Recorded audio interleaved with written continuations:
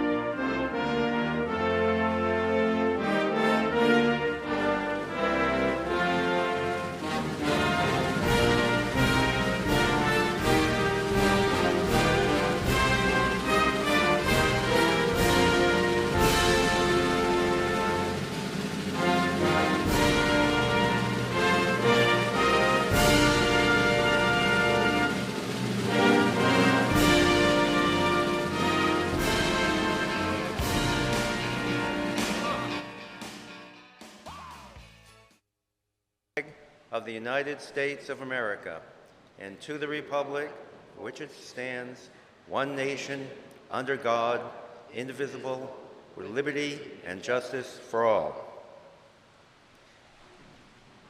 While you're remaining standing, let's have a moment of silence for those who have passed as a result of our pandemic, for those who have suffered and died as a result of the actions over in the Ukraine, and for those who have served the town and passed away in 2021. Our town clerk will read us those names.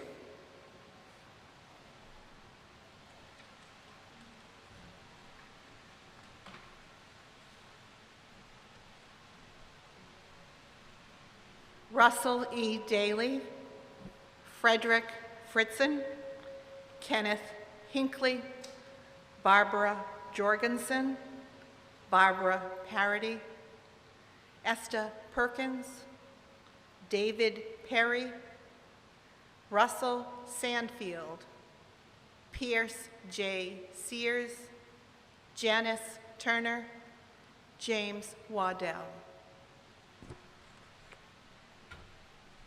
And although she didn't pass in 2021, I would be remiss if I didn't mention my friend and classmate, Angela O'Connor, who was a selectman here in the town and who recently passed away. Let's take a moment, please.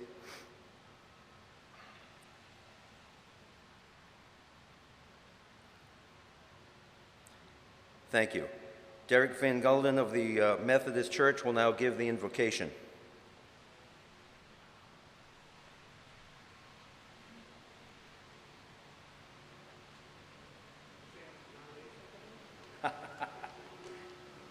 Good morning. Oh, I did, didn't I? You'll get the memo. I'm Reverend Van Gulden, and I'm from the Congregational Church in town. If you'll join me in this invocation. Holy One, known by so many different names, by many and by some none, we ask you to bless our town meeting with unity, hope, and vision. Build in us all a deep respect for one another, so that our beloved Rockport may continue to grow and thrive as an inclusive and welcoming community to all. Help us to remember that there is always a both-and way of looking at things. May all of us gathered here listen with open ears and hearts, be kind in all our words, and work together for the good of all, and continue to bless this beloved community that we all love so dearly. Amen. Thank you, Rabbi Derek.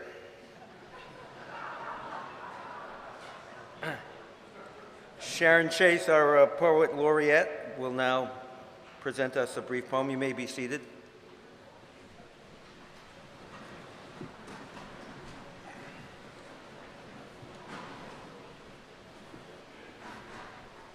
Good morning. This poem is dedicated to the Department of Public Works. Also, it is a counter melody to William Carlos Williams, the poet who thought a lot of things depend upon a red wheelbarrow. Uncertain forecast, counter melody to William Carlos Williams. Before the storm, the snowplow in the driveway next door with a yellow scoop facing the road waits. Memories of winters past drift back. The future waits. The plow and that red wheelbarrow compete. So much depends upon the DPW.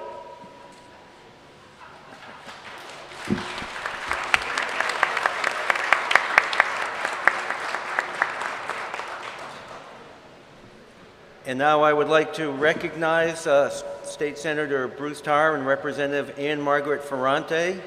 We're going to come up to make a presentation. What's that?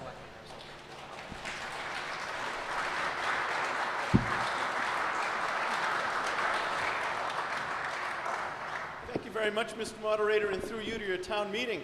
It's wonderful to be here with all of you today, and actually to congratulate you all for coming out on a rather brisk morning. Usually on a morning like this, the windiest thing on Cape Ann is me, but today, Mother Nature actually handled that assignment. But we are here, and we are honored to be here for some very distinguished purposes. To recognize two individuals who have given outstanding public service to this community day in and day out. And we're honored to be able to do it with all of you and with our colleagues on the Board of Selectmen and with our town administrator, because I know we all share deep appreciation for the work that they have done. And Mr. Moderator, with your indulgence, I would like to ask our town clerk to come and join us down at the podium.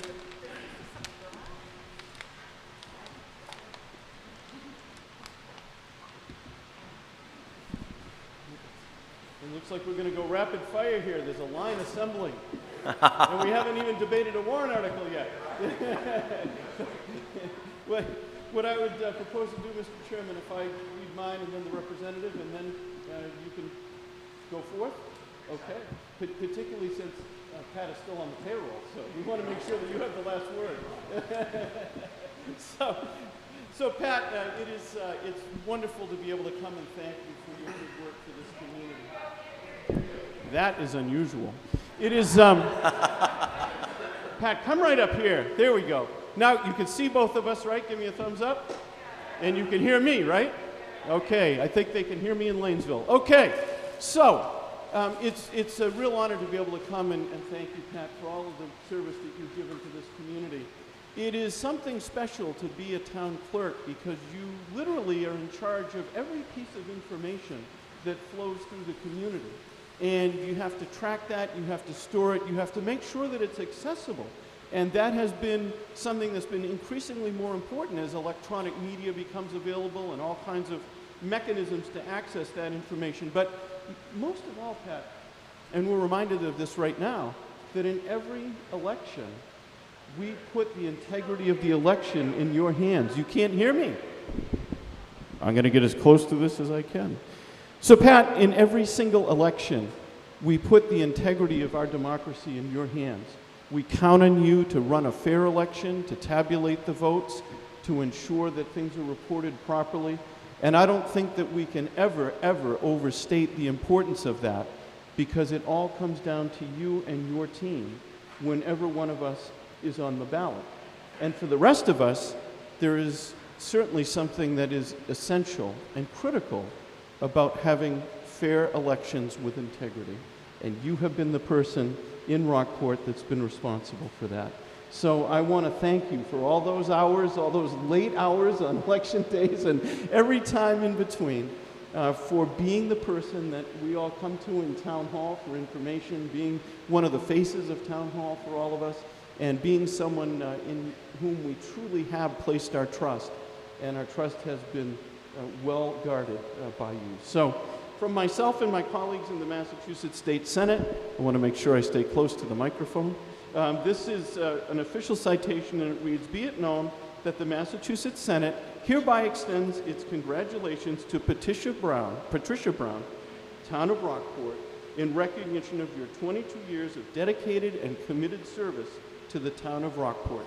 And be it further known that the Massachusetts Senate extends its best wishes for continued success, that this citation be duly signed by the President of the Senate and attested to, and a copy thereof transmitted by the Clerk of the Senate." And this is signed by our Senate President, Karen Spilka.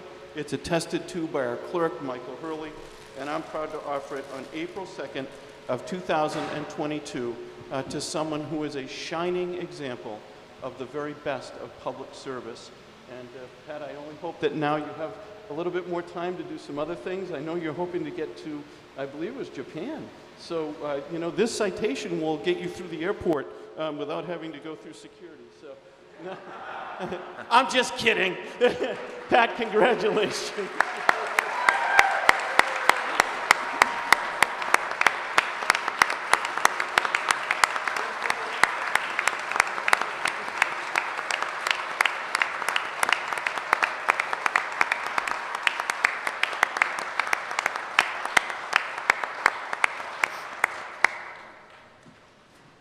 So, Pat, it's a pleasure to be here today, and it's a pleasure to be here with all of you.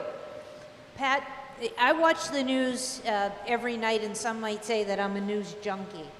And it's interesting because when you watch the news lately, it's hard to believe, but you see in all corners of the world, democracy's under fire. And that can't be something that's lost on anybody that watches the news and pays attention to local and international affairs. And Pat, I'm so happy to be here for you today because I happen to be a person who loves elections, loves the democratic process, and seeing people come forward and people participate as you are all doing today. And that can't happen without you. And it can't happen in a community without a strong town clerk. And it seems like almost yesterday, as we were typing up this citation, it said 22 years of service to the town of Rockport. That's dedication. That's dedication to your community. It's dedication to everybody that's here today. It's dedication to everybody who might have had another priority for today. But to know that the town and its election system, its town meeting, its races, and everything that it participates in is going smoothly, is taken care of, and has adhered to all of the stipulations, regulations, dotting the I's and crossing the T's. And you dot all the I's and you cross all the T's. It's a pleasure, it's an honor to be here with you today, and it's an honor to present you with this citation. It's given today, the second day of April. Like Senator Tarr's, it's offered by all of the members in the House of Representatives. It's signed by Speaker Ron Mariano. It's offered very proudly by me and Margaret Ferranti, your state representative. And I always tease Bruce a little, and he went first, so I can tease him. His citation, he has 40 senators that back his citation. I have 160 representatives that back mine. So with that, congratulations, Pat.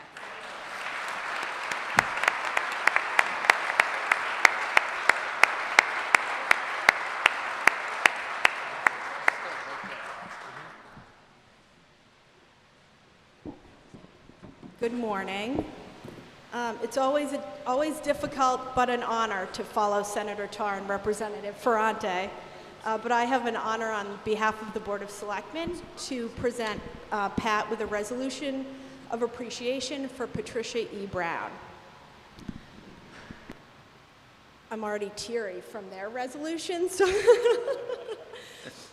Whereas Patricia E. Brown and her devoted late husband Phil moved to Rockport in the 1980s and raised their 2 sons in town, and whereas Pat faithfully and expertly served the citizens of Rockport from 2000 through 2022, and whereas she began her career with the town as the administrative assistant to the town administrator in 2000, and later appointed as the assistant town clerk in 2005, and whereas she was appointed as town clerk in 2011 and was first elected in 2012, and whereas she has served as town clerk for a decade and has been reelected 3 times, and whereas she carefully initiated and executed the digitization of the town's vital records dating back to 1840 to ensure the retention and preservation of the rich history of our town and residents. And whereas she has continuously advocated for the integration of new technology, most notably the implementation and usage of electronic tabulators, clickers, in elections, and the use of clickers at town meeting, which allow for confidential ballots.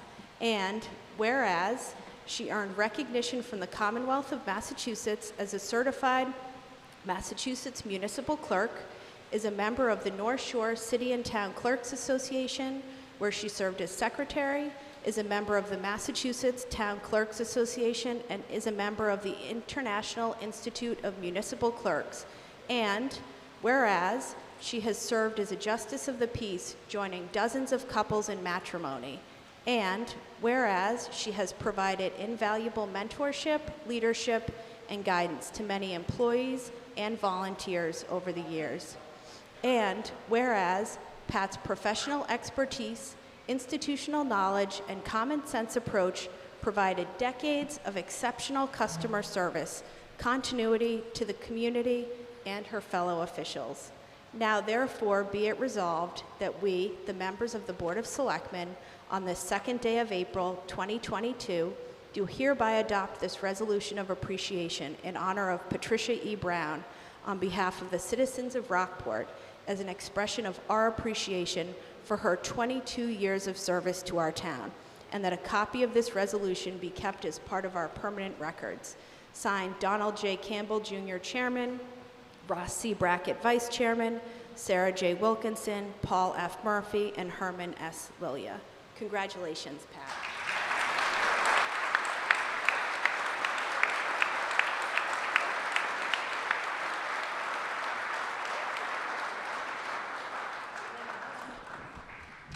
It's not like me to stand up in front of people and make a speech, but you truly surprised me and brought a few tears to my eye.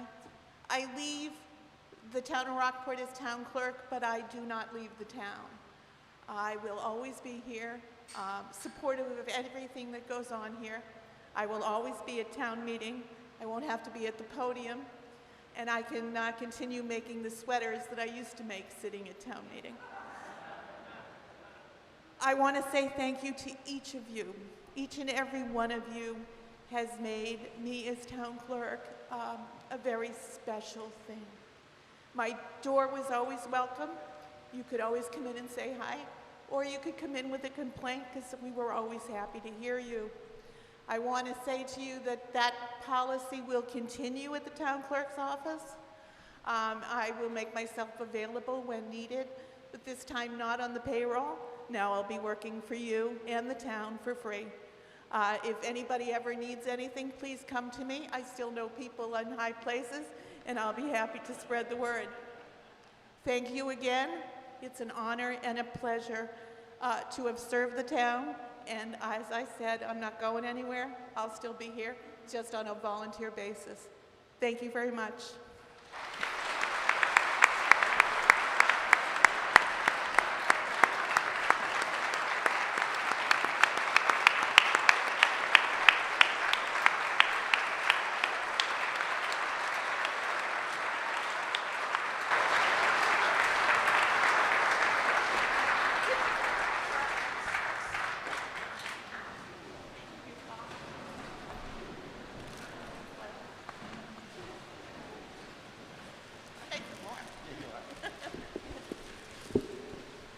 Pat, I just want to say that there's a rumor that the town moderator may recruit you as a special assistant for town meetings, so Be happy to. So we also have the great honor of recognizing a second public servant here today with all of you, and this is a particularly important individual in the community because we know that one of the most precious gifts we give our children is the gift of education. And we know that's one of the reasons that we all come together at town meeting, that budgetary choices are made, that we try to supply the resources that are needed at every level of government to be able to give our kids the best that they can possibly have. And it takes a very special person to lead that effort in the local public schools. And we have had a very special person for the last decade in the form of Rob Libo. You know, I had the great honor of coming to the Rockport Public Schools for the first day of school. Rob invited me to come. And I saw the most amazing esprit de corps, one where folks were excited to be part of the educational process, where they felt like part of a team, and most of all, where they knew that the person standing in the front of the room, Superintendent Libo, would do anything, and I mean anything, to make the public schools strong. And I saw that experience one day when I was trying to find him, and I made a call to the superintendent's office only to be told that he was out driving a school bus. And I dare say that there is probably no task in the Rockport Public Schools that Rob Libo has not done personally with his own two hands. And that's the kind of person he is. He understands the value of in making sure morale is good. He understands the value of knowing what's going on and every detail of what's going on. But he's also got the biggest heart that you could possibly imagine of caring for kids and staff and educators. And that's what we see locally. But what we may not all have seen locally is his impact statewide on educational policy. A couple of years ago, we were doing something in the legislature that Representative Ferrante and I worked very hard on, and we're very proud to work on, called the Student Opportunity Act. And the Student Opportunity Act, over the course of its life, will literally provide hundreds of millions of dollars for K through 12 education in Massachusetts. But one of the things that we wanted to make sure happened was that every school in Massachusetts benefited from the Student Opportunity Act, including smaller suburban schools. Well, Rob Libo rose to the plate and rose to the challenge through the North Shore Superintendent's Roundtable and put together a campaign to address one of the most vexing financial issues that we had been facing, and that is the financing and state assistance for the transportation of special education students. We had heard it everywhere we went, and we knew it was an issue. But Rob gathered together his colleagues, put together the facts, worked to make sure that there was no legislator that was left untouched by his presentation. And when the gavel finally dropped on the Student Opportunity Act, special education transportation was included in that bill. And that is the type of effort that we've seen from our superintendent, working to make sure that every student has a good day and working to make sure that our Commonwealth has a future of good days. It has truly been an honor to work with him and to see him in action and to be able to have conversations about, again, something that may be affecting one student in one classroom or the entire Commonwealth of Massachusetts. I am going to sincerely miss him, but I know that we will find him and we will continue to access him no matter where he goes. You can't get away from us, Rob. And I know that the representative feels the same way. So it is truly an honor to be able to present this citation to our friend, Superintendent Rob Libo. And Rob, I'd ask you to join me at the podium.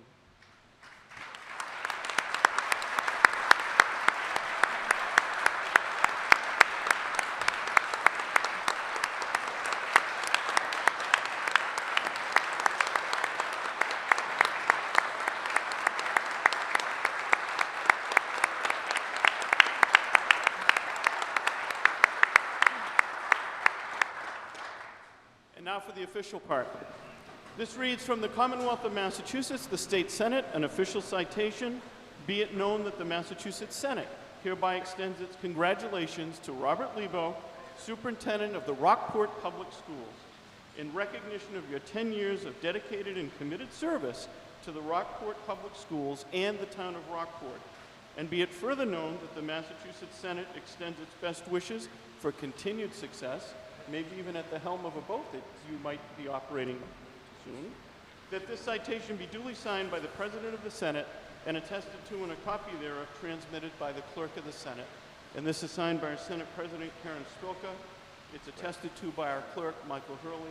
And I'm proud to offer it as your colleague and as your friend on April 2nd of 2022, where in a community that has always had great educators, today we recognize a great leader in education.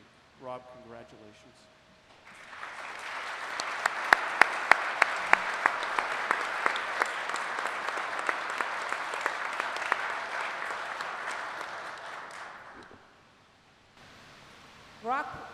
Rockport, you're losing two good ones today. And up next, as the senator said, is Superintendent Libo. I have to say, when I talk to the students, and my godchildren go to school here in Rockport, and I get a chance to talk with them and their friends, and I say, hey, what do we think of Superintendent Libo? And I hear all these little cheers from the young voices.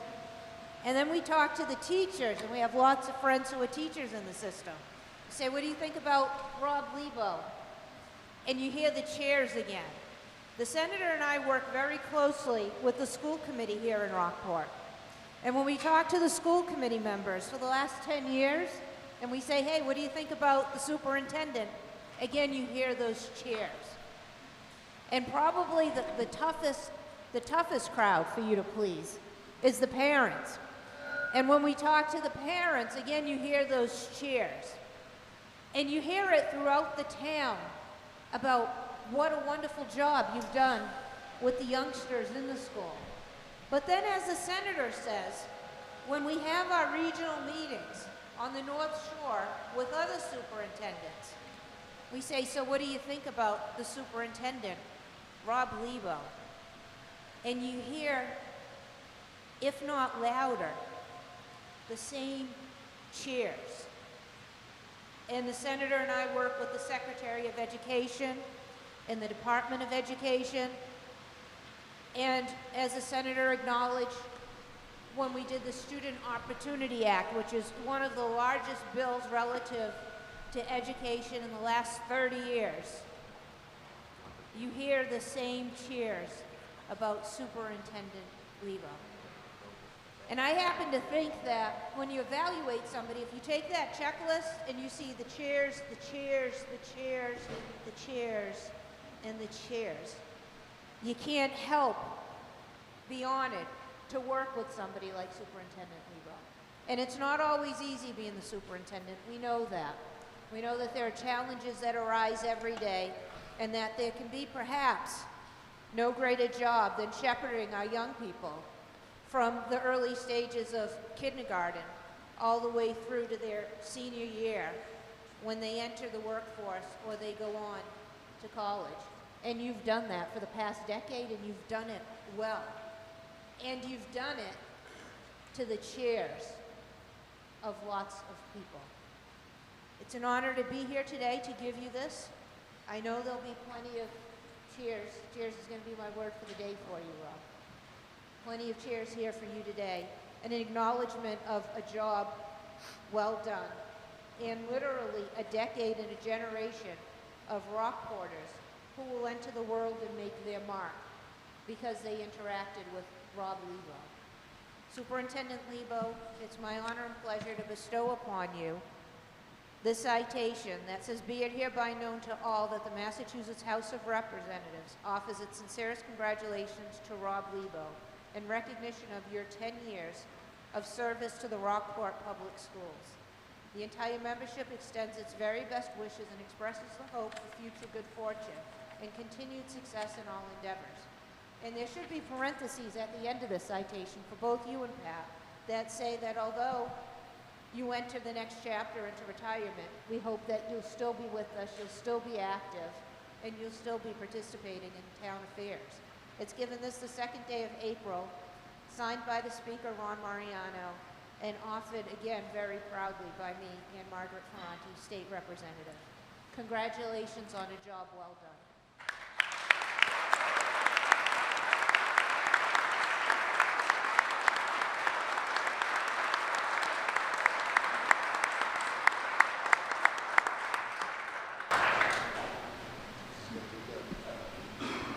Good morning, Good morning, everybody. Can you hear me okay? Good. I must admit, I'm a little bit surprised. The moderator told me that this was a roast for Rob, so I came with a completely different set of remarks, which are probably wholly inappropriate, so I'll reserve those. I will say that there are those in service to the town, to the state, and to our country who set a bar very high. Rob Libo is one of those people who absolutely jumps above that bar and takes things to an entirely new level. I remember way back when Rob moved to town, came in on his boat, my wife made supper for him, brought him down to welcome him into the town, and we've been fast friends ever since. To see somebody like Rob have such a distinguished career, and especially in the service of our town, is nothing short of humbling. And to have him steward our kids and shepherd our kids through their educational years has been inspiring.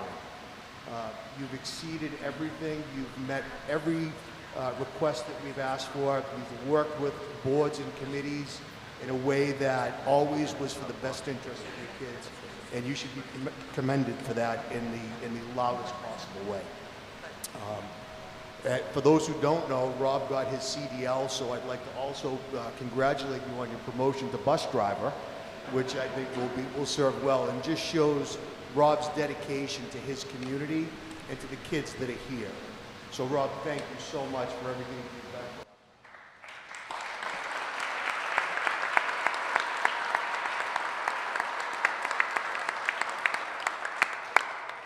That said, now we have a whole bunch of whereases because Rob deserves every one of them. Resolution of appreciation for Robert E. Libo. Whereas Robert E. Libo began his duties as superintendent of schools on July 1st, 2012, and whereas Rob has maintained the highest level of professional deportment, energy, and gravitas in supporting the mission of public education in Rockport, and whereas Rob has worked tirelessly to support the social, emotional, physical, and intellectual development of students under the school's care in his role of Chief Executive Officer of the school system, and whereas Rob has been an exceptional steward of all monies provided to the schools by the town and has worked relentlessly to provide transparency to the taxpayers in creation of the annual school budget, and whereas Rob has been a true collaborator with the town boards, including the Board of Selectmen, the Board of Health, DPW, Finance Committee, and Police Department, and whereas Rob has been a relentless attendee and spirited audience member at all manner of school theatrical, music, art, and athletic events, and whereas Rob has demonstrated the highest level of leadership through all manner of challenges to the school over a decade, including a worldwide pandemic. Now therefore be it resolved that we, the members of the Board of Selectmen of the town of Rockport, Massachusetts, on this second day of April 2022, do hereby adopt this resolution of appreciation in honor of Rob Libo on behalf of the citizens of Rockport for his outstanding service to the town, and that a copy of this resolution be kept as part of our permanent government records. Signed, Donald J. Campbell, Chair, Ross C. Brackett, Vice Chair, Sarah J. Wilkinson, Member, Paul F. Murphy, Member, and Herman Lilia, Member. Rob, thank you so much. Thank you.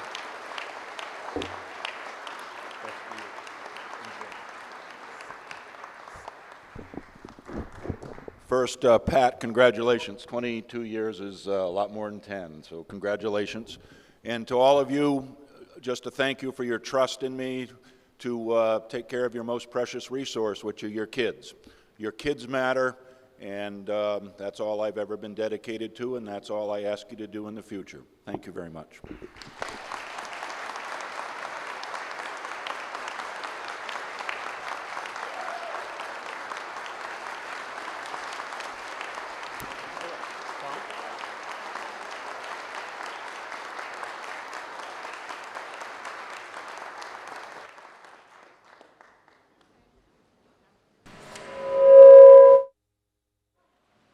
Well, thank you for your patience today. It's been a great meeting. I hope you,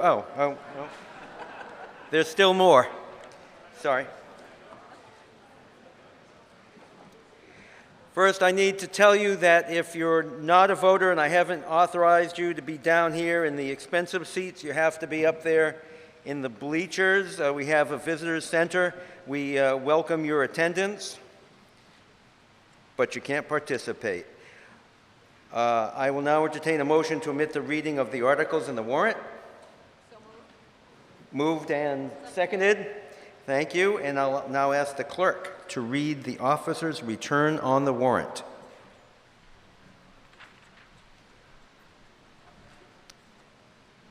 I, Gregory A. George, Constable of the Town of Rockport, have on this date, March 10th, 2022, posted the annual town meeting warrant for the annual town meeting to be held on Saturday, April 2nd, 2022 at 9 a.m. at the Rockport High School in the 2 post offices, the town bulletin board, and 17 other public places throughout the town, including 3 in Precinct 1, 3 in Precinct 2, and 3 in Precinct 3. Signed, Gregory A. George, Constable of the Town of Rockport. Received March 10th, 2022 at 11:50 a.m. The Town Clerk's Office, Melanie J. Waddell, Assistant Town Clerk. And I'm supposed to remind you that there are snacks down in the cafeteria. There's coffee and other wonderful things, little donut holes. If you get chilly, go down there and get something warm to drink. And if you are chilly, I apologize, but this is our best compromise. We had contemplated having the meeting outside and doing the best we can, but we want to keep the air moving in here. We have Town Council Darren Klein seated to my left next to the Town Administrator, and both of them can help answer questions if you have any. The meeting is going to be conducted in accordance with our bylaws, specifically Chapter 2. The subject of discussion is going to be a pending motion and not the warrant article itself. All of this stuff can be found in your wonderful voters booklet. We have 2 advisory committees that will be advising you. The Finance Committee, led by Dwight Valentine, and the Town Government and Bylaw Committee, led by Charlie Seavey. If appropriate, the advisory committee will give their recommendations, and then that will start further debate and discussion. If you wish to speak today, please get my attention by raising your hand. And we only have 2 microphones, so you can line up behind the microphones. And I will tell you that we won't be able to engage in conversations, so you will ask your one question, and you won't necessarily get a follow-up. So ask your question and then scoot away from the microphone. As the bylaw provides, we give preference to people who have not spoken on an issue before calling on someone a second and third time. I extend that rule to different articles as well. Toby has been well briefed on this. When I sense you are ready to vote, I will state the question, perhaps paraphrasing a pending motion. After that period, you can be recognized only if you have any doubts as to what we're voting on.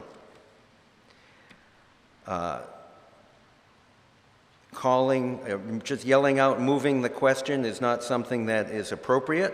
Rather, you raise your hand, and if I call on you, you can do that at that time. I always like to remind people about civility and, I guess after the Academy Awards, non-violence. Personal attacks will equal the last time you were recognized to speak. And I am not Chris Rock, so if you hit me, I will sue you.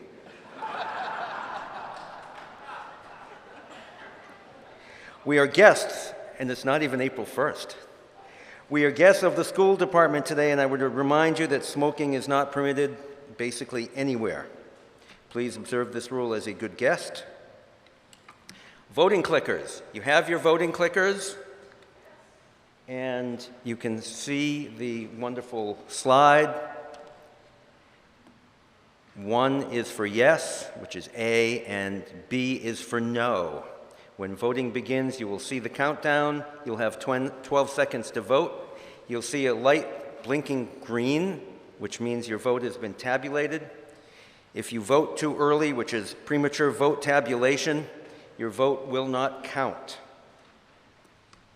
You can press the button as many times as you want, and it will only count as one vote, and it will not open your garage door. The following articles are related. All Roman numeral articles will go first. 1 through 6 will go in order. And then all the report articles go together. A, G, and K are reports. And L relates to the report in one of the other articles, so that will go as well. C, D, and E are free cash. And we will complete this meeting today.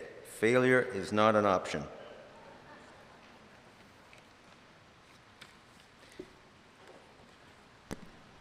So with that, we will begin. Mr. Moderator, Selectman Vice Chair Ross Brackett moves Article Roman numeral 1 as indicated in the motion printed on page 21 of the April 2nd, 2022 voters booklet. Board of Selectmen and Finance Committee support this motion.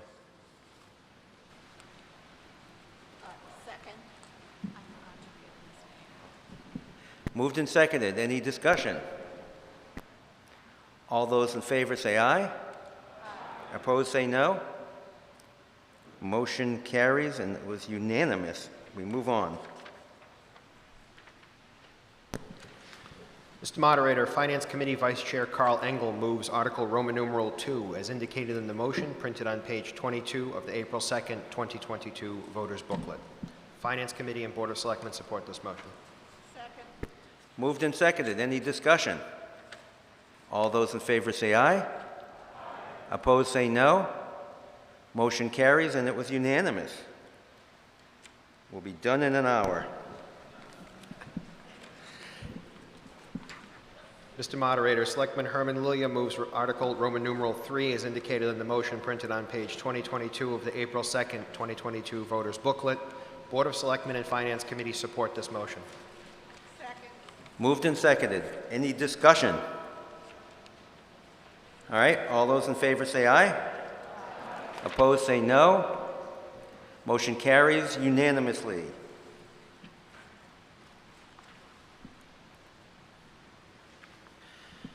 Mr. Moderator, Selectman Paul Murphy moves Article 1 as indicated in the motion printed on page 23 of the April 2nd, 2022 voters booklet.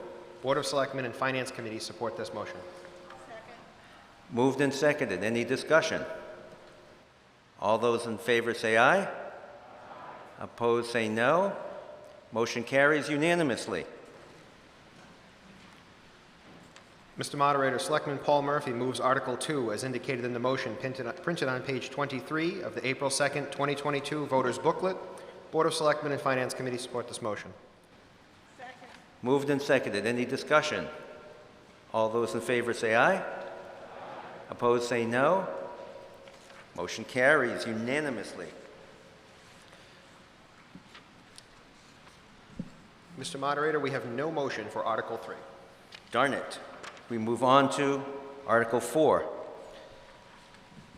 Mr. Moderator, motion 1. Selectman Sarah Wilkinson moves Article 4, first motion, as indicated in the motion printed on page 24 of the April 2nd, 2022 voters booklet. Moved and seconded. Any discussion on the first portion of this, Article 4, first motion? All those in favor say aye. Opposed say no.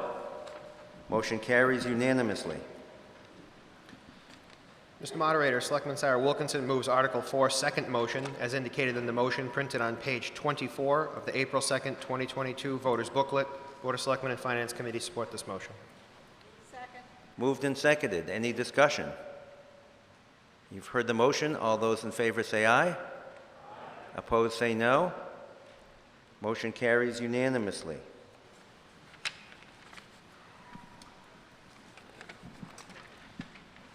Mr. Moderator, Finance Committee Chair Dwight Valentine moves Article 5 as indicated in the motion printed on page 25 of the April 2nd, 2022 Voters Booklet. Board of Selectmen and Finance Committee support this motion.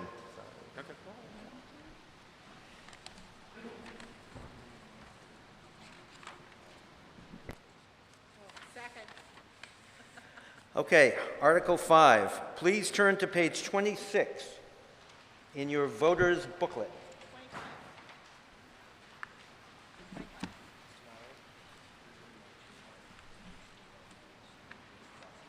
Okay. Yep.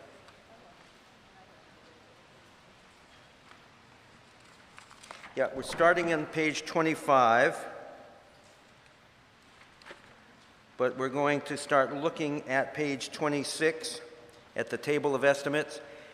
This is, of course, a complex article because it is our main budget, and we will go back and re-examine that motion depending upon the discussion and votes as to the various items in the table of estimates. You'll see on that table of estimates on page 26 and beyond that there's a department number, such as moderator number 114, selectman 122, and so forth. So I'm going to go through that table of estimates, calling off the section numbers in order. If you want to personally challenge or discuss the Finance Committee recommendations, this is your time to do so, and you should call out hold. If you do not intend personally to challenge the Finance Committee's recommendations, remain silent. So we'll go through what has been held, and perhaps the numbers change, perhaps the numbers do not change. But that way we can dispose quickly of those items, and then we'll go through the rest of the budget. At this point, if Dwight Valentine, the chairman of the Finance Committee, wants to make some introductory remarks, I would ask him to do so.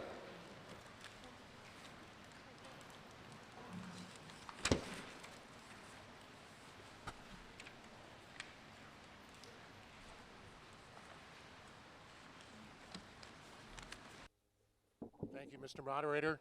Am I heard? Can you hear me? All right. Can you hear me now? Yes.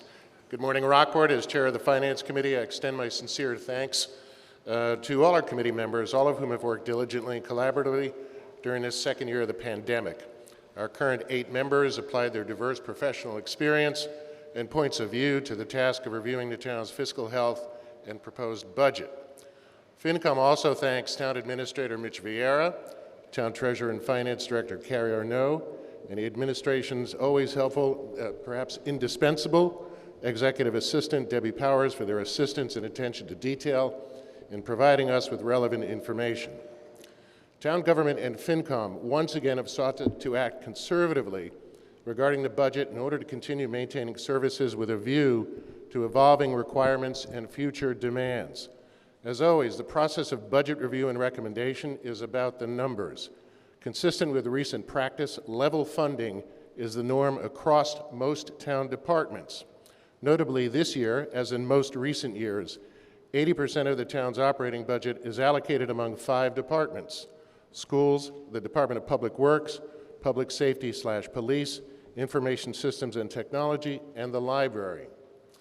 The town's projected general fund revenue is $35,126,200 $291, a 3.87% increase over FY22. Projected spending from the general fund is $34,150,093, an increase of 3.99%. The proposed water enterprise operating budget, Article 5A, is $2,105,969 and represents an increase of 3.93% over FY22. The projected sewer enterprise operating budget, Article 5B, operating budget of Article 5B is $2,127,179 and represents a decrease of 0.66% over FY22. Expenses for both enterprises are covered entirely by water and sewer user fees, are separate from the main operating budget, and do not affect the tax rate. The town's direct contribution to the projected school operating budget is $13,612,540. This is Article 5, an increase of 2.3% over last year. The projected total public education budget, which includes Essex North Shore regional costs, pensions and benefits, and debt service, is $18,380,401, which is an increase of 1.09% over last year. Notably, special education is an area that represents the largest single component and projects an increase for FY23 of 8.97% from $4,985,302 to $5,432,403. State law requires that eligible children be provided services in compliance with individual education plans, an obligation Rockport schools have always met. But unfortunately, state government only reimburses communities a portion of those costs. The significant difference is absorbed by the communities. The burden of this insufficiently funded mandate, together with changing demographics and school population, remains a concern. The pending Cape Ann Study for Education, or CASE report, which awaits final evaluation and approval by the Rockport and Gloucester school committees, may provide opportunities for the two school systems to coordinate future programming and services and achieve some fiscal relief.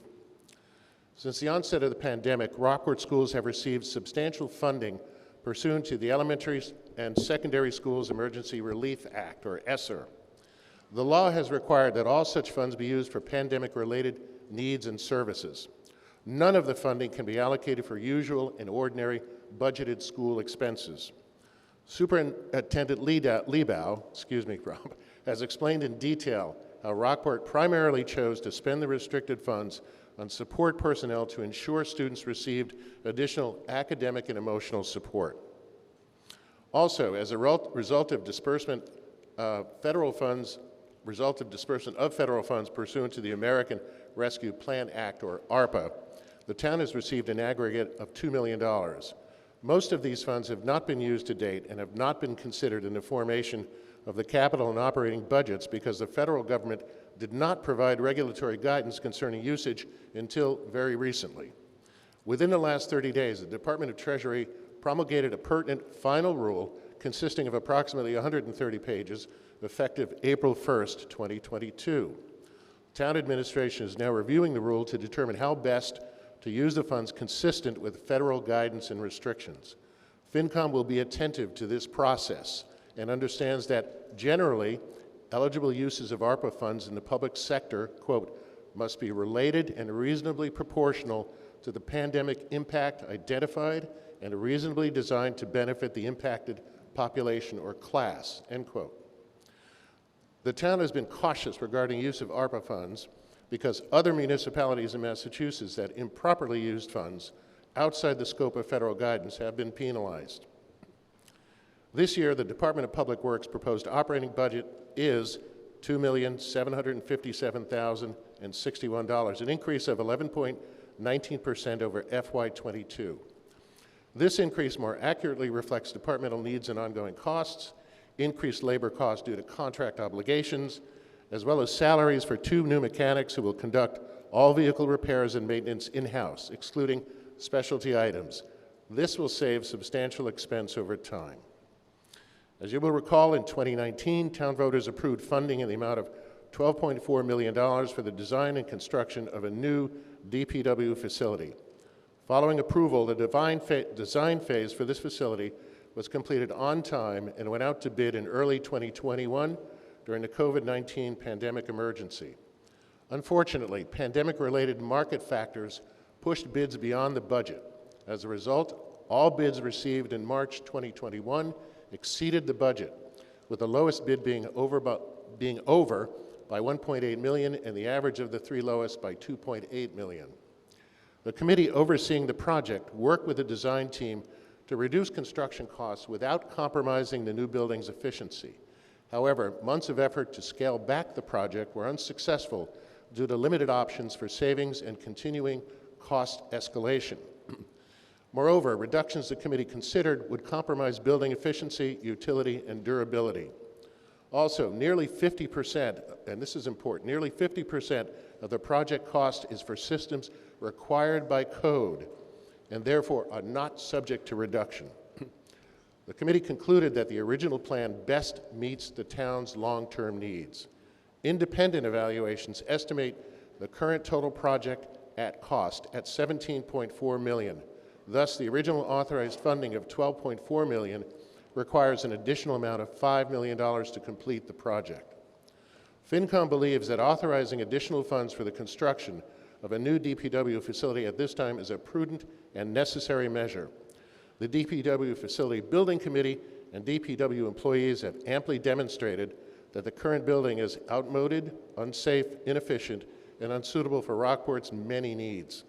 Further delay in undertaking this necessary project will only result in greater cost at a later date, while unnecessary wasteful energy expense and other expenses continue and risk accrues.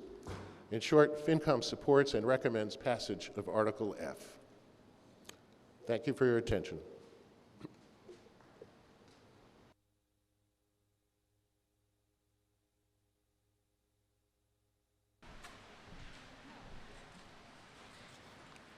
Thank you, Dwight.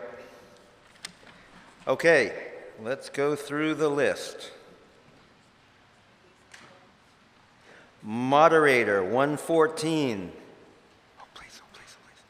Whew. Selectmen, 122. Selectmen committees, 124. Finance Committee, 131. Town Accountant, 135. Assessors, 141. Treasurer, Town Collector, 147. Legal, 151.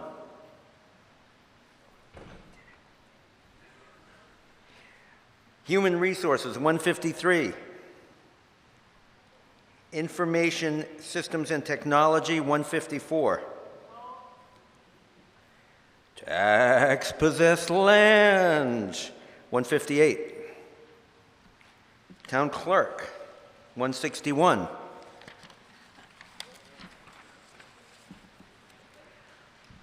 Elections, 164. Conservation Commission, 171. Planning Board, 175. Zoning Board, 176. I'm getting bored. Sorry. Community Development, 181.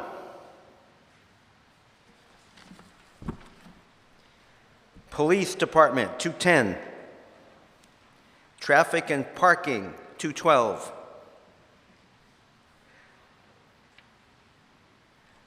Lifeguards, 215.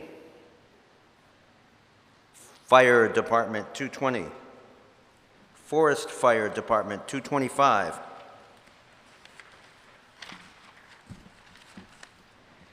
Ambulance, 231. Inspection Services, 241.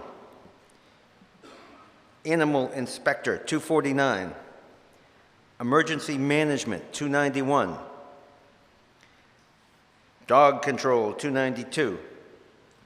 Parking Clerk, 293. Harbor Masters, Shellfish, $295. Harbor Advisory Committee, $297. Department of Public Works Administration, $400.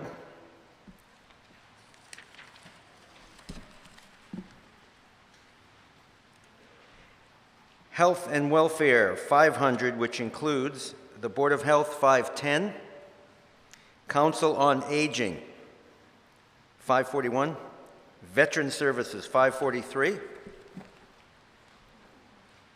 Culture and Recreation, $600, which includes the library, $610.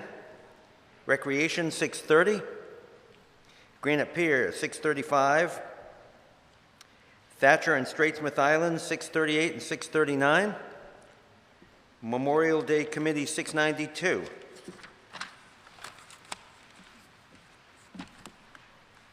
Debt and Interest, $700. Other, $900. 911, 912, 913, 914, 916, 917, 940, 943. Public Education, Town Contribution, $300. 305. Did I miss any? All right. That's the list. Now we'll go back and do them one at a time.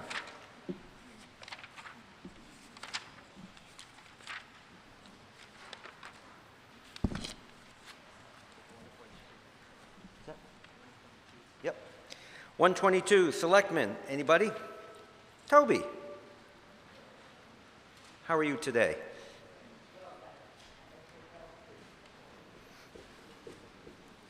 Toby Arsenian, 95 Granite Street.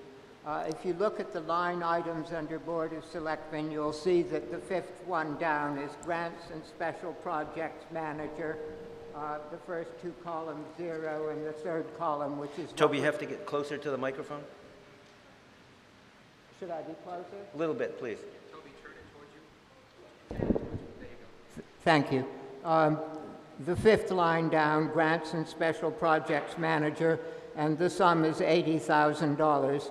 For the past several years, there have been appropriations for a grant manager, and we've not got one. But now, apparently, we're expecting to. One thing that we should have in place before we get the grants manager is some set of standards, protocols for how we go about applying for the grants. I'm told that the town administrator will sign off on each one. It's not we're turning this person whom we hire loose. There's still the question on accountability. Certainly the town would like to get any amount of money that we could from the state. It's all regarded as free money. Of course, it's no such thing. It's tax money, whether it's state or federal. It's not funny money. But if we don't get it to spend it or squander it, somebody else will. So it's generally thought to be a good thing. And certainly if we're hiring this person for $80,000, we ought to have an accounting of it. I'm told by the town administrator that you get an accounting for town departments and committees, not necessarily for this. I'd like the selectmen to tell us that we're going to get an accounting on it, how many grants were applied for, how many we got. I'm told that some of them may be very small. You don't hope to see the ones for $500 all listed, but certainly all of the major ones. And I guess I'm also concerned about grants that require matching funds, where those would come from. And with all the grants that we get that require matching funds, I think we need to be told where the matching funds came from and who voted for them, who voted for the matching funds, because it's at that point that we, the town meeting, are going to lose control of it. It's lovely to have the quote-unquote free money, but it would be a pity for the town meeting to lose control of what we're buying in terms of goods and services. So will the Board of Selectmen please comment on my concerns about the accounting and also the matching funds. Thank you.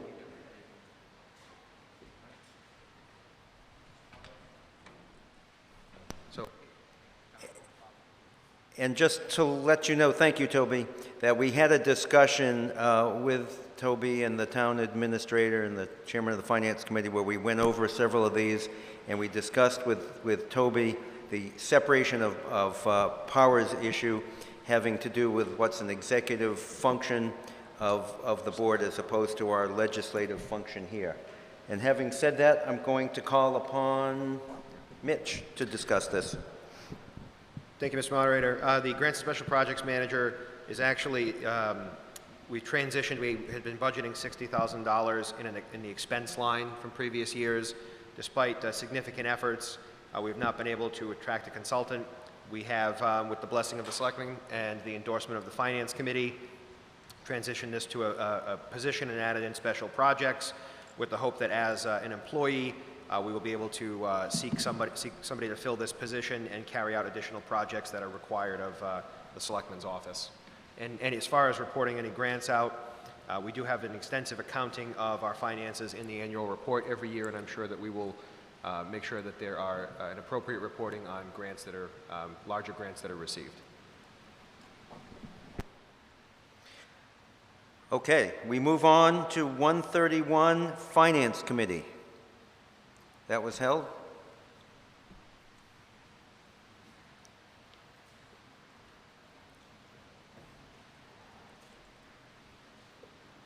Good morning. I'm Patricia, 11 Eden Road.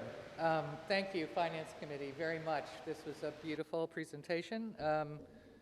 It's very hard. I've been on the Finance Committee. I know how hard your work is. I have several questions related to the money from ARPA.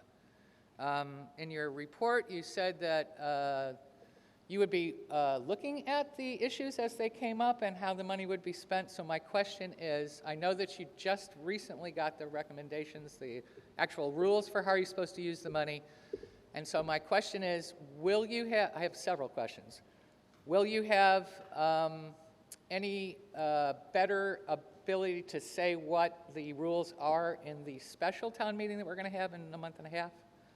The second question is, you said you would be paying attention to it, but does the town administrator, is the town administrator become the ultimate arbiter of where these funds get spent, or is it going to come back to town meeting? So those are my two questions. Who's going to decide who gets to spend this money, and when are we going to know how we can spend it? Because there may be some secondary effects to the COVID that might be useful. So thank you. Mr. Moderator, through you, I'll answer the second one first. The final determination on spending of the ARPA funds would be by the Board of Selectmen, which would take place in a public posted meeting through their regular agenda process. Mr. Valentine, did you want to address Finance Committee's oversight on the... Does this work? Is this working? Yeah. I'm sorry? Yeah, okay. All right, so as I said in my, remarks, the town only recently received the final rule and an overview.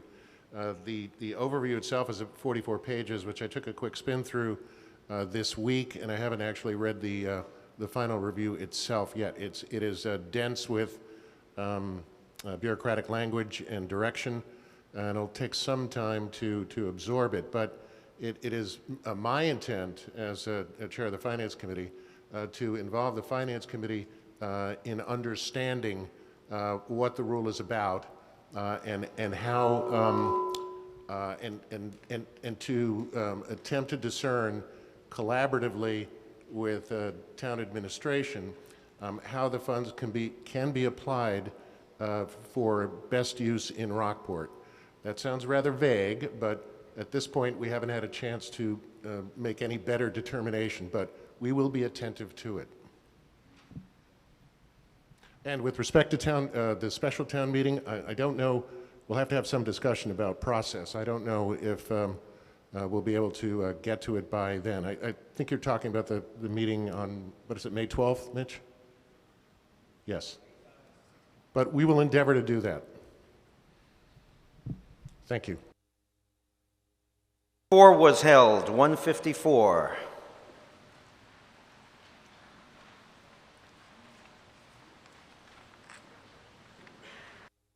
Several in a row, so I should probably just stay here. Hello again. Sorry to be taking up your time. One of the departments that was most heavily hit by COVID, I think, was Information Services and Technology, because they had so much more work to do than anybody anticipated that they would have to do, and also because the Information Services and Technology Department is actually new. It didn't even exist when I was on the Finance Committee, and it is got a lot of schools-related stuff in it. And I think we all have been very committed to the kids first. And so I'm not making this as a complaint, but what has happened is that the town website, which was already behind, is now way behind. And the rest of us in town who were trying to deal with town had to do it through the website because we couldn't go to town hall anymore. So the IS&T department could use some help, and maybe I have 2 suggestions that might be a use of the funds that is actually relevant. And the other thing is that I'm a Drupal expert. What is that? It's the content management system. What is that? It's what the technology that the town website's based on. I'm not the only person in town who's good at web stuff. And so what I would like to do is propose some kind of, like the garden club for technology stuff. The town cannot buy its way out of the needs for new technology. And so I would like to have some sort of way for us as volunteers to form some kind of committee where we can help the town out. This is how we've gotten out of a lot of trouble in the past. The town looks great because of the garden club. The town doesn't burn down because of the fire department. There's a lot of volunteer work here that saves us from the fact that our budget doesn't actually only go up by 2.5%. So that was my comment relevant to the IT department. Oh, I'm going to be the next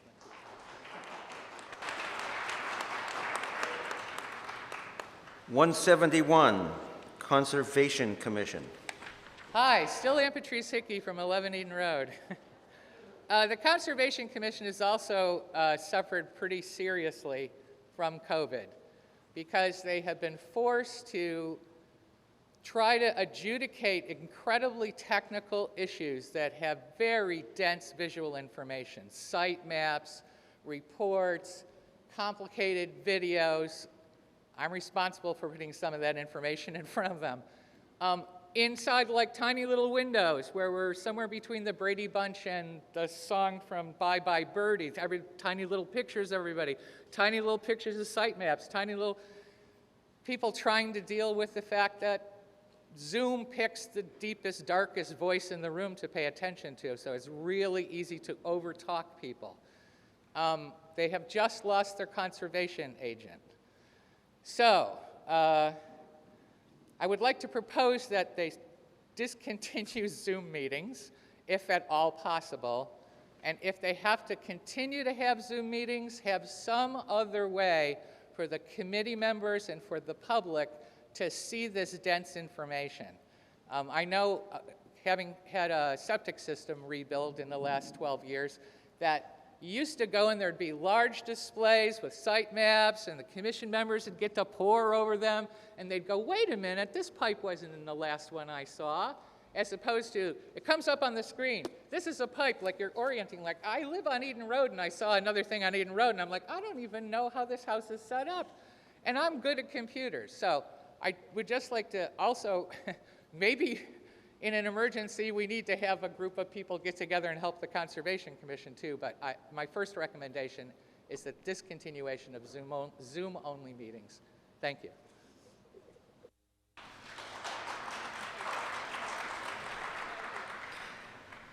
$175, Planning Board.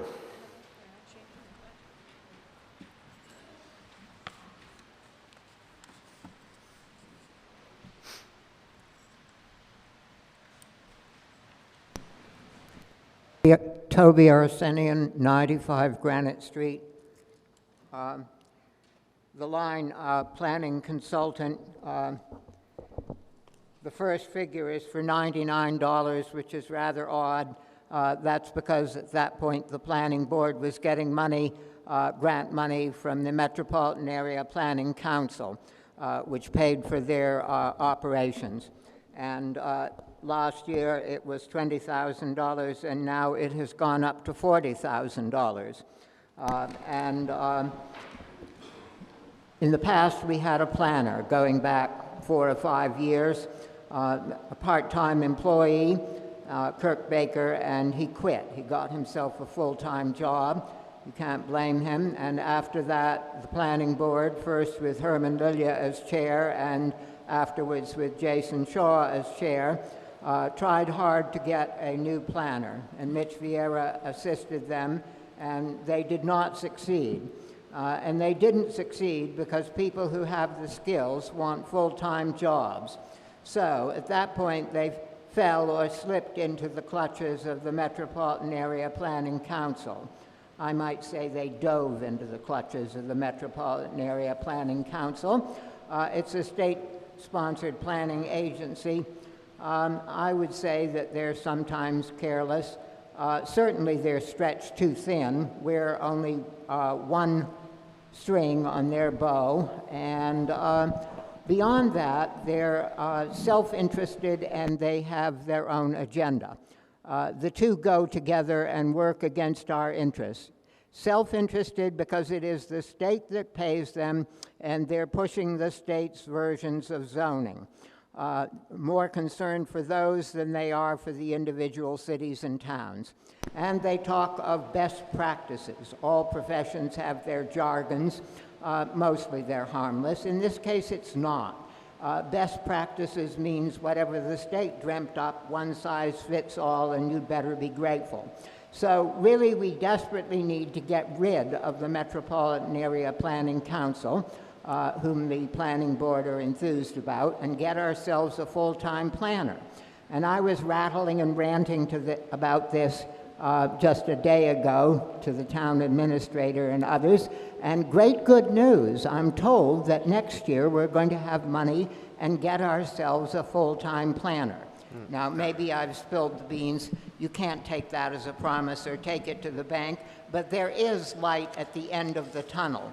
And meanwhile, watch out and save the date on May 16th to come here, because what the planning board has come up with the Metropolitan Area Planning Council would radically change the character of this town and the quality of life here, and not for the better. Mr. Moderator. Toby, at least that's the plan, to get a planner. Mr. Moderator, through you, the funding dedicated for planning consultant here is not automatically for MAPC. The planning board will select who it determines to be an appropriate consultant as it needs it throughout the fiscal year. It is not automatic for MAPC, and the determination on full-time, part-time, or otherwise planner will be made through the next budget process as the planning board finds necessary. Okay, traffic and parking. Now, you can only comment if you drive a car. Oh, Toby.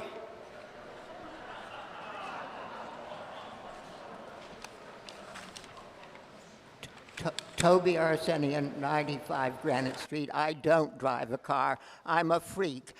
It's not nobility at all. It's incompetence. But anyway, traffic and parking. Operating expenses, which are $59,103. If I were to offer an amendment, and I've been told not to, that's what I would be talking about. We don't get to speak about the money coming in. We get to distribute the money, vote for it or not vote for it, going out. But obviously, if there isn't money coming in, there's no money to distribute or spend either. And this is one of those funds where the money goes in and it can be only used for certain purposes. Typically, we buy the police cruisers out of these funds, and they can also be used for repairing roads, sidewalks, anything like that. Every last penny is important. And with the COVID last year, the Board of Selectmen decided that it was fitting and appropriate, or kind and charitable, however you want to see it, to give over parking spaces for the restaurants. A great advantage to them. So public space, which brings in money, the parking spaces, was given over to the restaurants, and this cost the town $20,000. Now, with the COVID gone, touch wood, we're also being asked again, to forego these funds. This is a decision the Board of Selectmen make. It's not up to us, the town meeting. We can only bellyache about it. I asked if we could have a vote and was told that that would not be appropriate, but we might be able to have a sense of the meeting. Do you, the voters, want the Board of Selectmen to recover all of the costs that we lose by foregoing the parking spaces for the benefit of the restaurants? Not just the costs of the parking spaces, but the costs that the DPW incurs carting around the barriers to block off the areas for the tables and then removing them. It's still a great favor and concession to those places, giving over public spaces, and it's my feeling strongly that the town should have every last penny of it. In Boston, in the North End, they're charging the restaurants beyond, over and above the parking spaces, the cost of those, they're charging each of them $7,500. The Board of Selectmen, at their last meeting, were talking about charging fees. Those in total would be a small fraction of the $20,000. Mitch Vieira tells me that this year it would not be $20,000 we would lose, something more like $15,000. But there's no telling exactly because we don't know how many restaurants. So now I'd turn to the moderator and ask him if he would indulge us, allow us to have a sense of the meeting vote. Do you want the town to recover the total costs for what we lose on the parking meters and the DPW's expenses? Thank you. Well, the acoustics aren't very good up here, so all I heard was, do we want the sense of the meeting for the Board of Selectmen to buy us lunch at the North End? But I actually will allow that, so let's take up our voting clickers. And is it the sense of the meeting that we wish the Board of Selectmen to recover? You want to speak? Yeah, let me just at least phrase this, and then we can talk about it. So is the vote that you're asking for the sense of the meeting that we ask the Board of Selectmen to recover all of the costs that are lost when we assign table areas and use up parking? Is that what you're asking, Toby? Okay. All right, anyone want to speak to that? Herm.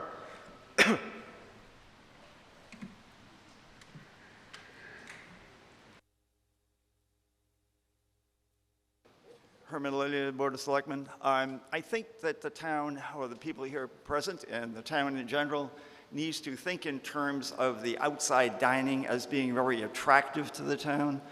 People come, they see it, they enjoy outside dining.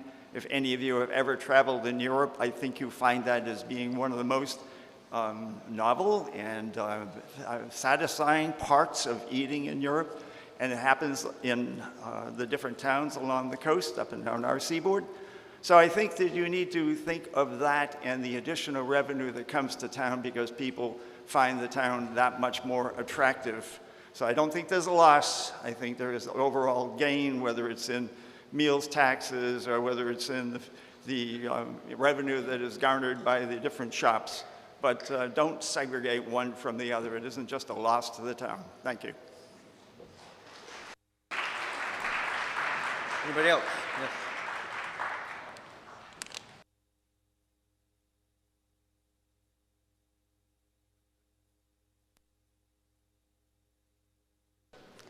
June Michaels, 22 Landmark Lane. Just a question.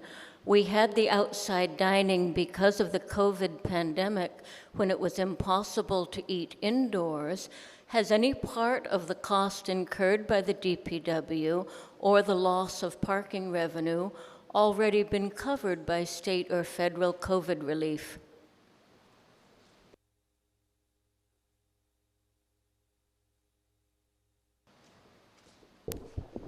Good morning. Nathan Ives, 19R Norwood Avenue. I rise in opposition to this because this is yet again something shiny we're called to look at that actually is quite dull. Our attention should be focused on drawing people to this town and supporting the businesses that operate tirelessly in this town and the restaurants and additional restaurants that we need in this town. Last year, our attention was drawn in such a similar way to pull away support of promoting events in our town to the extent that it's no longer funded. I couldn't rise quick enough to get to the microphone to say, what are we doing? So I rise today to say, this is crazy. We need to support our businesses and draw them, and whatever it costs I think is appropriate. Certainly this amount is appropriate, whatever that is for the parking lost.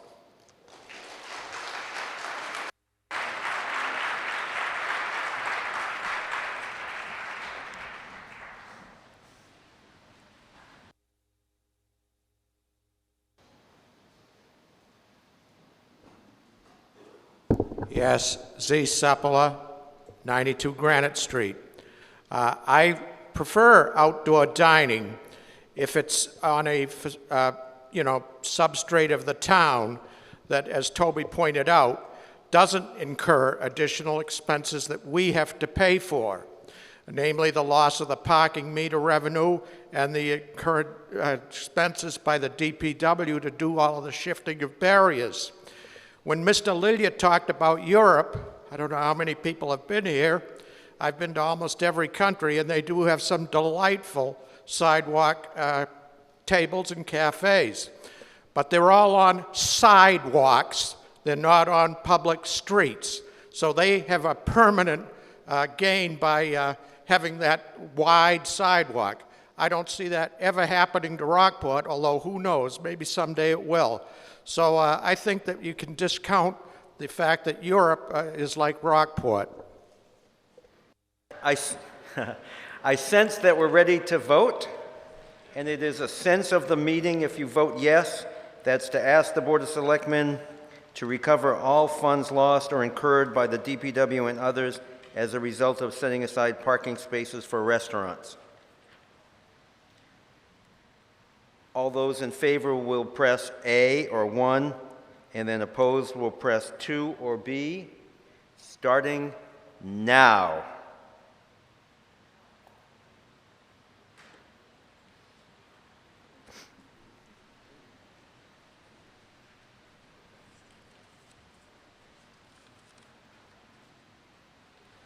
All right, the yes had 71 votes, and the no had 168.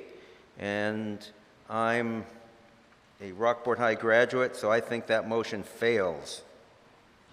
70 to 30. We move on.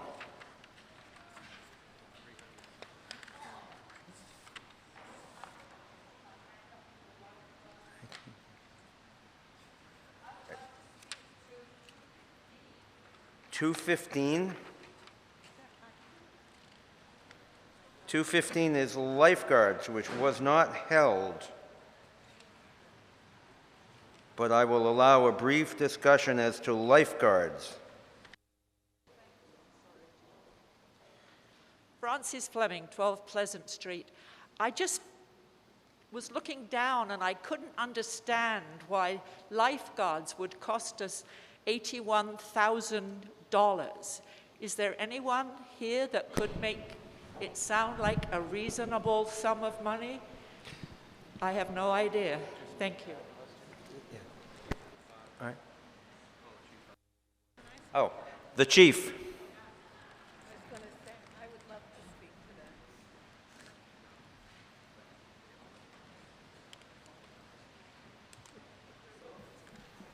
Good morning, everybody. John Horvath, Whale Cove Road, as well as 168 Main Street. Can you hear me?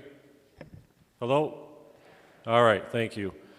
John Horvath, Whale Cove Road, and 168 Main Street. Thank you for the question. So the increase in the salary cost for lifeguards is basically what you're seeing across our country is the fact that we can't hire folks.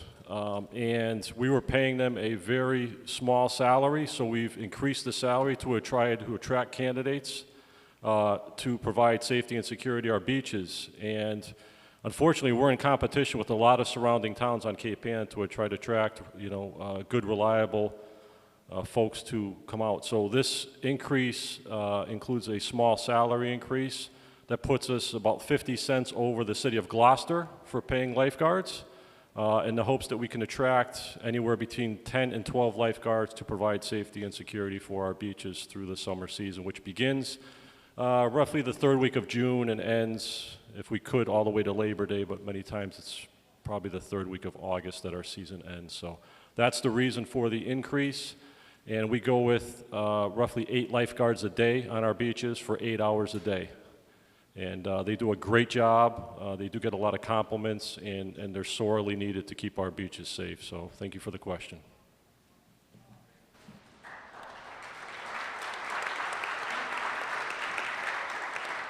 It's a good project to sink our money into.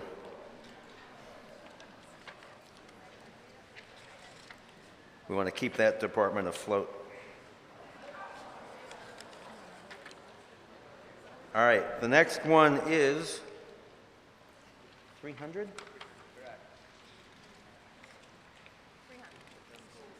Page 34, 300. Anybody? Toby.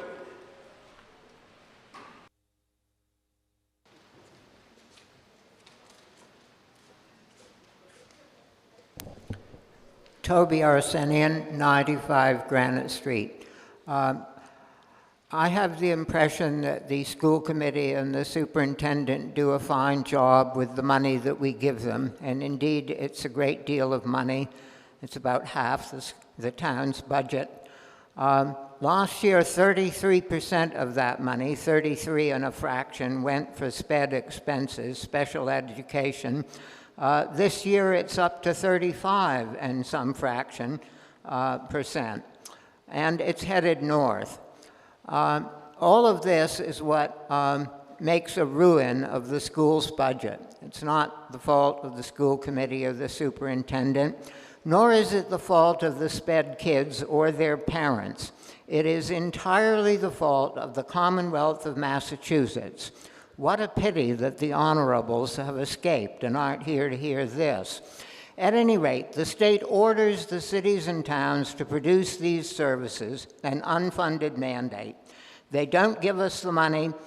The cities and towns, our town, are constrained by Proposition 2.5. I'll go out on a limb and venture that most of us believe that that's a good thing. Many of us would not be living here without Proposition 2.5. So, it's a hopeless situation in the long run. Last year, we voted for an override.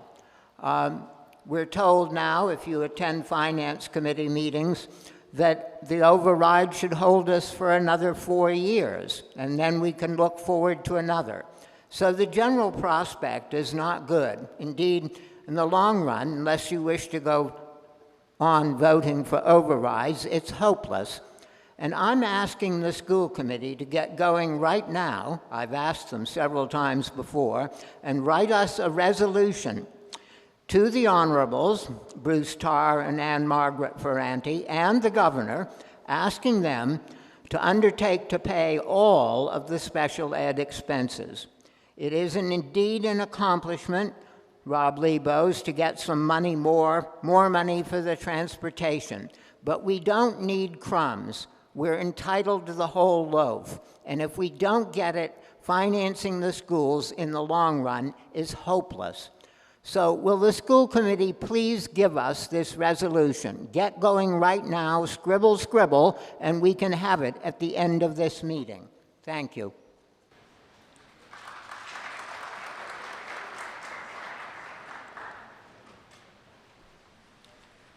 Okay, we have gotten through all of the line items, and now it is time to vote on Article 5. And so our budget figure is 34. Read it. Mr. Moderator, the sum is unchanged from the booklet, and that sum is $34,150,092, as indicated in the motion. Okay. Are we ready to vote? You've heard the motion. All those in favor of voting for our budget for $34,150,092, please press 1 or yes. And if you're opposed, press 2 or B, starting now.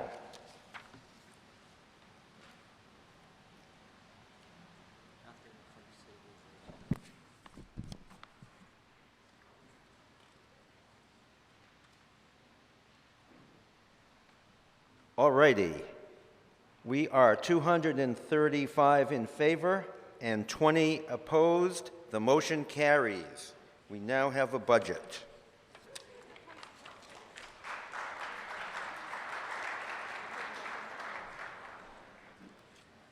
We now move on to Article 5A.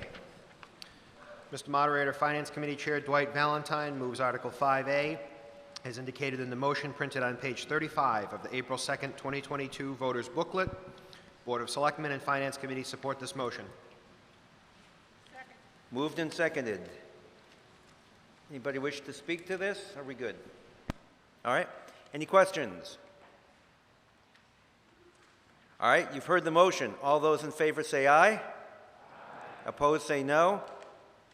Motion carries unanimously. And now we have water. We have to talk about sewer. Article 5B.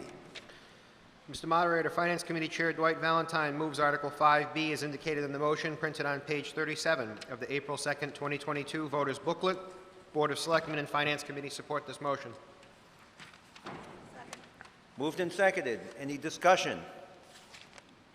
You've heard the motion. All those in favor say aye. Aye. Opposed say no. Motion carries. We now have water and sewer. Whew. We move on to Article 5C. Mr. Moderator, Finance Committee Chair Dwight Valentine moves Article 5C as indicated in the motion printed on page 38 of the April 2nd, 2022 Voters Booklet. Board of Selectmen and Finance Committee support this article. Moved and seconded. Any discussion? Toby, come on down.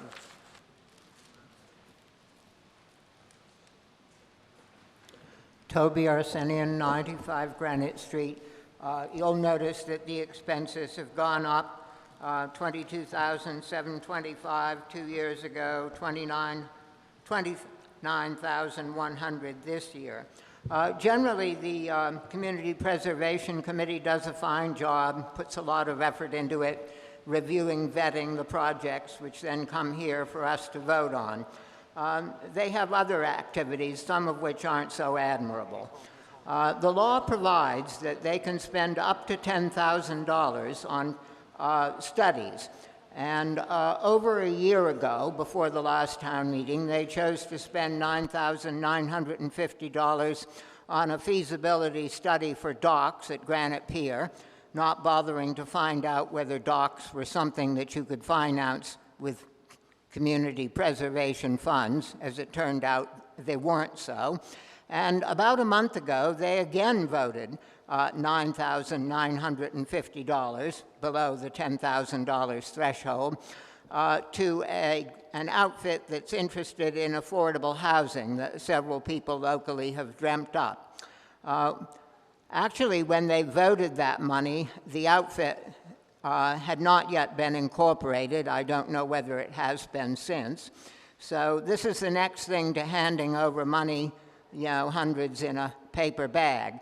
And they did that at that meeting, duly posted, without a written application, just a PowerPoint production. So I would say that that is a substandard and shoddy way of proceeding. If that causes offense, well and good. I'd say it again. But I wrote to the selectmen protesting and asked them to run that by town council. I haven't yet gotten an answer, and I'm told that town council has a considerable backlog on decisions. At any rate,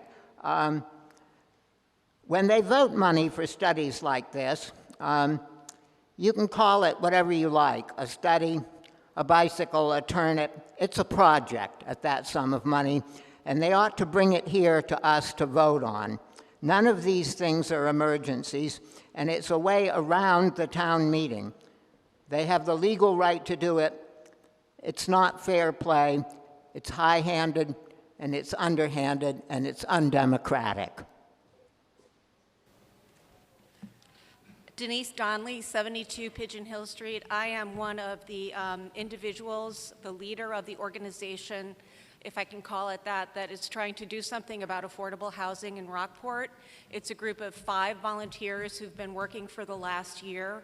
We are trying to establish what's called a community land trust, which is a legally recognized nonprofit that will operate to solicit funding, including from the Community Preservation Committee for first-time home buyers in Rockport. And the money that was granted to us very graciously by the Community Preservation Committee was to hire a consultant with 25 years of experience in this area to help us stand up the trust. We've also solicited the participation of the Suffolk University Transaction Law Clinic, who will be providing free legal support so that we can file a 501c3 application with the IRS, which takes between 8 and 10 months to get reviewed at this point in time. But it's not a shady organization. We didn't get $10,000 in a paper bag. The money will be paid directly to the consultant, and it will take about a year, maybe more, to get this all stood up. But that is the shady organization to which Toby refers. And as I said, it's a group of 5 volunteers who are dedicating their time to try to solve what I think actually is an emergency in the town of Rockport. Thank you.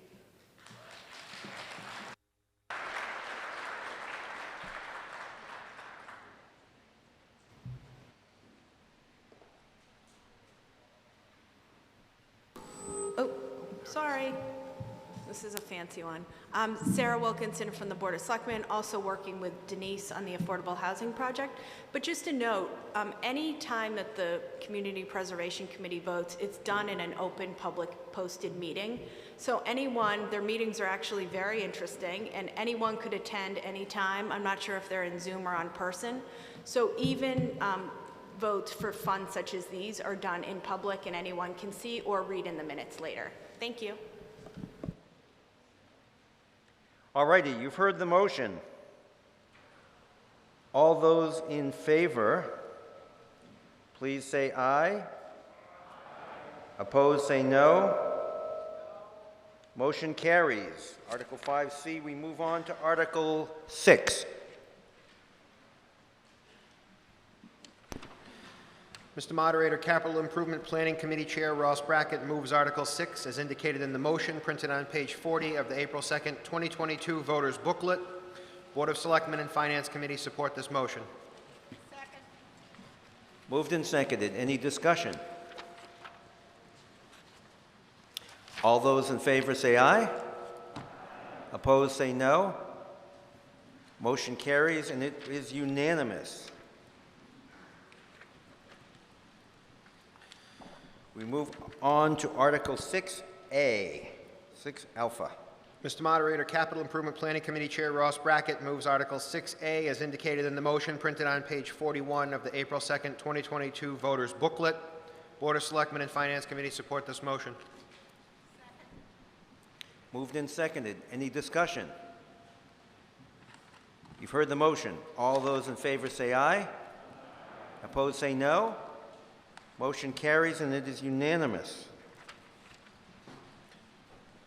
Mr. Moderator, Capital Improvement Planning Committee Chair Ross Brackett moves Article 6B as indicated in the motion printed on page 43 of the April 2nd, 2022 Voters Booklet. Board of Selectmen and Finance Committee support this motion. Second. Any discussion? Toby.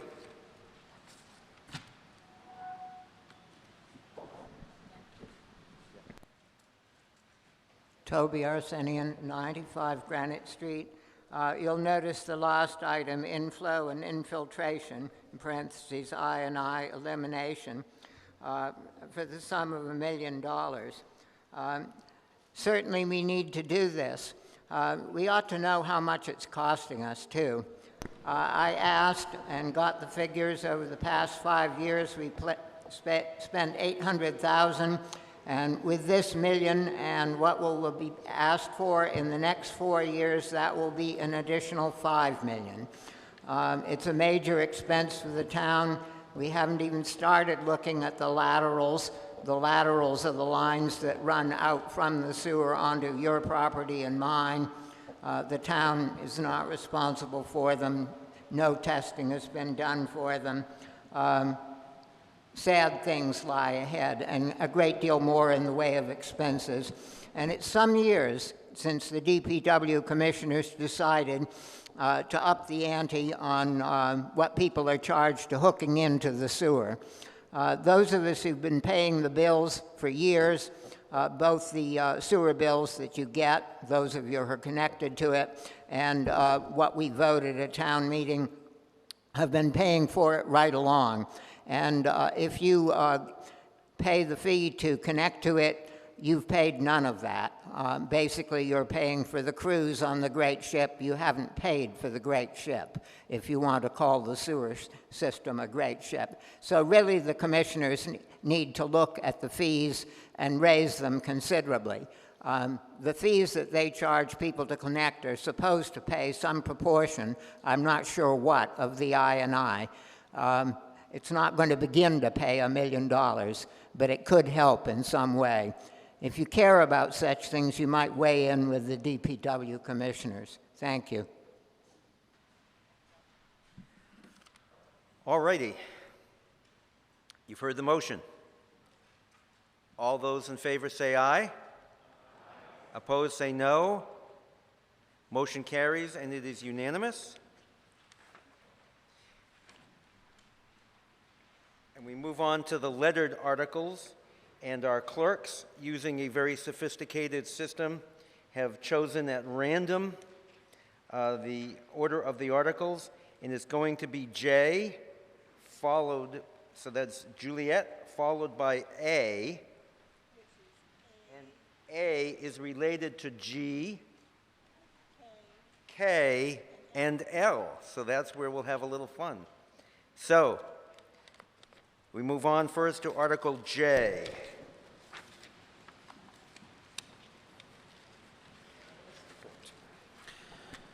J. Mr. Moderator, lead petitioner Christine Downing moves Article J as indicated in the motion printed on page 107 of the April 2nd, 2022 voters booklet. All righty. Moved and seconded. Let's go to page 107 in the voters booklet. So give us a few seconds, Christine. Good morning. Sure. Let's see. Do I have my slide up?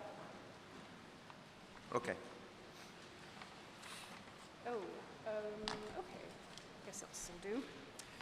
Hi, my name's Christine Downing, and I'm here today to talk to you about the net zero resolution for carbon, I'm sorry, it's like for the net zero resolution. So the purpose of the resolution is to get the town municipal workings on the same page. It's, and respond to climate change. May I have the second, please? Okay, one of the things I've run across quite a lot is the, what is net zero? So the cartoon that you see here is actually a balance scale. On the left, you have what the sources of our energy are, which are basically fossil fueled. And when you burn fossil fuels, they emit carbon. And when carbon is burned, it goes into the air, and that's the main source of what is heating the atmosphere. So on the other side of this, on the right side of the balance scale, you'll see this is what we call offsets. And the offsets, for example, are solar power, wind power, also trees, because trees, as you probably know, inhale carbon dioxide, and they fix it in the soil. So on one side, you have what's being emitted, and on the other side, you have the ways that we have to reduce that. And what you're looking at with this scale is in balance, and this is our target for 2040. It's right now, not here, It's heavy on the left because most of our energy is coming from burning fossil fuels. So, but we're not at zero, we're actually at about 18%. Tom Mikas of the Green Community Task Force is going to tell you a little bit about where we are and where we're going with that in a minute. Thank you. So I just wanted to tell you a little about who we are. We got started last year and with just a tiny group of 3 people and put together the resolution and the background paper on this, which is basically a plan of a lot of different ways of how we can get to net zero. And then also we took this in January. We became about 10 people, and then we became 15, and now we're about 20. So we actually have a name. We are RCA, which is Rockport Climate Action. So net zero is the first major project of RCA, and you're going to hear about us more in the future with other projects on climate action of a lot of variety. I also wanted to talk about the growing number of supporters we have for green energy and net zero in Rockport. About 3 weeks ago, we put up an online petition or letter of support, and we already have about 265 signers. We also have considerable support from the town government. We have 9 boards, commissions, and committees that have voted in support of the resolution for net zero in 2040 and wrote letters in support to our Board of Selectmen asking them to adopt this. We also have community organizations that are supporting us. Can I have the next slide, please? Okay, and here's the list. So I wanted to point out a couple things here. The Student Advisory Committee represents all 3 schools and about 650 students. And Rockport's Unitarian, that church is about 120 people, but that gives you a good idea. Basically, I wanted to make this a few points to conclude that the resolution is non-binding. It only affects the town. It doesn't cost anything. There are no projects involved with it. And it's aspirational. The point of this is to get us moving in the same direction together. So what we're doing, we're looking for the Board of Selectmen to actually adopt this so that we can all work together going forward. Thank you. I'd like to introduce Tom Mikas, who's the chair of the Green Community Task Force, which has been doing a lot. Thanks.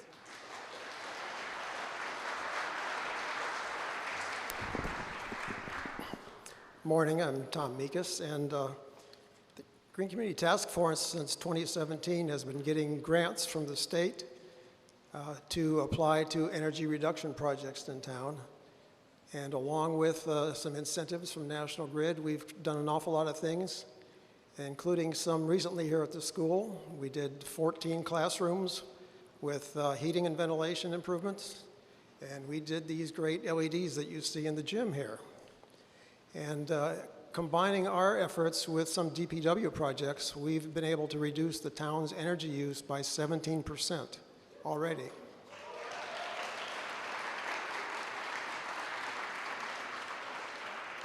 So the goal of this is twofold. It's not only to help with the carbon emissions to the atmosphere, but it's also to save some money. And we've got a graph up here showing the effect of fuel oil. And I heard a comment at the Selectmen's meeting on Tuesday that the price of heating oil is wreaking havoc with the DPW budget. And that shouldn't be surprising to any of you who have gotten your heating bill lately. It's varied by a factor of 4 over the last several years, and I think the expectation is that it will eventually keep on going higher. So, if I could have the next slide. Beyond saving money,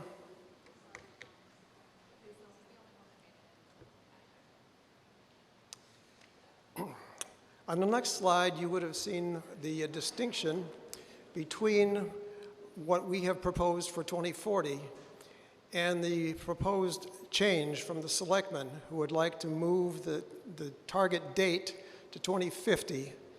And their rationale was to make it more consistent with the state program, which does indeed have a goal of being net zero by 2050. But let me explain to you the differences between these programs and why it doesn't make any sense for us to change to 2050. The state program affects all public and private sectors. Our Rockport aspirational goal is only for the town government's energy. That's very different. In the state level, much of the state has natural gas, so the competition for going to electrical heating or those sorts of measures, the competition is relatively inexpensive natural gas, and that's a difficult transition because of the economics. But here in Rockport, as you know, we have only expensive heating oil, which is going up in price, and propane, similarly priced. And so it's an easier transition for us. We can do this sooner. On the state level, it's legally enforceable. In other words, binding. What we're proposing here is only aspirational and non-binding. The state wants to do this in 2050. And so if we say we're going to do less than the state wants to do in 2050, that's meaningless. We need to get ahead of the curve, show some leadership, do it in 2040. Now beyond that, as Christine mentioned, we have many letters of support, 260 odd, I think she said, specifying 2040 as our target date. That's what people have said they wanted. Many town organizations, hundreds of residents, and additionally, there's increasing calls from urgency from the experts that we should respect. At the international level, the IPCC, which is the United Nations group, is getting increasingly urgent warnings to us to do something. And here on the state level, we have the Woodwell Research Institute, which is the former Woods Hole, and they are telling us that this is increasingly urgent. So what's the short-term plan here? We can't plan for 2040. We don't know what the price of anything is going to be or what technology is going to be in 2040, but we have some short-term goals. As Christine said, we're already 18% non-fossil in FY21, which is almost a year ago now. We have some good news. From a week ago, we got 2 proposals from our green community contractor for heat pump projects, and these would be subject to the BOS approval. But the projects as envisioned would be completely funded by grants from the state and incentives from the National Grid. So it wouldn't cost us anything, as have all the projects that we've done so far. It hasn't cost the town anything. The savings from these would be $13,000 for the heat pump at the police station, $9,000 every year at Town Hall. And these are savings calculated at $2.19 a gallon of heating oil, so it's very conservative. You can see that the savings are much more likely to be higher. You saw that the resolution, if you read the details, it calls for an action and implementation plan. So we don't know right now, as I said, what we're going to be doing in 2040, but we're very willing to participate and help make that plan. So we look forward to helping out with this. And you can get more information at netzerorockport.org.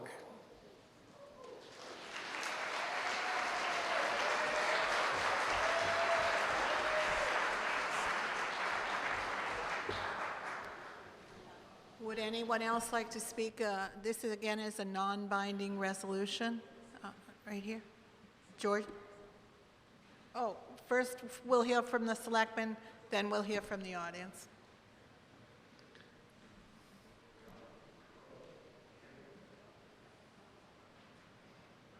Hello?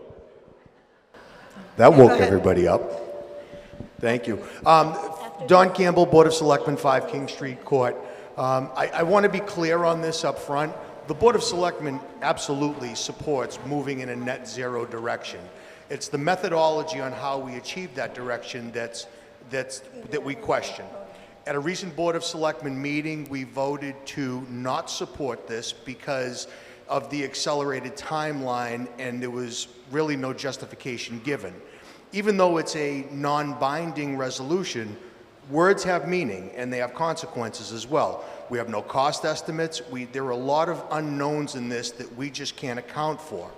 And as stewards of the town with your money, We need to know what these costs are and what are going to be associated with it.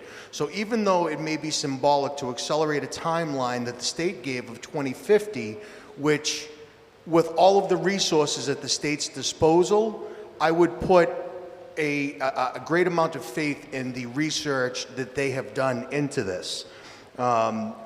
When we asked, I believe it was Selectman Lilia asked at our meeting how we were going to achieve and what impetus was used to accelerate that timeline, we were given no discernible answer that we could really wrap our head around to say, okay, that really makes sense and let's do that. With respect to the support of town boards and committees, there is quite a bit of support. We are a board that supports that, all of us, without exception. However, the school committee, after reviewing it, did look at it, rescind their original support, and then voted to support the Board of Selectmen's renewed proposal for this. So just to be clear, we are not opposed to renewable energy. We are not opposed to net zero. We're just concerned about how we get there. And sometimes in a very zealous nature, in our rush to do something, it could lend itself to mistakes that could be very costly to the town. So again, the Board of Selectmen supports this, but just not in the form that it's written. Thank you. Roberta?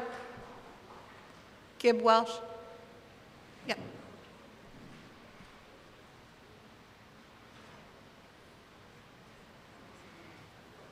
I'm Bobby Gibb on High Street, and I just wanted to say, of course, we're all in favor of energy conservation and efficiency, and it's a wonderful thing that we're pursuing. But I just had a couple of questions and a couple of comments. I used to serve on the ad hoc water conservation committee, and that was kind of a wonderful thing. I think perhaps, and maybe this is a question, do we need an ad hoc committee or subcommittee of Tom's wonderful committee that will study in detail exactly what technologies are available, how much they cost, and cost and benefits.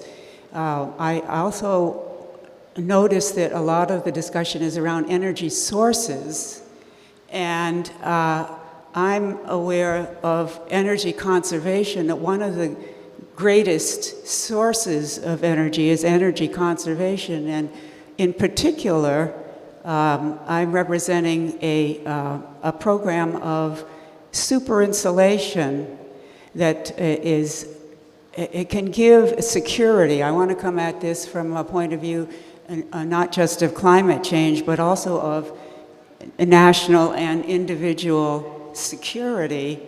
And if we have a wonderful weatherization planned already from the state, but super insulation can give each homeowner total security.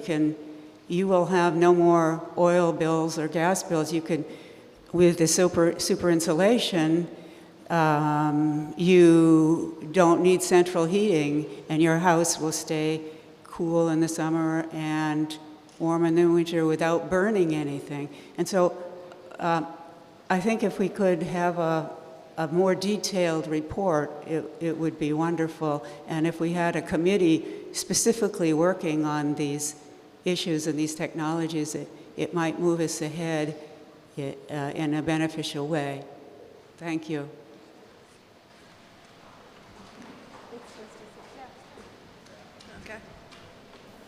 Okay, the person at the podium in the back. Thank you. Can you hear me? Got my cheat sheet here. I don't want to forget to say some important things. Good afternoon or good morning. My name is Jerry Sharfstein, and I live at 2A Twin Light Circle. I appreciate the opportunity to speak this morning and voice my very strong support for the passage of the non-binding net zero resolution for the year 2040. I've done quite a bit of research and have given a lot of thought to reach my decision to support net zero. When I first became interested in the effects of global climate change, I was overwhelmed. What could I as an individual do? It almost immobilized me. But as I did more research, I discovered there were many other individuals at Cape Ann who shared my concern, and they were working together.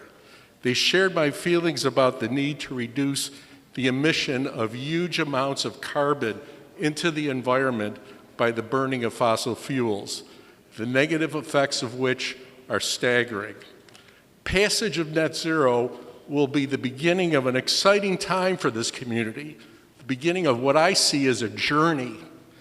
This is a journey I feel Rockport must take, and one that we will look back at and be proud of. We have many hardworking and committed individuals in our community. There's no doubt in my mind that we can accomplish what we set out to do and make Rockport a better place. I was struck years ago by a quote of Albert Einstein. I read this quote every day, and I try to live by it. Those who have the privilege to know have the duty to act, and in that action are the seeds of new knowledge. I wholeheartedly support passage of net zero for 2040 and ask that you do the same. Thank you.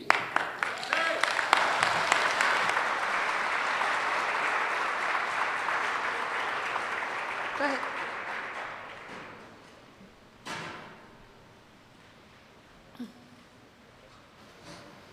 Good morning. Peter Goodwin, 6 North Road. I seem to remember maybe 10 years ago, maybe longer, the DPW had proposed the purchase and erection of a modest-sized wind turbine, presumably to power the processing plant at the top of Great Hill. And that evaporated. It just gone. It disappeared. Does anyone in the hall remember what happened to it? And would the DPW consider doing it again? Thank you.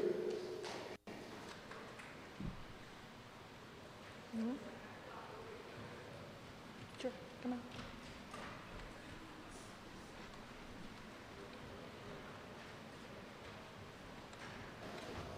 Hi, I'm Diane Finch, 215 Granite Street. I just wanted to address a few of Chair Don Campbell's concerns. Anytime we have any kind of a resolution about anything, costs do come up. And what I want to say is any costs that would come up down the road once this is passed would be decided by selectmen. As you know, Don, we have the Green Community Task Force, and our group has already been working very hard to reach net zero and have already reached 18% using state grants and subsidies from National Grid and others.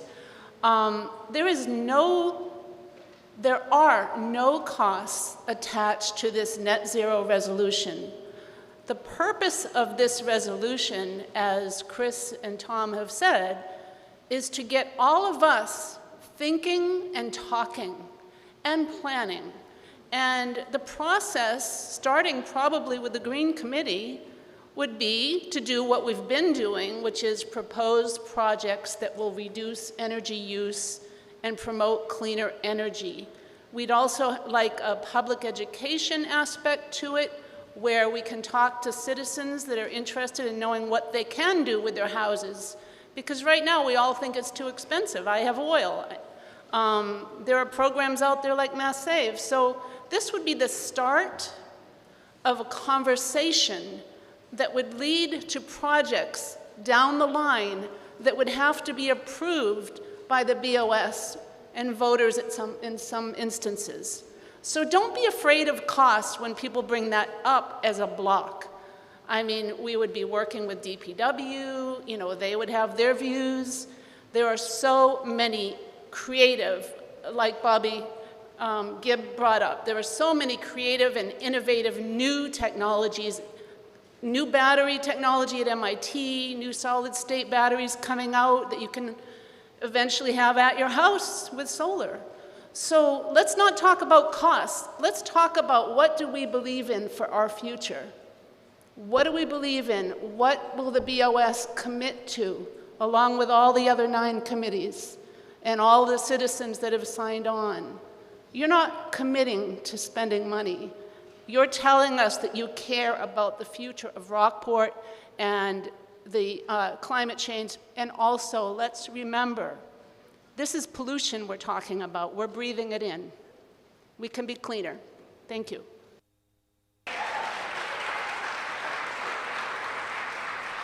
I sense you are ready to vote. All those in favor say aye, or excuse me, press A. All those opposed say no. Ready? Begin.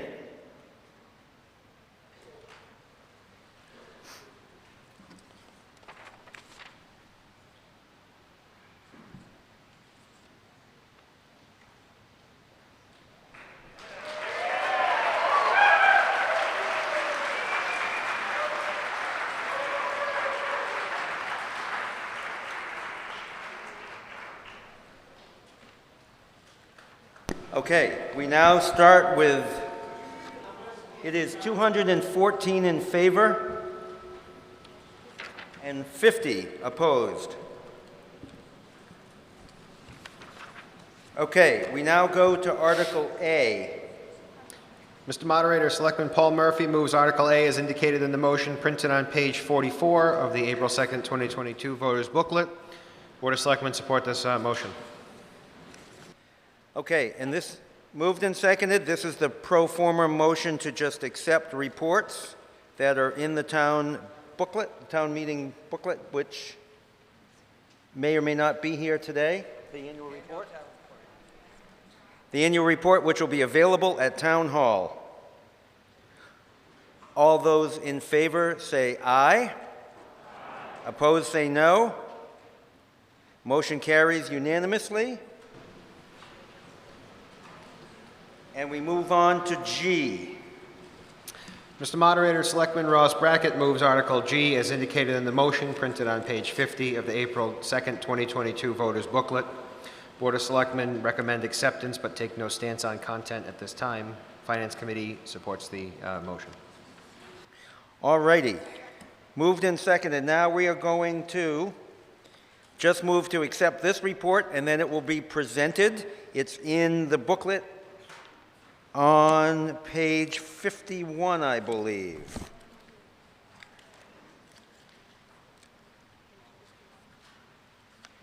So all those in favor of accepting this report so that we can hear it, please say aye. Opposed, say no. All right, motion carries unanimously, and now we'll hear from Mr. Kaiser.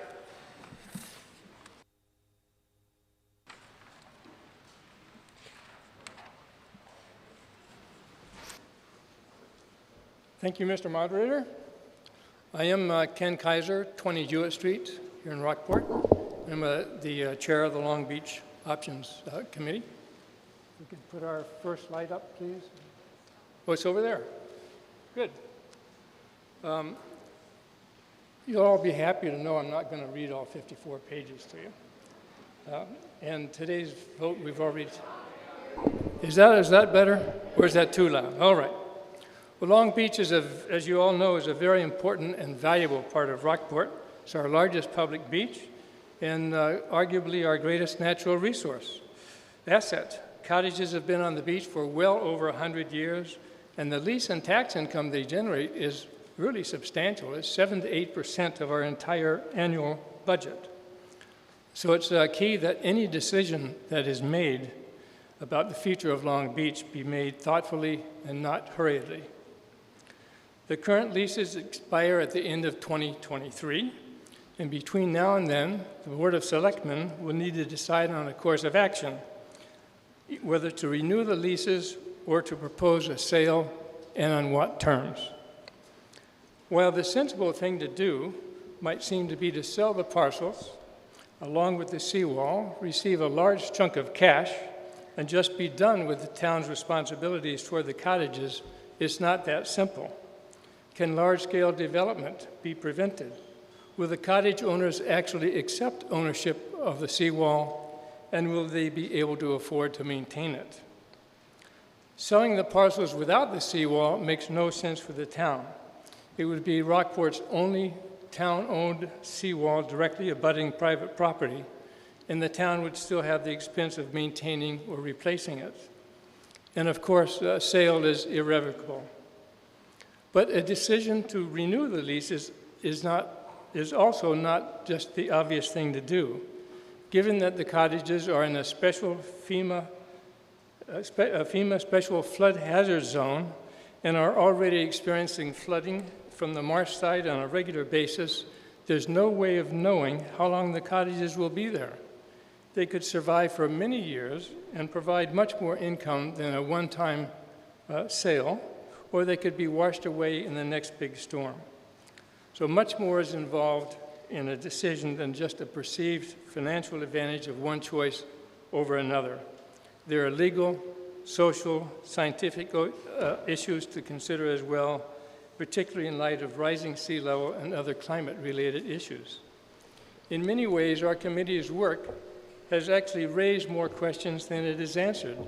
We've done very little in chasing down legal and social issues, and have not spent much time on how ownership of Long Beach fits into the longer-term vision for the town.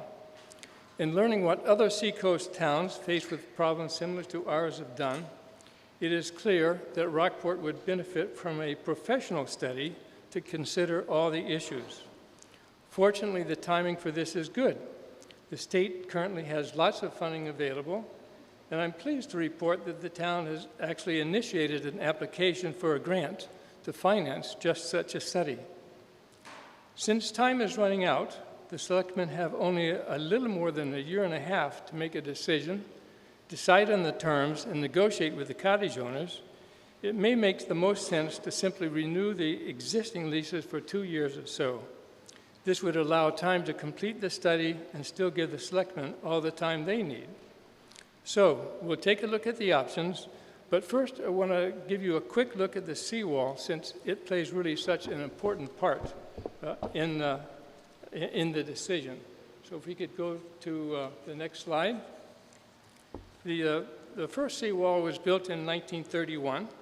A storm in 1958 caused major damage, and a large part of the seawall was rebuilt in 1959.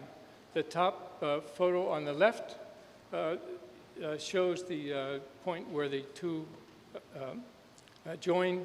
To the left of that arrow is the seawall from 1959, and to the right, the seawall from 1931. The seawall that was rebuilt in 59 is in much better shape than the 1931 seawall, which you see a close-up in the bottom left. You see a lot of cracking in the seawall, and you see missing pieces from the upper lip. So, the current repairs are estimated by the DPW at $3.3 million. A complete rebuild of the 1931 portion and a partial rebuild as necessary of the 1959 portion, included with beach nourishment, is estimated at $34 million. And just for you who are not familiar with beach nourishment, there's a picture of it down on the left. In 2019, the town put 8,000 cubic yards of sand on the beach, along with many, many tons of rock, which is called revetment, under that sand to hold the sand in place and also provide a cushion for the wall against the waves. So now let's go on to the next slide if we can. The committee first looked at many different options. We eventually narrowed it down to just 6. 3 options to renew the leases, 2 to sell the parcels, and 1 to go back to nature. We'll look briefly at each one in the following slides. We won't spend any time on this one. But our final report, which is in the booklet here, has much more information, including detailed spreadsheets showing how we arrived at the financial analysis and the assumptions we used. And a final report dated today will be available on the committee's website early next week. So let's go to the first option for leasing. And that's simply to renew the leases as they are. And that has several advantages for the town. The legal challenges from the cottage owners would be fairly unlikely. Legal expenses to get it done would be unlikely. And the town, over a 10-year period, would see about $32 million in gross income and approximately $30 million in net. Another advantage is that the town still owns the parcels. It leaves the opportunity open for the future, whatever the town would decide to do. And it gives us more time for planning before making decisions. A big disadvantage, of course, is that the town is responsible for the seawall repair or replacement. And as it is now, it's responsible for the roads, Long Beach Road, Old County, and Saratoga Creek roads. A big risk, of course, is that a catastrophic event could destroy the cottages. Not only would the town lose the lease and tax income, but it could also be held responsible for damages to the cottages as a result of the seawall failure. Lots of questions come up on all of these options. One of them for this one is, should we proactively replace the seawall before it fails? Should the town buy insurance to protect against seawall failure and other issues? Should the town charge the cottage owners for seawall replacement or repairs as betterments? And should the town renew all the leases or only those which are currently not at risk? So that's the renewing just as it is. We'll go on to the next one. So there will be a few changes on this, but they're actually major changes. The most important one would be to indemnify the town against losses due to damages to the cottages resulting from seawall failure. The cottage owners would then also acknowledge that they are leasing the parcels at their own risk. The advantages are the same as the first option, except an additional one that, again, the town would not be liable for damages to the cottages. Disadvantages are the same. The risk are again, that a catastrophic event could destroy the cottages. And these are significant changes to the leases, so the town could incur significant legal expenses negotiating the leases. Pretty much the same questions as the first lease renewal option. The third option, which is probably the most, has raised the most contentiousness when we've discussed it at our meetings, is a conditional renewal of the leases that has additional changes which will include climate change adaptation. Again, we would indemnify the town against climate-related losses. The cottage owners would acknowledge that they're leasing at their own risk. But then a big one, a big change. The leases would be reviewed and renewed for a shorter period of time or terminated if certain risk thresholds are reached. And to explain what I mean by risk thresholds, let me give you a couple of examples. If there was repeated storm damage to a particular cottage, every time a big storm came along, if that cottage was damaged, if there was repeated and frequent flooding preventing emergency vehicle access to the cottages, that could be another of the thresholds.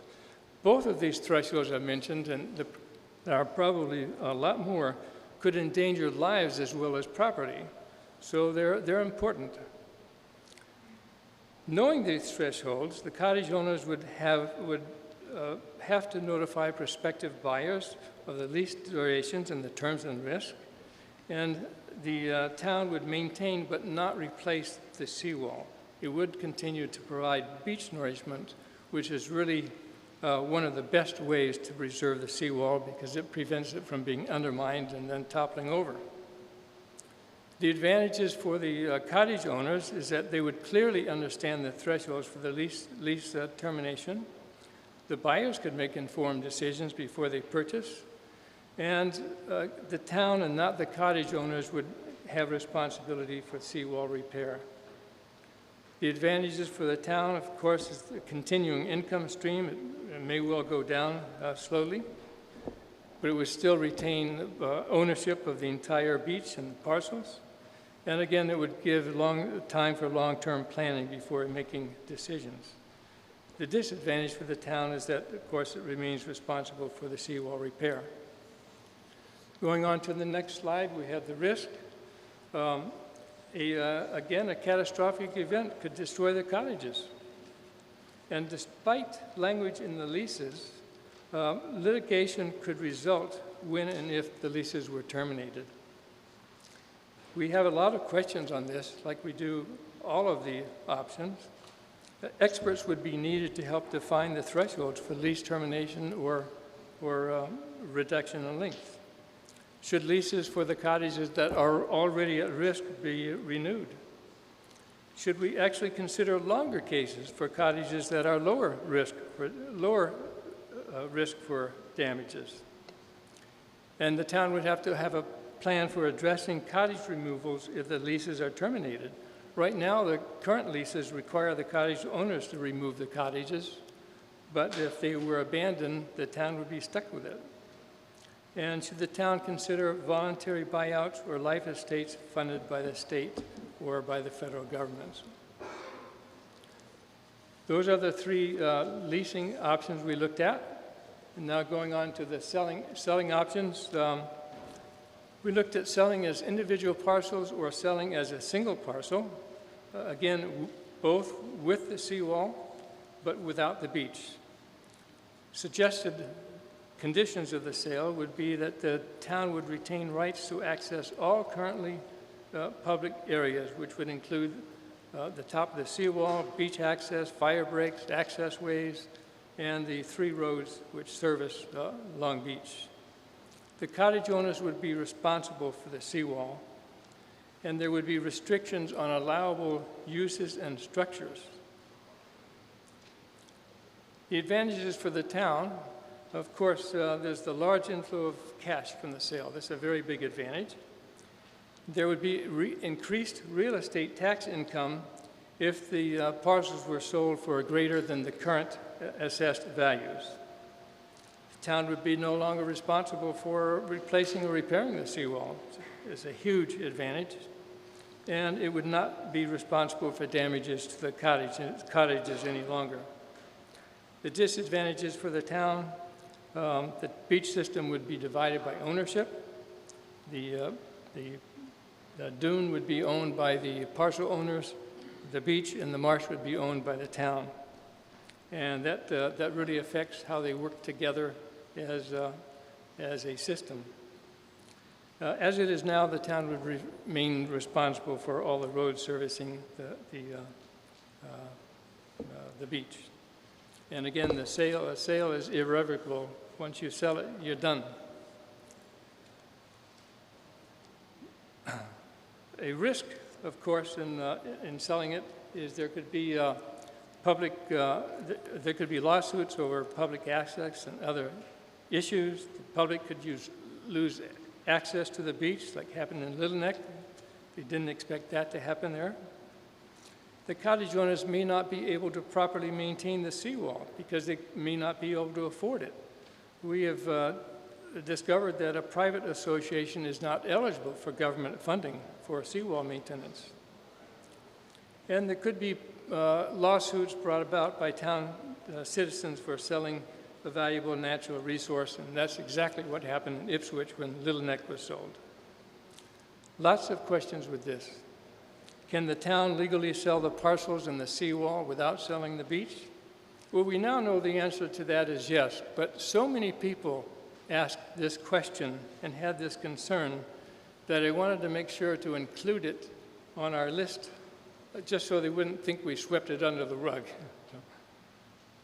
What happens if some of the parcels can't be sold, or if it takes maybe a year or 2 years to sell them? Then the town would own some, the parcels would own some, the cottage owners would own others.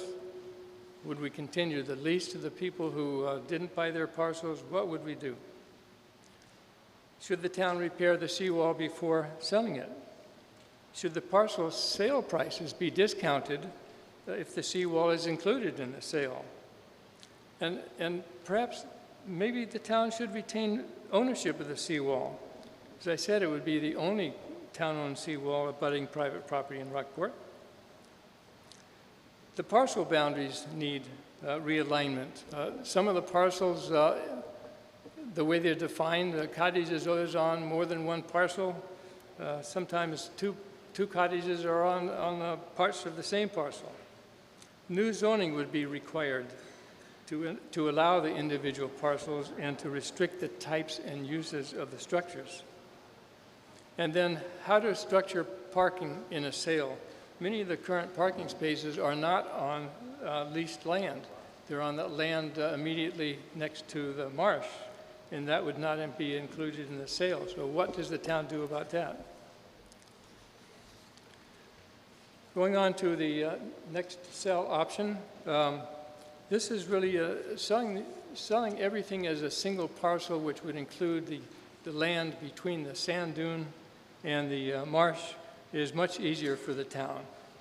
It's, the sale would happen all at once. There'd be no unsold parcels.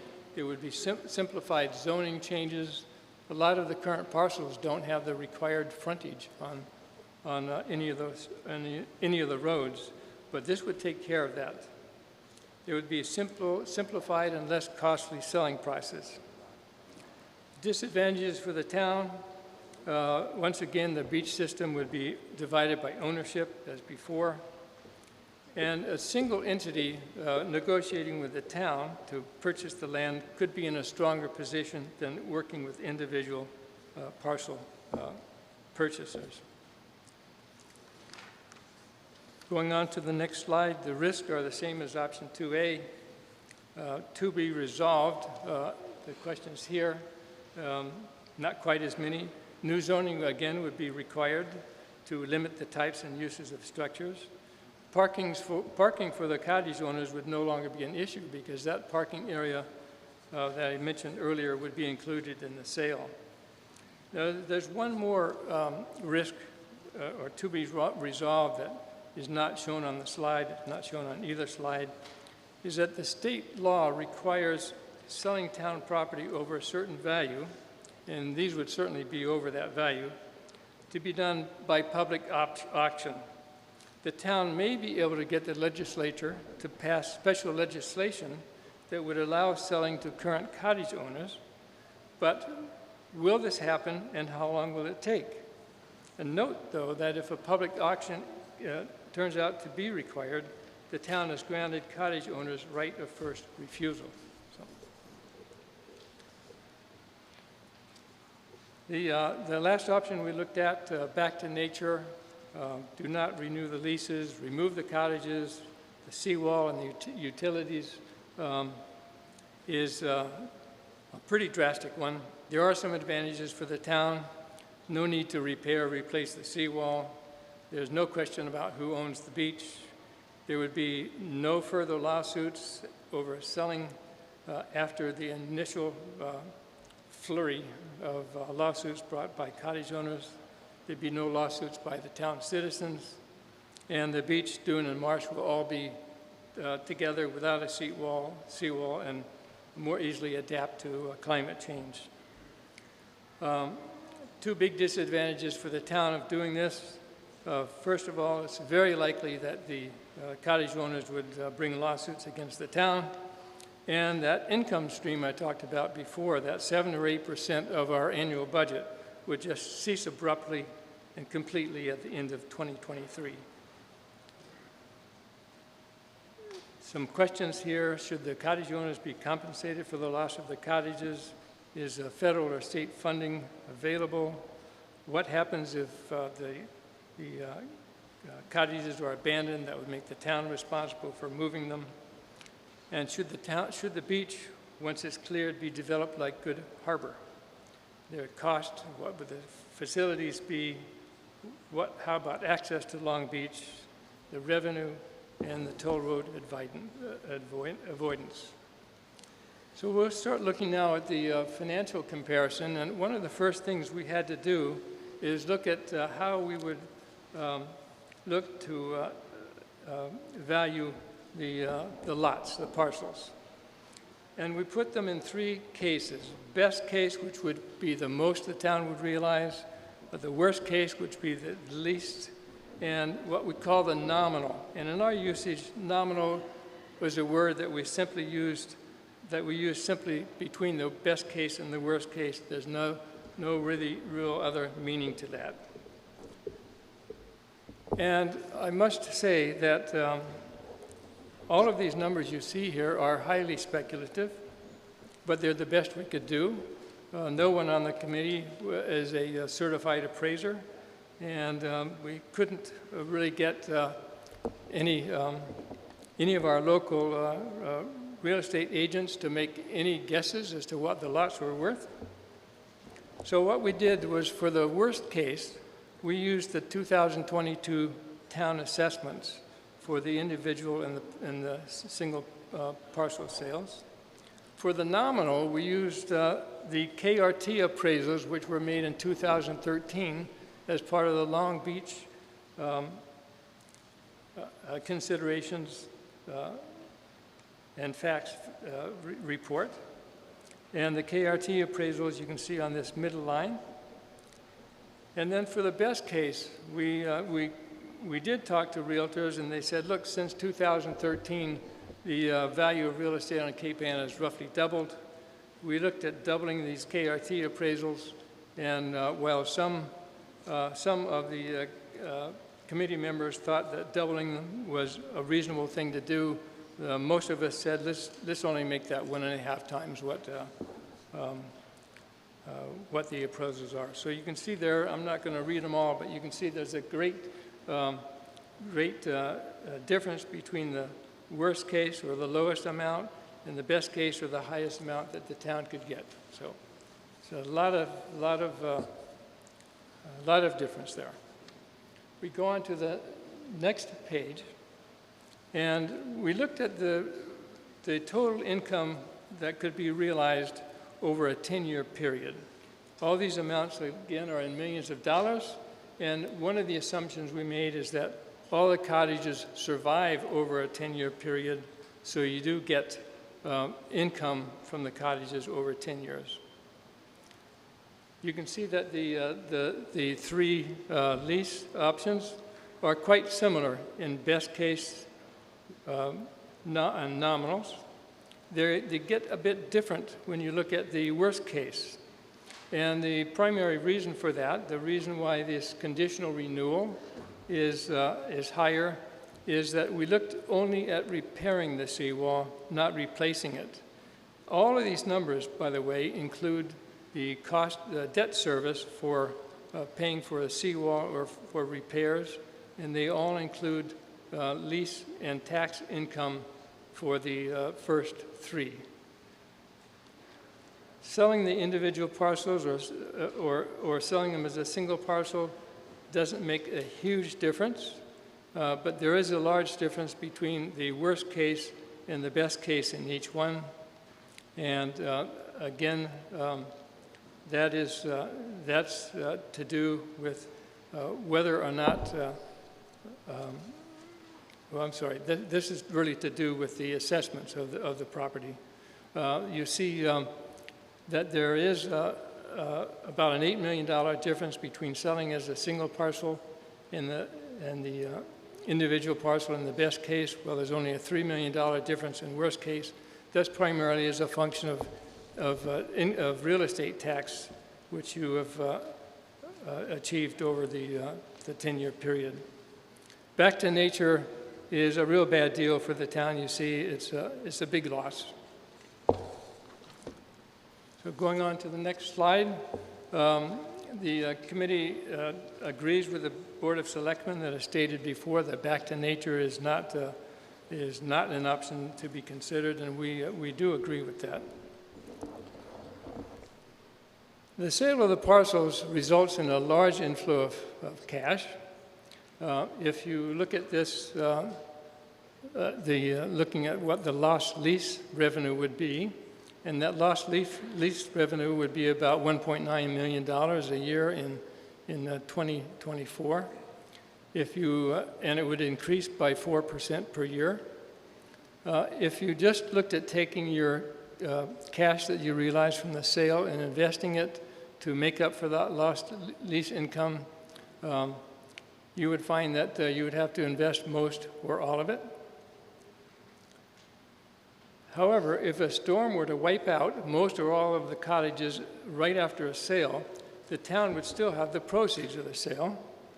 But if a storm occurred immediately after renewing the leases, the town would have neither the proceeds of a sale nor the income. So that's an argument for selling the cottages, selling the parcels rather. Renewing the leases without changes is the greatest financial risk to the town of all the lease renewal options, because the town is responsible for both the seawall and, according to the current lease, it's responsible for cottage damages to the cottages if the seawalls fail.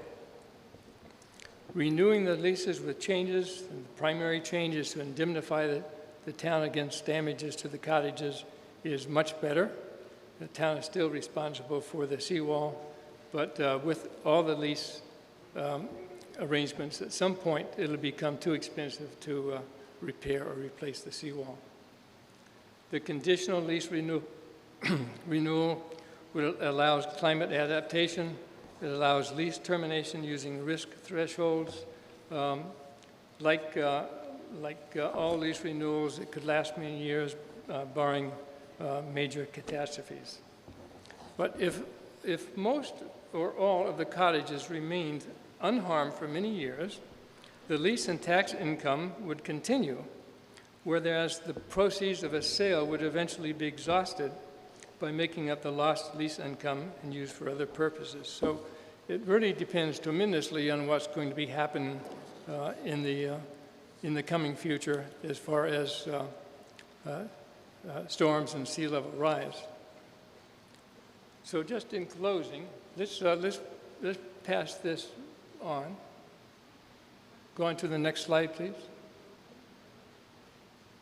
There you go. Because what I'm saying is not what's on that slide. This is a little different. And by the way, this is one of our committee members during a very high tide event down at Long Beach. He's in hip waders, and he's standing on the very end of Long Beach Road down next to Saratoga Creek. But you can see how deep the water is. That's pretty deep. We made a number of site visits to Long Beach during the winter. We did these during normal high tides, and we did them during unusually high tides, and this was an unusually high tide, so as you can see. Well, as I said at the beginning of the presentation, the committee's work has actually resulted in more questions than answers. A decision on the future of the beach, particularly an irrevocable one, should not be made without a thorough study of all the issues, economic, legal, scientific, social, and even ethical, and also consider the long-term vision for our town. This is going to require much more than just the efforts of a part-time volunteer committee working with limited resources. To start to make this happen, we prepared an expression of interest in EOI as the first step in applying for a grant from the state's Municipality Vulnerability Program, the MVP, to fund the study by real professionals. The deadline for submission of the EOI was missed, but there's still time for the town to submit an application. There's lots of money available for federal and state resilience and adaptation grants, and the town is actively pursuing an MVP grant for such a study.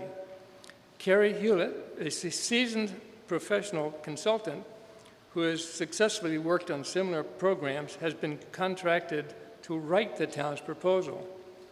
If the Board of Selectmen were to renew the current leases for 2 years, it would provide time for both the study and the board to make it, and excuse me, I'm starting to get hoarse. I've been talking too long, as I'm sure you agree. But if the Board of Selectmen were to renew the current leases for 2 years, it would provide time for both the study and for the Board of Selectmen to make a decision and then proceed without committing to a much longer lease period. Probably the most important thing that has come out of our committee's work is the need to prepare all of Rockport not just Long Beach, for rising sea levels and stronger, more frequent storms. The town's 2020 hazard mitigation plan, funded by the MVP, was a great start, but it needs follow-up. An MVP-funded study of Long Beach by professionals would be a great part of continuing that effort. So thank you.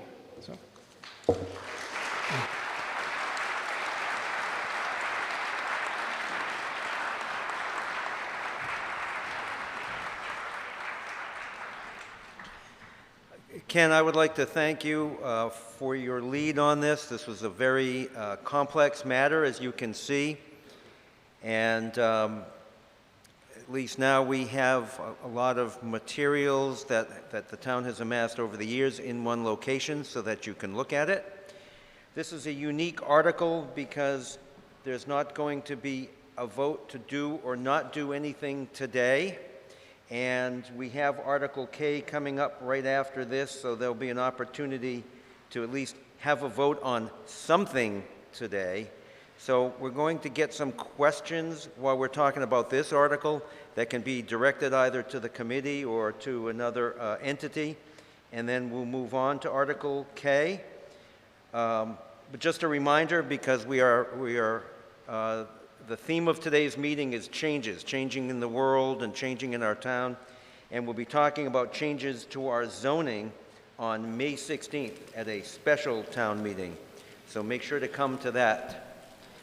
So I will hear from people, but if you don't get a chance to participate in this article, because there's really not going to be a vote, so it's a little anticlimactic, we'll at least have a vote in the next article, Article K. So yes, Eric.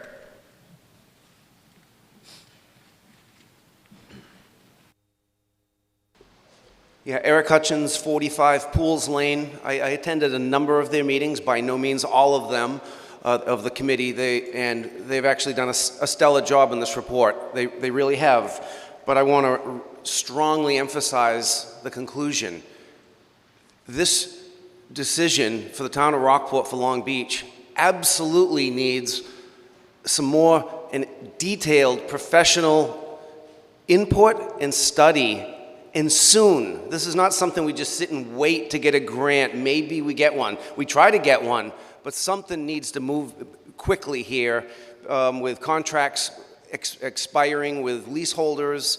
There's no way you could even get a consultant on board right now to give us, the municipality, the citizens, the information we would even need to make the final decision. So I just want to emphasize, this needs to be moved on. There needs to be a scope of work put together soon, not find someone that maybe puts one together. We've got good information here. I think we should move forward with a scope of work to answer the detailed questions. I think their budget was zero, other than the paper. There's a lot of complex stuff that needs to be answered for all of us to remotely make a decision. Thank you.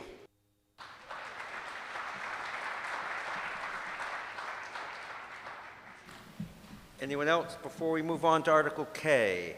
Right here. Okay. Hi. Yes, in the back, at the podium. Thank you. Celia Rankin from 3 Smith Road. What I would like to ask the committee to do is to consider giving us an overall perspective of what is our strategy for protecting all our Rockport beaches, given sea level rise. Sea level rise is just not impacting Long Beach. It will also be impacting all our other 5 beaches. And in order for us to decide what to do with Long Beach, it would be helpful to figure out which of our beaches can be saved with sea level rise, which of our beaches cannot be saved. And once we assess that, then we can see how important it is and what action to take for Long Beach. For example, if we decide that some of our beaches, we will not allow the beach to be saved by allowing the beach to migrate onto the land as the water rises, that's a consideration. Which beaches will we allow to migrate back into the land, and which beaches will we not allow to do that? So I ask the committee, as we look at the Long Beach question, to also look at the overall beach strategy for Rockport. With sea level rise at the end of 10, 20 years, will we be a coastal town with one beach or two beaches or more beaches, I hope?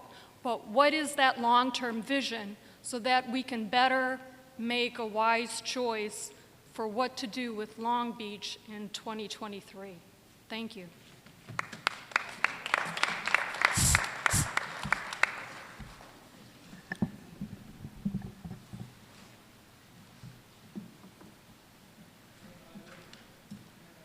Stewart Street. That's an excellent question. And unfortunately, today is the last day of our committee's existence. So we won't be able to do that for you. But I can tell you this. All the beaches that have seawalls will eventually go away. That means Front Beach. That means the beach, Old Garden Beach, all the beaches with seawalls. So we may be left with only one or two beaches in town. And who knows who's going to own Back Beach in the future. but even Long Beach, without removing the seawall, that beach probably is not going to be here in 50 years because the seawalls are very, very bad for beaches. They do not allow the beach to be replenished by the dune. They don't allow the dune to move back. And as the waves hit the seawall, they come back down and they actually wash the sand back out at a much higher rate. So these are all things we really have to look at very, very carefully. And I hope that a committee of some type will be formed to look at this and look at all the issues in the town beaches. As I said, the Hazard Mitigation Plan of 2020 did touch on this, but that was only a beginning. We really have to look at all of them. But again, I thank you for that question. It's a very good one. So. Charlie Seavey, 18 Frank Street.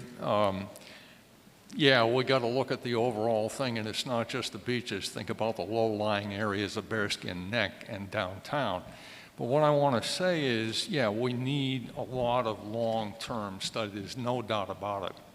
But unfortunately, the Board of Selectmen has to renegotiate the leases in next year.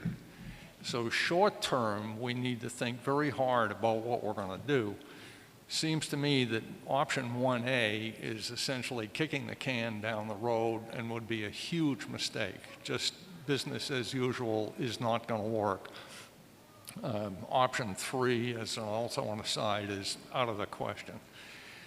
What we need is maximum flexibility. What the Board of Selectmen needs, what the Planning Board needs, whatever Long Beach or C committee we wind up with needs, is the flexibility to be able to deal with this stuff. So renewing the leases for any longer than 2 years strikes me as probably not a very good idea. Let's face it, we're going to get sued no matter what we do unless we kick the can down the road. So let's just quit worrying about that. So it looks to me like option 1C for the moment offered, or something very close to it, offers the selectmen the greatest flexibility in dealing with the whole thing while we can work out the long-term aspects that doesn't cover just Long Beach, but indeed the whole town. Thank you. Toby.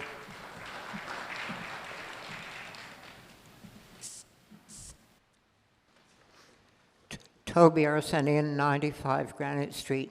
The committee has done a fine job and come up with an excellent report. And they managed to do that against the odds. They didn't have a penny to spend. That wasn't possible in the context of Carol Cook's article. They did not get support from the selectmen, and they did not get the help that they should have got from town council. All of that said, and causing offense, it's absolutely right. We need more studies, more reports.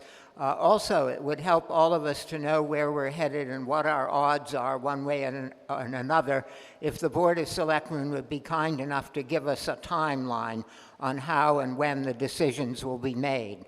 Because as with human lives, at certain points, if you don't make the decisions actively, they're made by default. So it would help, if not here today, if shortly the selectmen put together something like a timeline for what it would be if we're headed towards selling it or if we're headed towards renting it, whatever the options might be.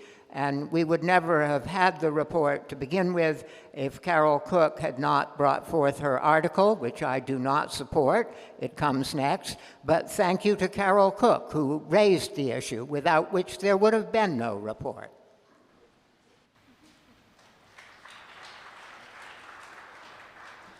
Well, that wasn't a good segue to Article K. I don't know what one is, so let's go on to Article K and we can continue the discussion. Mr. Moderator, Carol Cook moves Article K as indicated in the motion printed on page 108 of the April 2nd, 2022 voters booklet.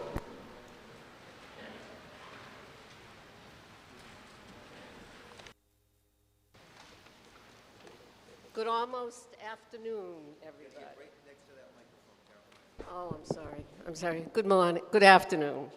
Our Citizens Warrant Article K is written in response to the Selectmen's 218 Long Beach Settlement Agreement that for the first time in history offered to sell our Long Beach land to tenants and/or condo developers for year-round use. There was nothing in the settlement agreement that stated if the land was sold, new owners are required to pay for seawall maintenance and a new seawall if needed to protect these 149 cottages. Be aware of the fact that these seasonal cottages, many now rebuilt into two-story mansions, are located on a FEMA flood hazard area, and that flooding from normal high tides and ocean storm surges occurs regularly. By voting for Article K, it will send a strong message to the Selectmen that Rockport residents do not want Long Beach land sold, but instead saved for future generations. Article K is suggesting that the town complete a FEMA pre-disaster mitigation program. Then Rockport will be eligible for FEMA's grant funding under its new Building Resilient Infrastructure and Communities program that has funding for natural disasters and flooding. By applying for this program now, the money will be available when needed and help protect Rockport taxpayers from tenant lawsuits. Cottages do not have to be removed from Long Beach until a natural disaster or climate change sea rise floods the land these are built on and makes it unsafe for building new houses. The Long Beach Settlement Agreement was as a result of Rockport being sued by tenant Stephen Sheen and approximately 83 additional tenants of 149 total. They wanted year-round residents to stop accessing many public paths used for 100 years to walk into Long Beach. The tenant lawsuits were not about selling Long Beach land. Our long-term selectmen added into the agreement the selling of the Long Beach land. With climate change, this agreement put Rockport on an environmentally unsafe and financially hazardous course. Of great concern, in 2020, Rockport's DPW completed GIS mapping that predicted sea rise and ocean storm surges could flood by as early as 2030, in 8 years, the Long Beach land area where the cottages are and Cape Hedge parking lot. Dangerous ocean storms are already flooding and destroying houses close to the ocean in other U.S. coastal towns. Isn't it time we reevaluated leasing out all our Long Beach land? Rockport receives some revenue from Long Beach tenants, but the selectmen have never deducted from this revenue years of continual Long Beach expenses paid by all 5,500 taxpayers, including seawall repairs, boardwalk and stairway repairs and replacements, numerous engineering studies, DPW maintenance, and hundreds of thousands of dollars in tenant lawsuits. Since all Rockport taxpayers have been paying these expenses for years, shouldn't year-round residents, including the handicapped, have more reasonably accessed walking paths into Long Beach and a parking lot on Long Beach? Currently, tenants have a parking lot on Long Beach for their guests, but Rockport residents are not permitted to use it. Please vote yes on warrant Article K and let the selectmen know that residents do not want our Long Beach land sold, but save it for future generations. Thank you.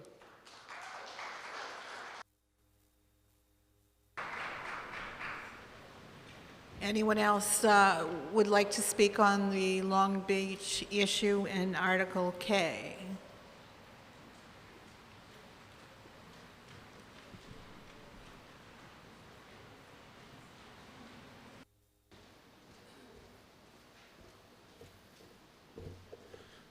John Penaloza, 46 Main Street.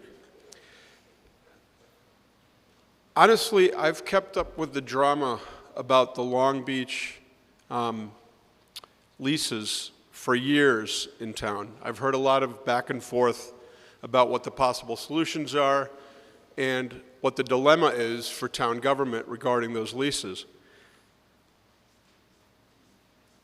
And for a minute, I want to get out of the weeds a little bit about all the details we've heard today regarding the various economic impacts of a short-term, a medium-term, a long-term. But I want to think about something that was brought up today, which is that in all probability, all of Rockport's beaches that currently have seawalls are going to be gone at some point soon in the near future, in the next 10 or 20 years or 30 years. And Rockport without any beaches is a fundamentally different place from that which we know. So Long Beach may actually present a certain type of an opportunity, because Long Beach, since it's not privately owned, it's owned by the town of Rockport, and there seem to be some mechanisms for recovering its surface area for public use via this FEMA mitigation plan. Long Beach may be the only Rockport beach where it's feasible to eliminate a seawall and allow nature to do what she's going to do anyway. So the idea that the last option of allowing a return to nature isn't feasible, you know, that's what we're saying as a government, but what does nature say when the next superstorm comes around and doesn't miss us? Instead of hitting New York, it happens to wind its way up to Massachusetts, and the Long Beach cottages are a memory, right? And nobody wants that to happen. God forbid it does. But it's becoming almost, it's not a question of if, but when, right? So what does Rockport do the day after that happens, or the next season after that happens, and we don't have any beaches left? It strikes me that it's interesting that we could eliminate the seawall on Long Beach and allow the beach to progress into the marsh, go up the main land area there, and actually have that as a Rockport beach to use in the future at some point, where Rockport's coastline may be completely different. Thank you. Anyone else care to speak? So I sense you are ready to vote. All those in favor of Article K, which is to ask the Board of Selectmen to perform a FEMA study on Long Beach leased land due to the rising sea level, etc., as it's written. on Article K? All those in favor say yes. All those opposed, no. I think we should go to the clickers. All right, all those in favor, press A on your response card. All those against, press B, starting now.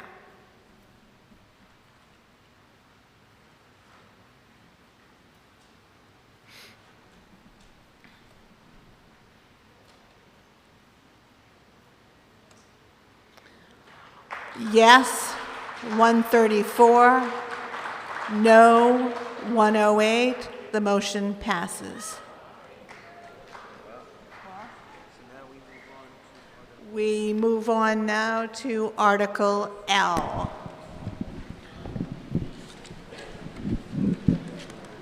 Mr. Moderator, Laura Evans moves Article L as indicated in the motion printed on page 110 of the April 2nd, 2022 Voters Booklet. Board of Selectmen support this article.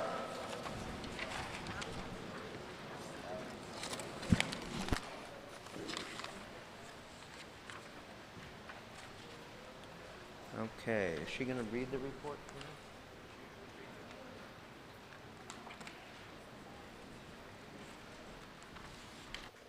Hello, everyone. My name is Ashley DeRosier. I am secretary of the Ad Hoc Water Committee, and I'm standing in today for Laura Evans, our chair. So our activities continue to be somewhat truncated due to the COVID-19 pandemic, but what I'm here today is to share some select achievements from 2021, as well as our goals for 2022, and ask for your vote to continue our committee. Given the name it is the Ad Hoc Water Committee, it gets voted on every year at town meeting. So first, in 2021, we confirmed the committee's mission to conserve, preserve, and protect Rockport's water supply. In tandem, the committee was revived after being on hiatus in 2020, and we recruited new members with expertise in water science, policy, and management approaches. The committee also responded to the Zoning Board of Appeals call for input regarding a variance requested by a local business. We responded as well to a citizen's inquiry about possible pine pit pollution, communicated with the Conservation Commission and DPW, and we also conducted informal water sampling and testing. The committee began work to assist the Government and Bylaws Committee to update bylaws as they impact stormwater and local watersheds. Finally, we initiated conversation with the DPW regarding PFAS and hosting a water facility tour for the Rockport community. So for the year ahead, our intent is to continue the progress we made in 2021. We will continue to assist with bylaw revisions as they impact Rockport's water supply. Public engagement is another key element. We are working closely with Chris Martin, Rockport's water treatment plant supervisor, to organize an open house and tour of Rockport's water treatment facilities. So if you're interested in learning more about where Rockport's water comes from and how it gets from a quarry to the tap in your home, and even ways that you can conserve water at your home, it's an event for you. It'll be Saturday, April 30th, or Saturday, May 7th. That's still getting scheduled. It's going to fall the same time as Touch a Truck Day. Tours will be held on the hour at 9, 10, and 11 a.m. at 3 DPW Way. Anyone is welcome. No need to register ahead of time. Just show up that day and look for an announcement on the town website and in the Gloucester Times for the final date. We'll also continue collaborating and discussing with DPW regarding the status of PFAS in the town's water. We'll follow up as needed on effects, if any, of the MBTA work on culvert replacements in the watershed protection areas. We'll work with other town committees to identify watershed land for the town to secure. And the Ad Hoc Water Committee will continue to research repurposing of sewer water and, of course, seek additional volunteer members to better support the town. So if anyone is interested after hearing today's update, we always are welcoming new members who are passionate about protecting Rockport's water. And then finally, we're in the process of drafting a revised charter, and with the intent of becoming a standing committee, taking the ad hoc off the water committee. And we expect to present that to fall town meeting for town discussion and approval. So I will leave it at that. I will ask for your continued support and thank everyone for the opportunity to conserve, preserve, and protect Rockport's precious water resources. Thank you.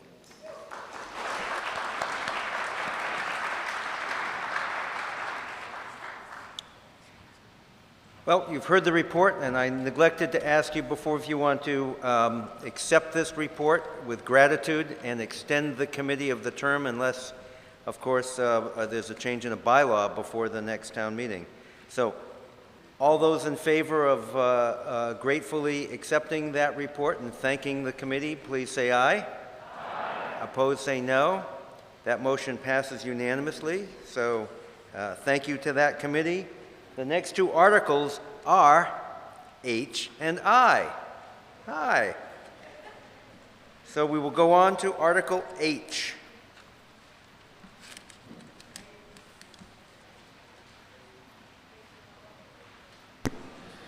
Mr. Moderator, lead petitioner William Wagner moves Article H as indicated in the motion printed on page 105 of the April 2nd, 2022 voters booklet. Board of Selectmen does not support this motion, and the Government and Bylaw Committee reports favorably as to form but takes no opinion on the merits.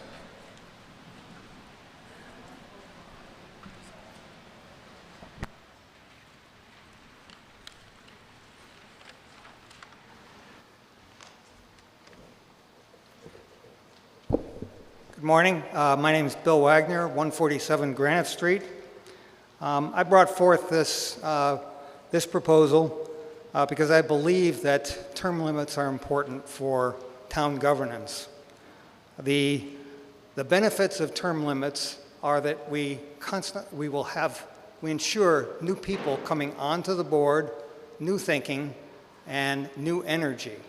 Those people who are freshly elected come in with a lot of energy to look at the issues and are working strongly for the people of the town. As time passes, then that impetus wanes. I think the governance is improved by the greater focus that is employed by people with new ideas.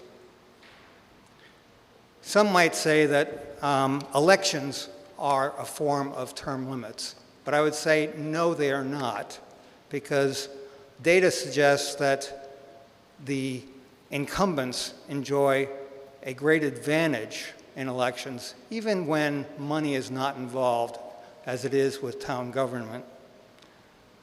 Name recognition is a big thing. Those people who serve on the board currently get their name in the paper, get their name mentioned in various proposals at town meeting frequently. So that becomes something that's fresh of mind, and people have a harder time thinking about or even understanding what is this new person going to bring to the town and that the old person may not. So those are the principal reasons that I think that term limits are an important tool for retaining vitality in town governance. For the Government and Bylaw Committee, we have Charlie Seavey. Okay, Charlie Seavey, 18 Frank Street. Speaking as chair of the committee, we basically make no recommendation on the content here, but in terms of the way the thing is framed procedurally, it's absolutely correct. This is all the steps that need to happen in order to get any kind of term limits. Now, stepping away from the chairmanship, speaking as me, I think term limits are a bad idea. It's a small town. All of those 5 people up there are essentially volunteers.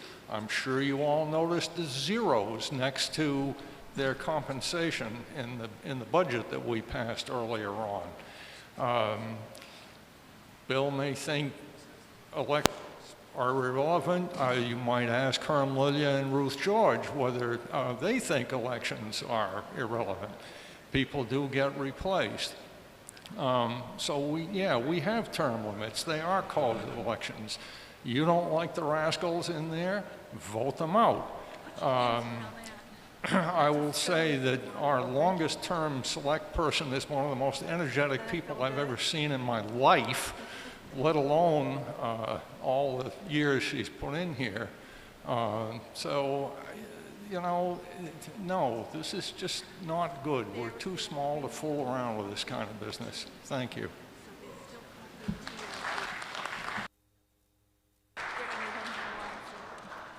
There's, just to let you know, there's still coffee and tea and goodies out in the cafeteria.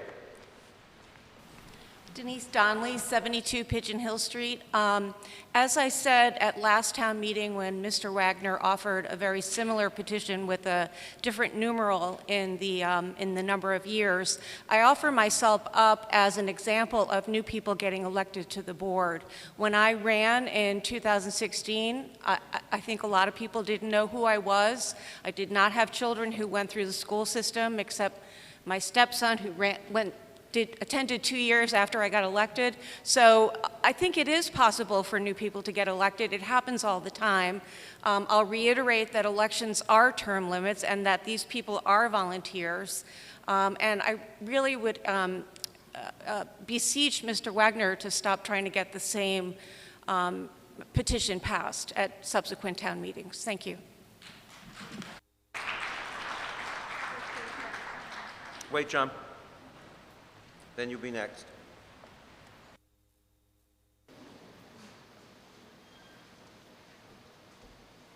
Yes, Z. Sapola, 92 Granite Street.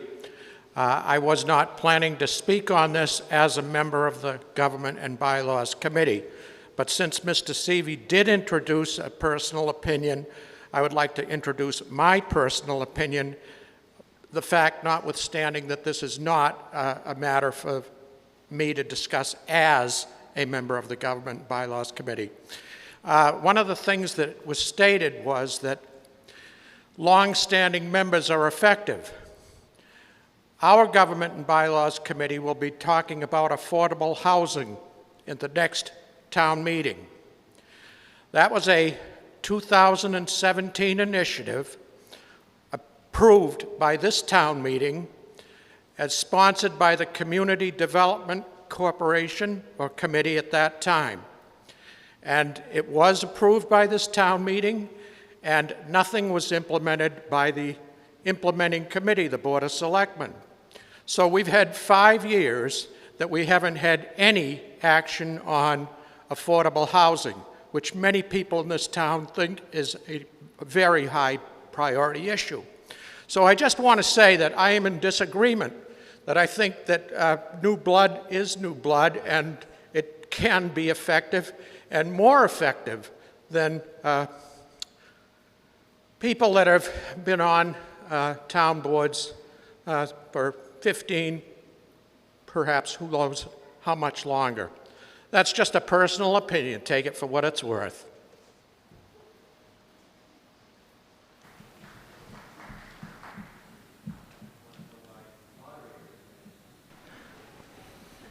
Jonathan Ring, 9 Pools Lane.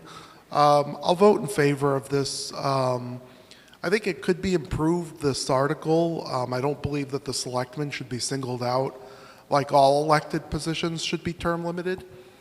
And it should be, rather than mention years, terms, with the ability to come back after a pause in that term. So they're definitely, this kind of gets the ball rolling and further conversation can happen. So I'll vote in favor for that because I do support term limits. But we should include all elected positions and not just single out the selectmen, because we do want to get more people involved in all of the elected boards and positions that are involved in town. But I am grateful for all of the people that have been elected and appointed to the boards that we have. I've served with many of them, or some of them rather, I should say. So I am grateful for the work that the Board of Selectmen and other individuals do. Thank you very much.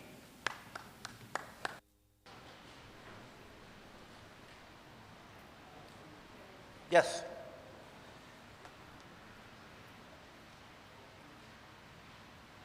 Microphones don't come to people anymore. At least not this meeting. It's so 2020.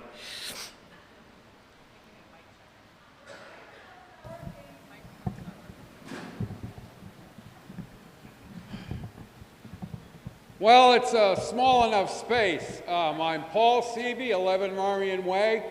I don't think you can pass this without including a mechanism for how you're going to fill the vacancies. This is way too small a town to make such a law without such a mechanism. Thank you.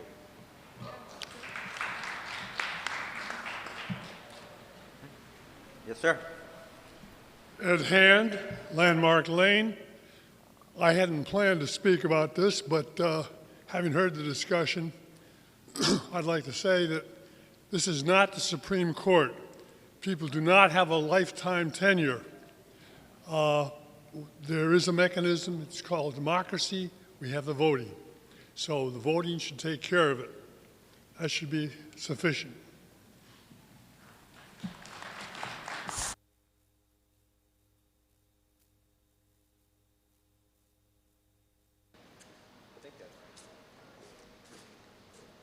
Toby Arsenian, 95 Granite Street. Bill Wagner dwelt on the positive aspects, new blood, fresh ideas, and so forth. You might look at the other side of the coin, too, which isn't so pleasant. The longer you've been there, the more complacent and set in your ways you get. This isn't the evil or the failings of individuals, it's just human nature. If you've been there a long time, you become comfortable with it, you forget that you're just minding the store. It's not your store at all. And as for the Board of Selectmen and accountability, they talk all the time about transparency, but if you go to talk to them in open session, more often than not, unless it's Mr. Campbell thanking you politely, which translated into the real world means, you know, drop dead and go away, and unless you're being thanked politely, you're simply ignored. There are no answers. You raise issues if you're not regarded as a friend of the board or an ally. It's a blank wall. Only talking to a stone wall is more agreeable.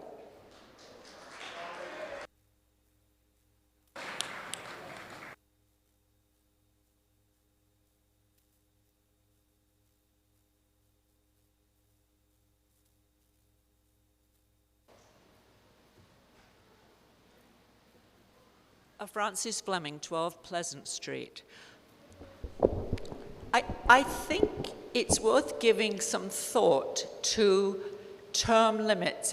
I want to echo what I think I heard from back there, that if there was a term limit of, say, 9 years, and then people were asked to step down, but then they could run again at a later point, but just to give a break from the person that served a long time, and then a time for a different person who maybe have some different skills that would serve the town, and they would have their time. And then if people weren't happy with that, they could ask the other person if she or he would be willing to step in. But I think it's something that needs a bit more discussion. I don't know, but I just think to have the same people on for sort of ever and ever, you kind of get used to it, and well, the town's working, so we won't rock the boat. But it doesn't allow a person to come who is thinking differently, creatively in a different direction, has a skill set through profession or whatever that we'll never know about because of people running on. Just a thought, okay?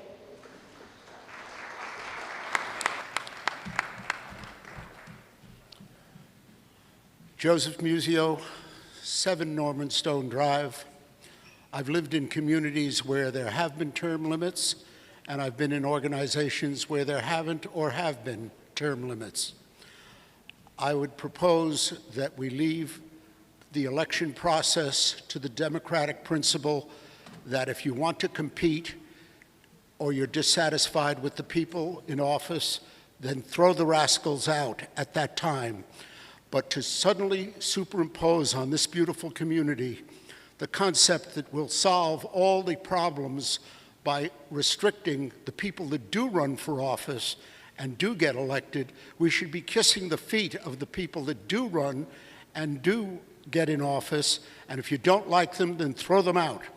But many of them give a great deal of time and energy and are non-compensated. I don't see, having lived in New Jersey, I see no corruption of the elected officials. I have gone to meetings and been treated with respect. Very often when my views were in difference with what the selectmen wanted, I think that people like Toby and others that I've heard today continue to make this town a vibrant and physically beautiful place. So I am unalterably opposed to any concept that would restrict the people that run for office as it is. Thank you.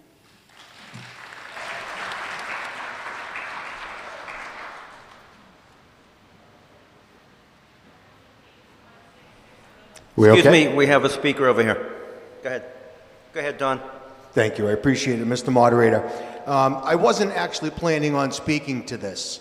I made my feelings known at Fall Town Meeting when I supported this, and I still support this. I think, again, with nothing against my fellow board members, this is just my general philosophy overall.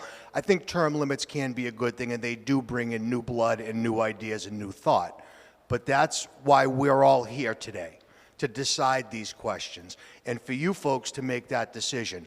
Everybody has their own individual personal opinion, as was stated earlier, but I will tell you, when my name was invoked in this in such a negative fashion, I can't help but stand up to defend it. The previous speaker speaks with such contempt and self-righteousness at our meetings and in general that it's not right. And he demands. He doesn't look to work cooperatively with government, although it does on the surface appear to be that way. That's not the way it is, I can promise you that. So please don't be fooled by things that you hear or see here. When I thank people when they come to our meetings, it is 100% genuine. I appreciate everybody here today, and let me thank each one of you here today, every one of you without exception, for being here. So if my thank yous are taken as disingenuous, that's somebody else's problem, not mine. So perhaps other folks could practice that same kindness that we speak of here in town and work cooperatively so we can achieve great things in this town that are definitely 100% achievable, regardless of differences of opinion that we have. When dialogue is invoked, that's the foundation of our government. So thank you very much. Yes, ma'am. Emily Hayes, 166 Main Street.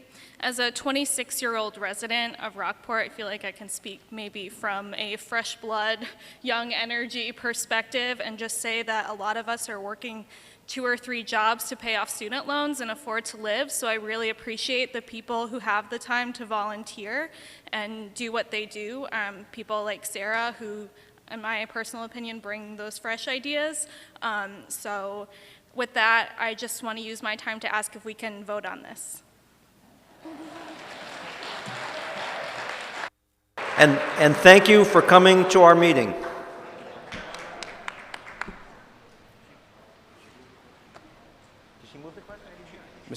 Yep, I'm all set. Thank you, Mr. Moderator, and I know this petition has come up before in the past, and I'm one of the rascals they're talking about. I've been on the Board of Selectmen for a number of years, along with my other rascal to the left here. And hearing the discussion is like attending your own wake. You know, it's a little uncomfortable, but if you don't like the job I do, and I'm sure there's people in this room that don't, just don't vote for me. End of story. Thank you.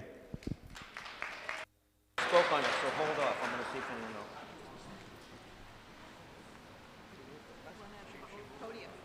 Okay, yeah, right there on the podium, and then Sarah. Laurie McKenna, 31 High Street. In theory, I am in favor of term limits, but I recognize that we're a very small community and not everybody volunteers.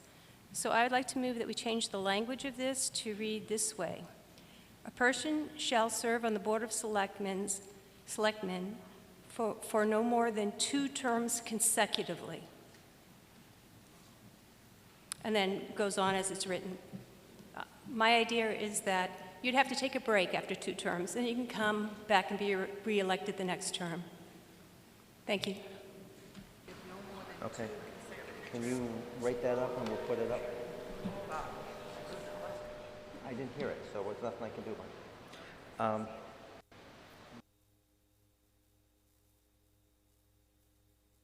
We have an amendment. We'll get the language up for you in a moment.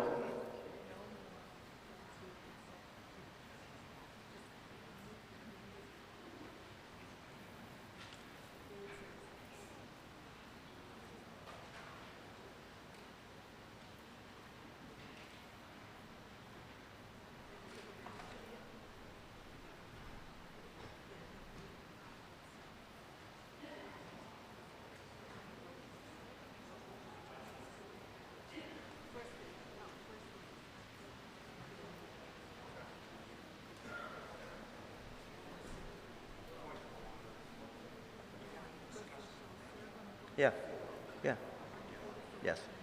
Yeah.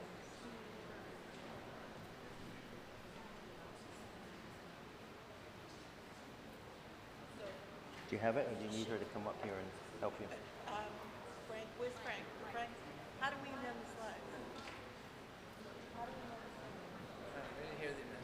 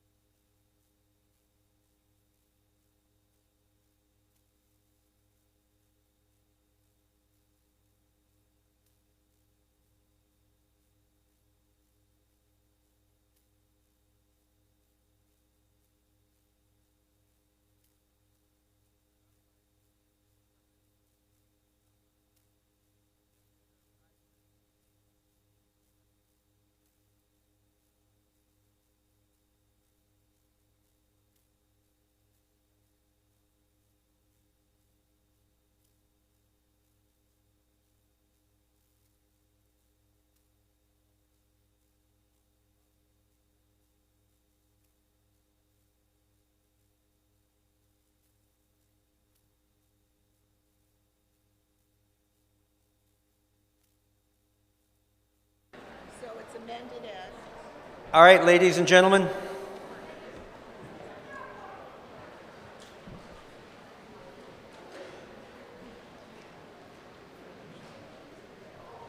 So apparently, somebody may have asked to move the question. I didn't hear it. We have very bad acoustics back here, so that's on me.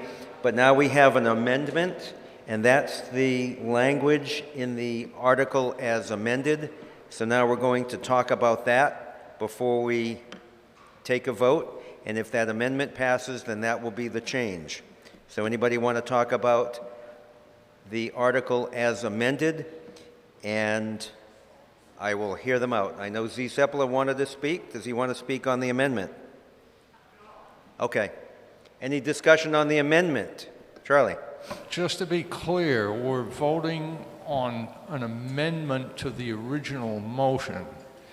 If we vote in favor of this, then we have to vote again to whether we're going to turn the whole, accept the whole thing. That is correct. Okay. We vote on the amendment. If the amendment passes, then that becomes the language upon which we have the rest of this discussion, which will be a short discussion. Then we vote again, right? Yes, And that's I correct. never heard a second on this, but that It may was be- seconded. Okay, gotcha. We kind of have an automatic second going.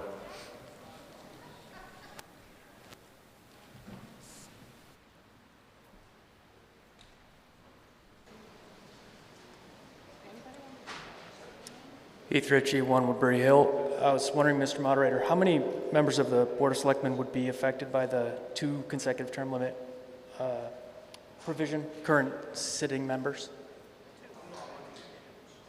Just asking. 2? Which? 2. Just 2. You and Paul. Sarah and Paul. Thank you. Okay, Z.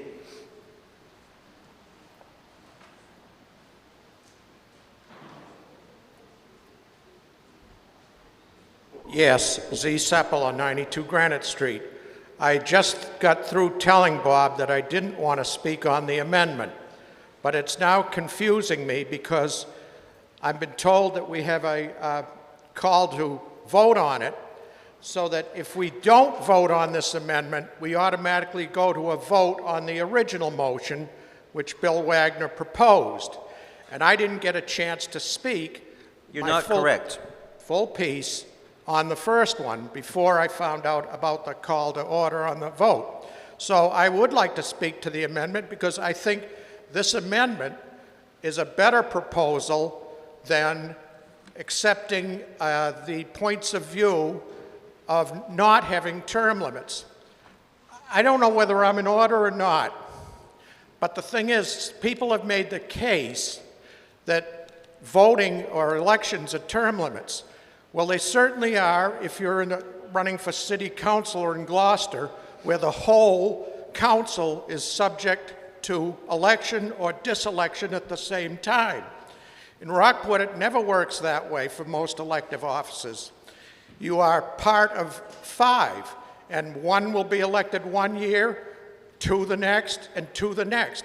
So you are always going up against people that have been in the office for 3, 4, whatever, how many terms. And if you do have changes to offer, it's unlikely that those things are going to be very popular.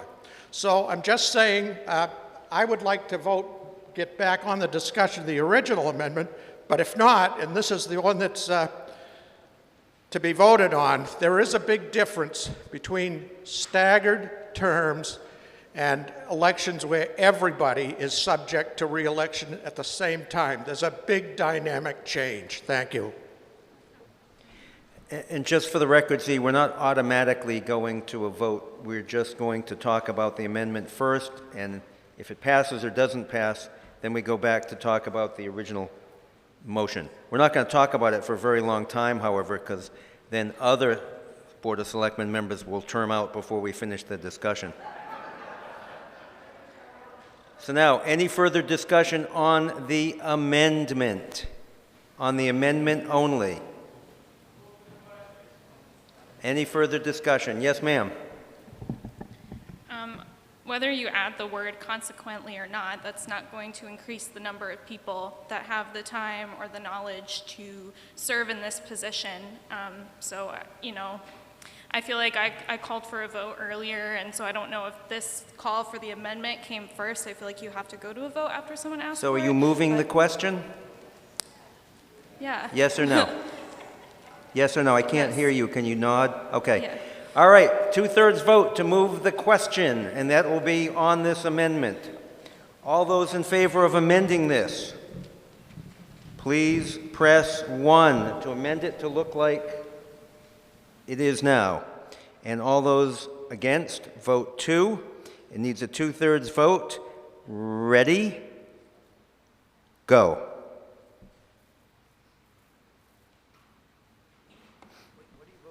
The amendment.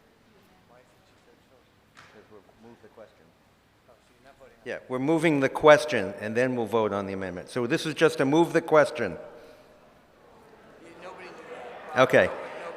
She asked to move the question. We're going to move the question which requires a 2/3 vote. If we vote that, then we'll go right on to the amendment. Okay? So this is just to move the question. Okay? Any questions on that?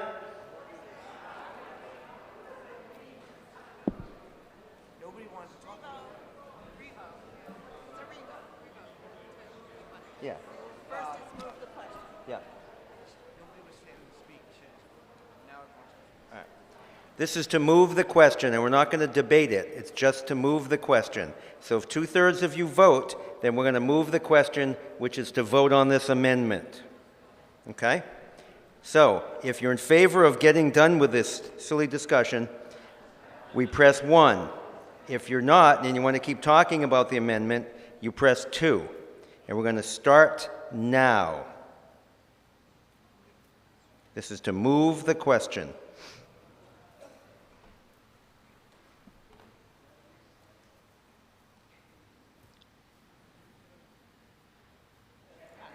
Haha.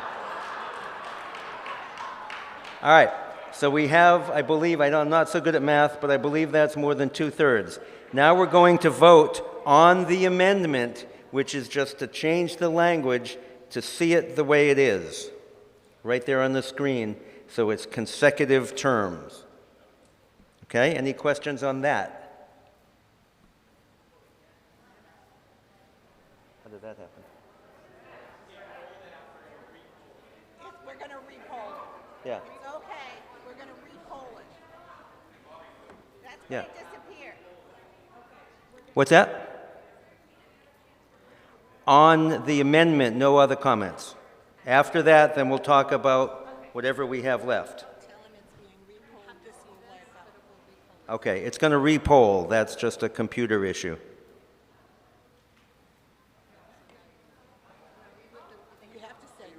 What's that? Okay, it won't change? Okay.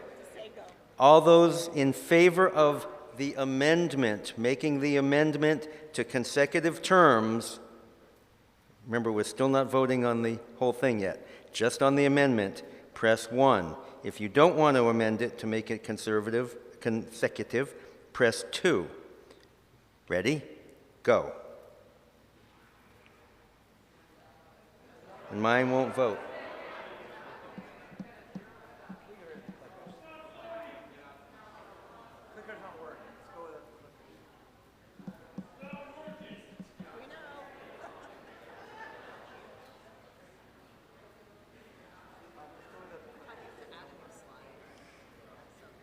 Ready? Okay. All those in favor of amending Article H, press A. And if you don't want to amend it, press B. Starting now.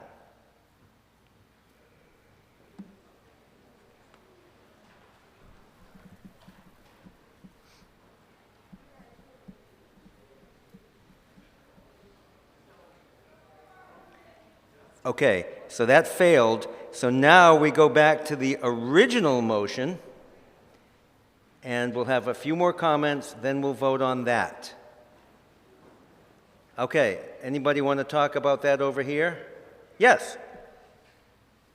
So now, can you restore it? Did you restore it? I don't, great. The language. Sarah Yeah. Wilkinson from the Board of Selectmen. I'm not sure, Selectman Murphy, whether to laugh or cry, because this is our wake, my wake with you, I guess.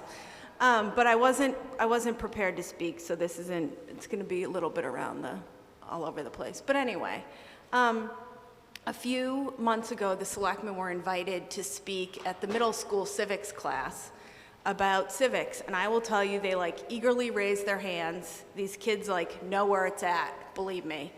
And their first question was, how much do you get paid? And when I said nothing, their mouths dropped, and I think at that moment we probably lost all future selectmen of that generation. Next, they asked what other benefits we got. The answer was nothing. And then I obviously went into my speech about the value of volunteering and giving back, and teaching my kids what it means to give back, and that kind of went in one ear out the other.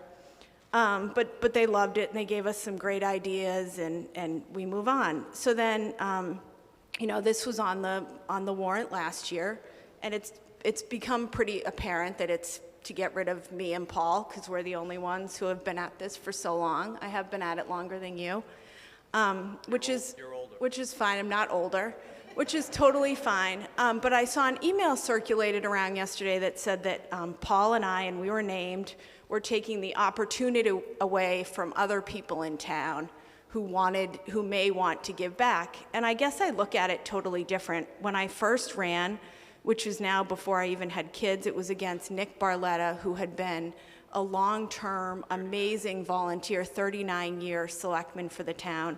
I have a great, deep respect for Nick. I'm not trying to match Nick's record by any means, don't get me wrong.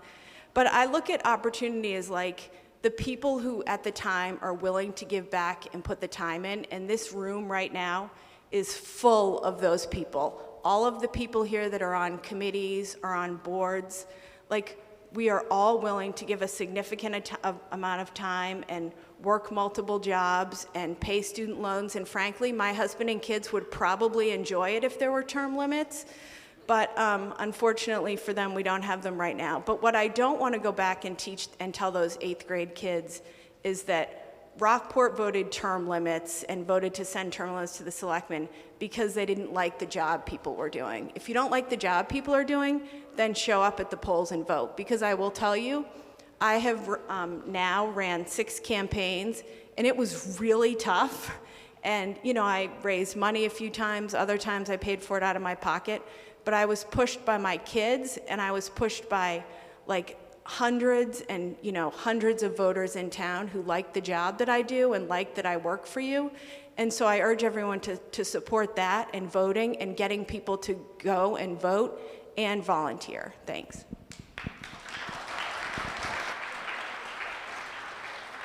Do we have the right? Yes. Because you can't, I can explain that. It's voting to authorize the Board of Selectmen. You can't make the Board of Selectmen do that. You just authorize them to petition the General Court. They could decide to do it or not do it. It has to go through the General Court. Yes. Hi.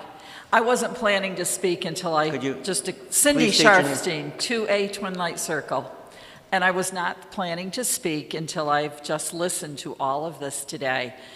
I believe that you cast your vote for who you want when you vote for selectmen. And I think to limit their term limits, to limit how long they can serve this community, which all of you love, I think it's an insult.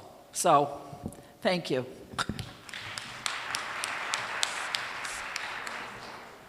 You've spoken a couple times. Anybody else? Yes.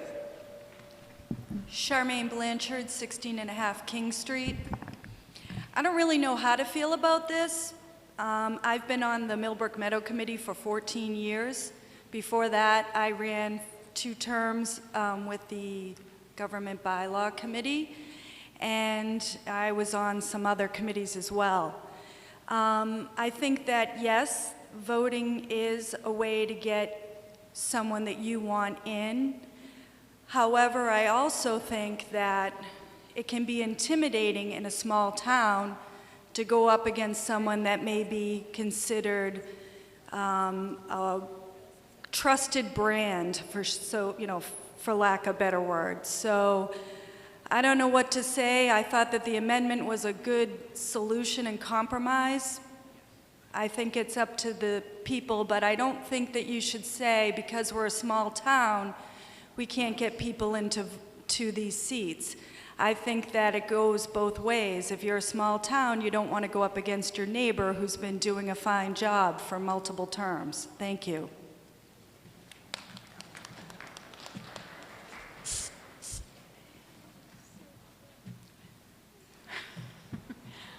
I'm Sarah Clark from Millbrook Park. I just wanted to say, we have to remember the value of experience. It is good to have people on a board who have been there for a while, who have learned what the job requires and can share that with newcomers. In many professions, you value the person who has been there a long time. You don't excoriate them. Thank you.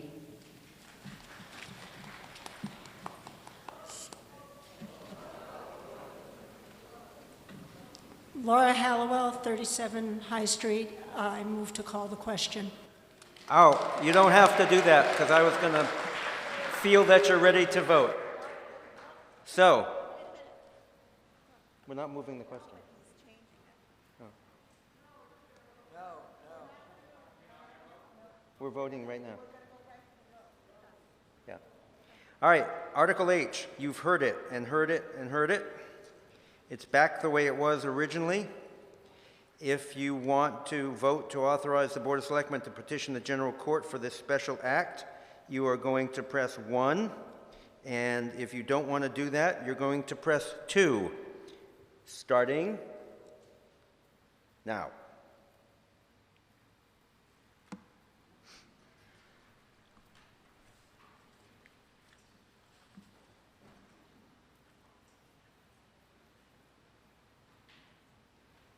And that motion fails. 67 in favor, 143 opposed. We move on to I, which will be followed by C, D, and E.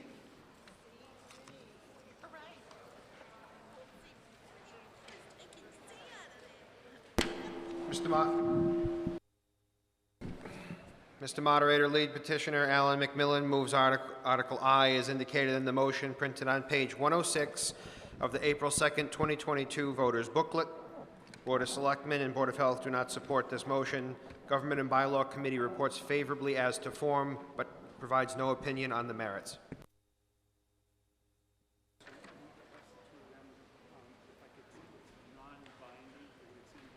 Yeah. You can, it'll be beyond the scope, so it's got to be, yeah, it's got to stay the way it is.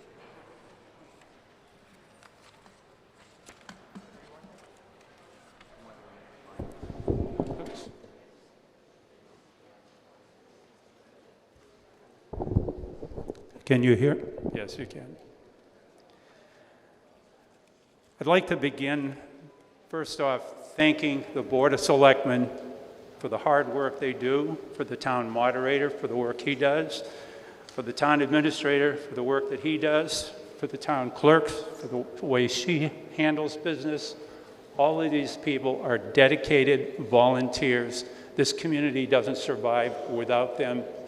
And I just want to say I appreciate Don Campbell's remarks. I sometimes strongly disagree with him, but there's no way you can deny his or her dedications for the work they do. Thank you. I'd also like to thank the previous speaker who spoke on the ad hoc water supply committee.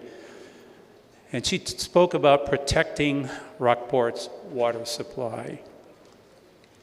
This is the 50th anniversary, 2022, of the Congress of the United States passing the Clean Water Act, which, by the way, prohibits the mass medication of the public through a water supply for the simple reason that you cannot control the dose.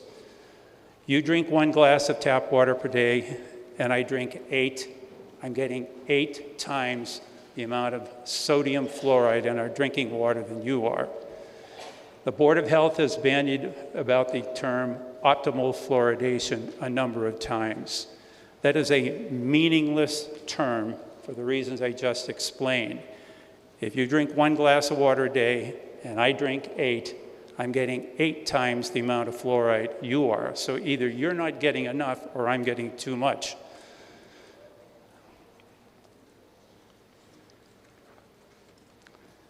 This will be the 3rd time since 2015 that a group of citizens from the town of Rockport have tried to get the town to eliminate the addition of sodium fluoride, chemical symbol NaF, from our municipal water supply. Sodium fluoride is a poison that falls between lead and arsenic on the poison scale. and both lead and arsenic can kill us. It is both a neurotoxin, which is harmful to babies, their developing brains, and an endocrine disruptor, which interferes with the body's circulatory system. I listened to a recent Rockport DPW Advisory Commission on March 16th on discussion of adding fluoride to water supply, and learned that even the DPW does not understand the difference between calcium fluoride, CaF2, which is a naturally occurring substance found in our Carlson's Quarry Reservoir, and sodium fluoride, NaF, a man-made industrial byproduct of both the aluminum and fertilizer industries.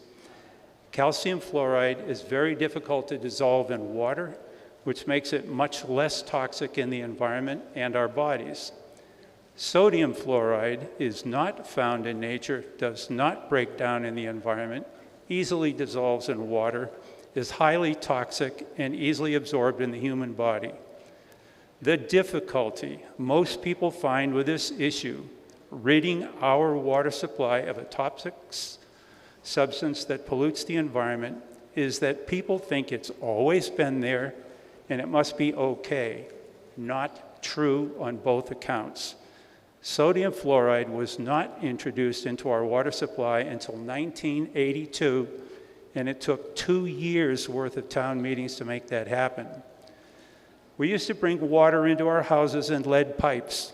We used to paint the inside and outside of our houses with lead paint.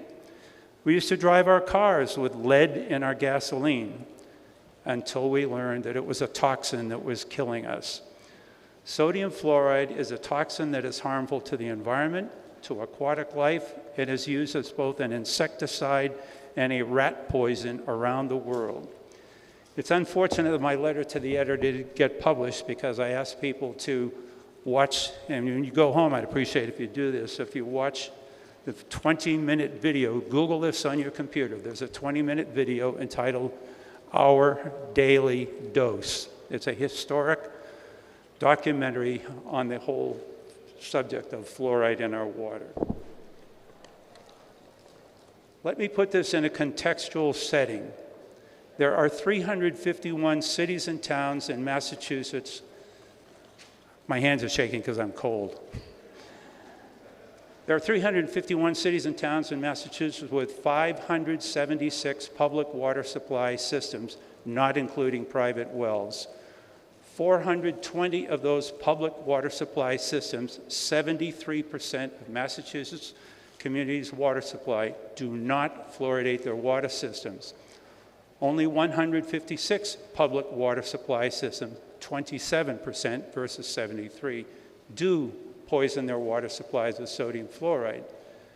The communities that do fluoridate with the use of sodium fluoride, it comes in 50-pound bags.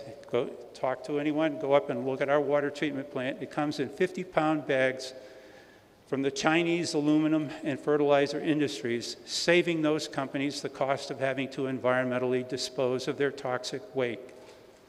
We drink it instead, literally.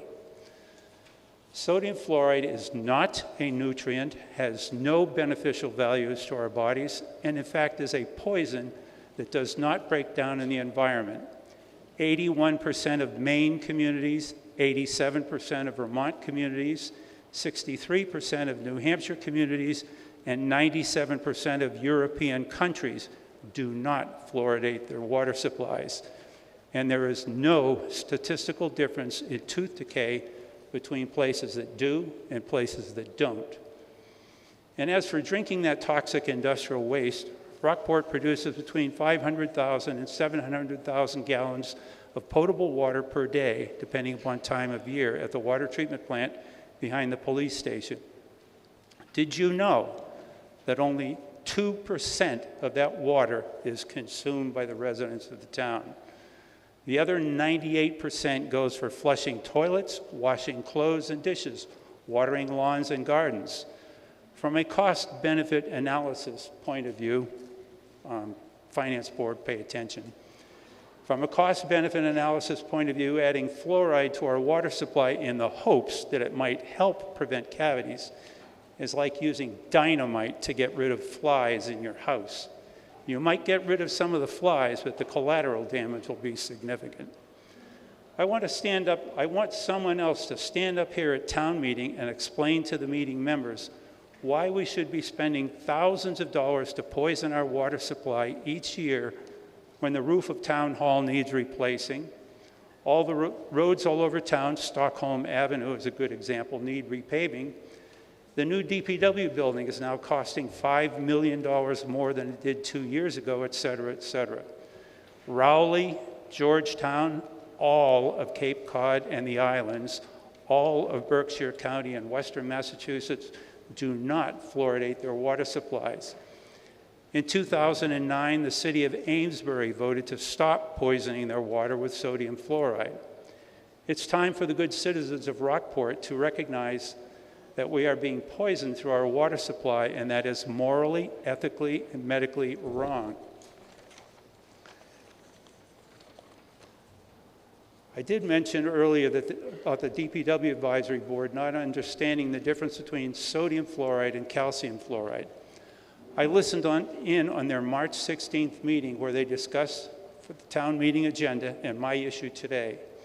Jim Gardner is chair of the DPW Advisory Board. He even went so far as to say, and no offense, by the way, if Mr. Gardner is standing here, because I think he's very good at what he does. But he did say at that meeting that if someone's bothered by fluoride, they can just go to Shaw's and buy a gallon. Well, let me tell you about that, folks. My wife and I do not drink the fluoridated water here. We use a gallon of spring water a day. And we use that spring water for drinking, cooking, making coffee, brushing teeth, watering plants, etc. That's 1 gallon a day, 365 gallons a year at $1.29 each. That's $470.85, and the empty plastic containers, so those 365 bottles, weigh 50.2 pounds of trash added to the transfer station. If just 100 town residents did that, it would add 2.5 tons of plastic waste, 5,020 pounds to the town's waste stream per year. Completely unnecessary. And then I'd like to close with this final little statement.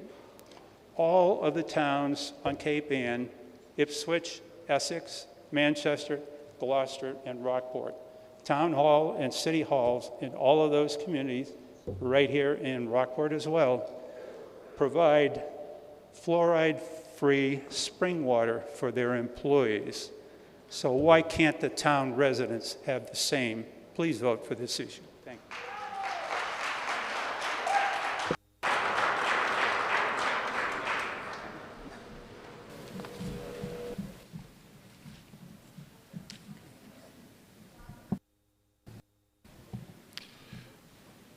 Am I recognized? Yeah, hi. Ron Newman, 9B Tars Lane West, and I'm the chair of the Rockport Board of Health. Fluoridation of community drinking water is a major factor responsible for the decline in tooth decay observed in the United States over the last 75 years. Its use results in fewer cavities, less severe cavities, less need for fillings and tooth extractions, and less pain and suffering. Fluoridation has been shown to decrease costs not only to individuals, but to communities and to the healthcare system. Its impact has been significant enough for it to be named as one of the 10 great health achievements of the 20th century by the Centers for Disease Control and Prevention. Water fluoridation is safe.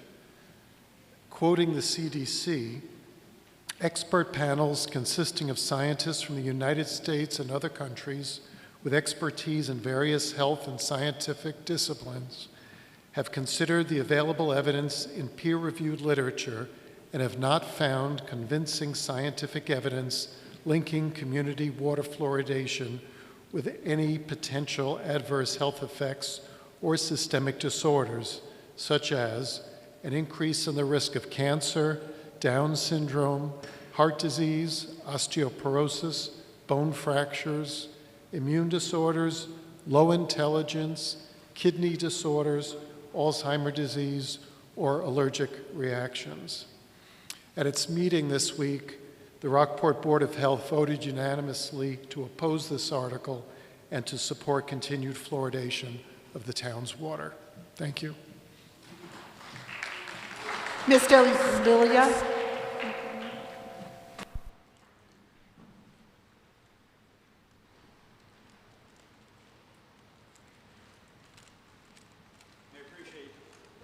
I appreciate being recognized as a member of the Board of Selectmen.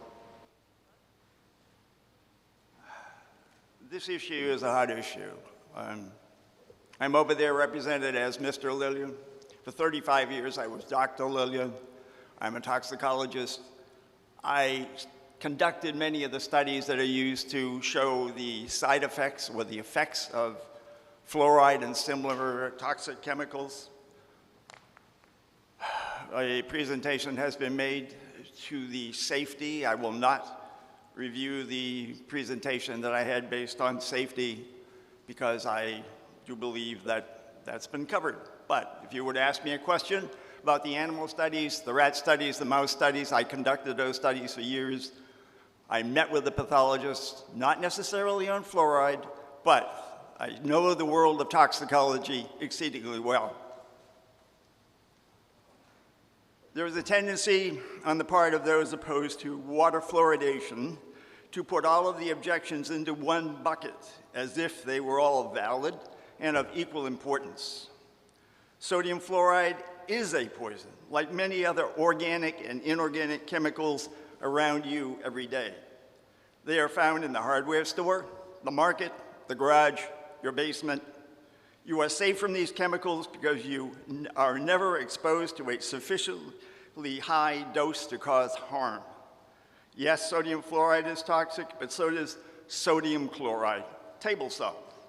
Yes, sodium fluoride is more toxic than table salt, but you never are exposed to a dose of sodium fluoride that would cause you harm. Is sodium fluoride a neurotoxin? Yes. But you will not be exposed to a sufficiently high level again to be of concern. The mouse studies suggesting neurotoxicity levels far above human exposure levels for fluoridated water. The human studies in Mexico and China were not clinical trials. They were conclusions based on data following exposure to naturally fluoridated water at very high levels. Again, the levels far above the exposure of your experience from controlled fluoridation in the US.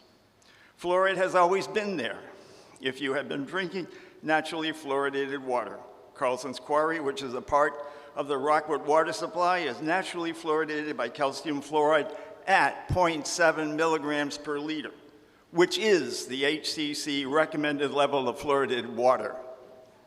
Many chemicals are used as pesticides and insecticides, and yet the same chemicals become a pharmacological or a pharmaceutical agent when handled with caution. Many of you here today are on a dose of warfarin or Coumadin, as it is known. I dare say you consider this drug a lifesaver, yet it is a poison or a toxin that needs to be handled with care. Hence, you frequently go in for assessments of your warfarin blood levels. On the other hand, warfarin is also a rat poison. Calcium fluoride dissociates in water, and here's the problem. How many are chemists, or how many have had a college chemistry course in this auditorium? Please raise your hands. Okay, if you have, then you understand that calcium chloride and sodium fluoride dissociate in water. It is not the calcium fluoride, it is not the sodium fluoride that in fact is the active agent that acts on your teeth. It is the fluoride ion. You cannot distinguish between sodium fluoride and calcium fluoride in water. Cannot do it. It's the fluoride ion. You can't distinguish between those ions. That's number one. The other is that calcium fluoride is natural. It has a very low solubility. In fact, the solubility of calcium fluoride is 25 one-thousandths of it, or 2,500 times less soluble than sodium fluoride. Hence, the reason that you use sodium fluoride to fluoridate your water is because it's easier. You would have to put 2,500 times as much calcium fluoride in the water to achieve the same fluoride ion concentration that you do with sodium fluoride. It's an ease situation. It's not a toxin. Oh my. So much is said about the labels on the bags of the sodium fluoride at the town facility.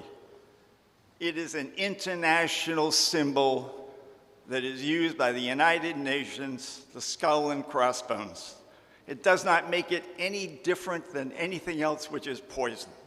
I have a list over here of 44 different agents that are used in perfumes and scents for anything that is used personally in hygiene or perfumes or whatever that also carry the same skull and crossbones label because it's easily recognized internationally. You don't have to translate a word to find out whether it's toxic or non-toxic. That's written in Chinese or wherever it's written. But the fact is that this skull and crossbones symbol translates to everybody equally. Then we talk about the fact that this sodium fluoride comes from China. Well, part of it's China, part of it's the fact that it's sodium fluoride, part of it's the fact that it comes as a part of an extraction process from aluminum. Okay, it is a waste product. It's not necessarily a waste product that in fact can't be recycled, reused, reconstituted. What do we do with our waste these days? We're trying to make better use of it. That's exactly what's happening with the sodium fluoride. It's being purified. It comes back to us in a form that can be used for the fluoridation of water. So don't look upon it as if it's something you aren't confronted with every day when you think about recycling anything. So please, bear with the scientists, bear with the MDs, bear with the dentists, listen to them. And from that should come some knowledge that I don't think you generally have. Anyway, thank you.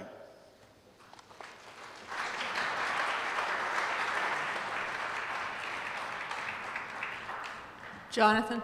Jonathan Ring, 9 Pools Lane. I'll be voting in favor of this article. For me, it just comes down to choice, freedom of choice. You choose what medicines to take, knowing that there could be side effects, what vaccines, which I took two. You choose what supplements to take. So yes, I mean, there could be side effects, some are toxic, depending on your body chemistry. But when you fluoridate the water, you basically take that choice away, and you're forcing everybody to either consume fluoridation through that water or to spend more money to find alternatives. So I just think freedom of choice is very important when deciding what we decide to take as medicine or supplements. Thank you.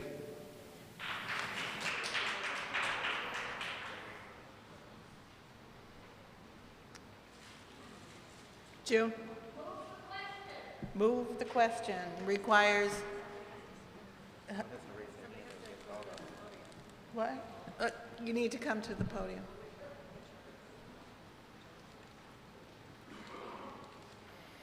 We've heard from 2 people for, 2 people against.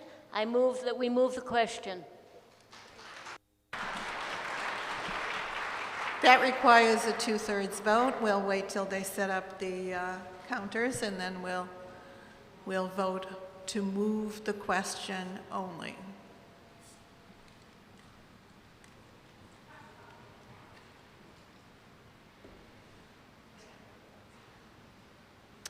All right, we're ready to vote. All those in favor of moving the question, press A. All those against, press B. Starting now.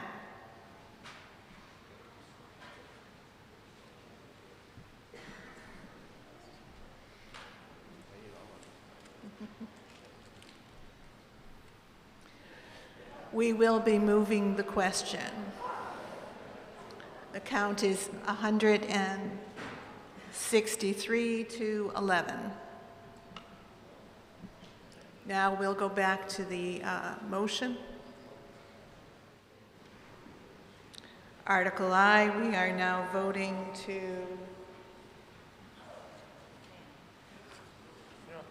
I don't have to read it. Article I, move, all those in favor, press A. All those against, press B.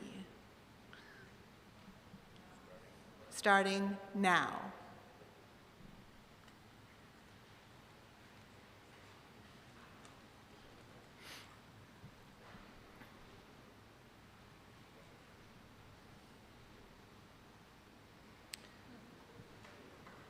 The motion fails, 119 to 63. Yep, your turn.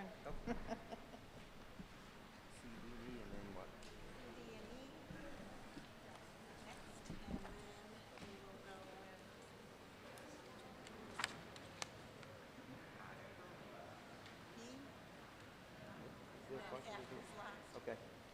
All right, so the order for the final articles is C, D, E, B, and F, the DPW last, and that's totally legit. I swear to it, I'm a lawyer, you must believe me.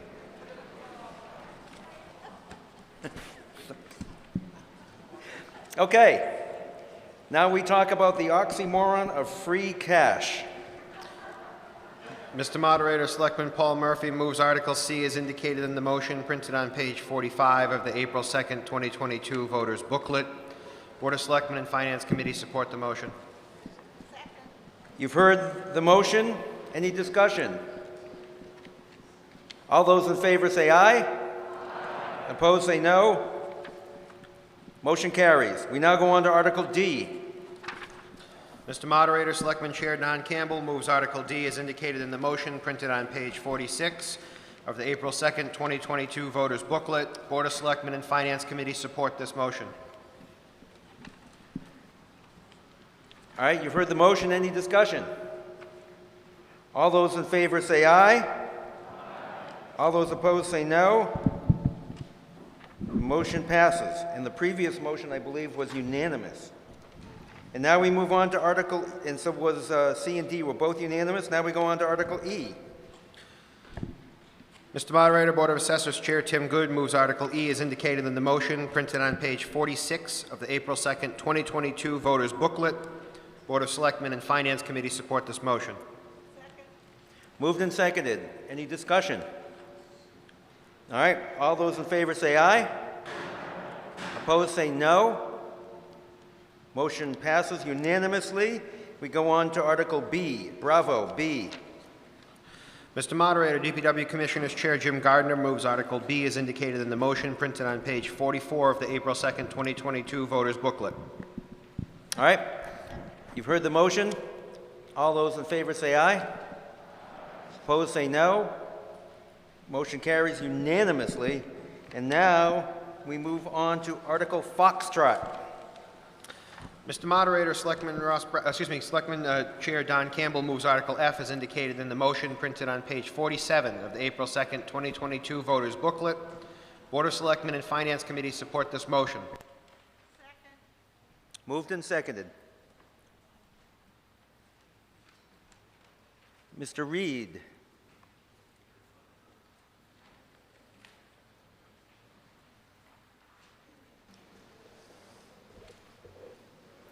Bruce Reed, Building Committee Chairman, member of DPW Commissioners. Sorry we waited this long to get to this one, but that's the way it works. Anyhow, a little history here. We started or the town started in 1992, looking at the DPW facility, and recognized that long ago that we had problems and we needed to do something about it. Along the way, since then, there's been really 3 other studies done on the building. And I'm not going to spend a lot of time going over all the reasons why. We did that 2 or 3 years ago, so we know the reasons why. But let me tell you what's happened now. We have a pandemic that's going on. And when that hit was about the time that we were going out for bids. And all the bids came back higher than we anticipated. And the reasons were many, and the biggest one we were dealing with is the cost of materials, and in particular, steel.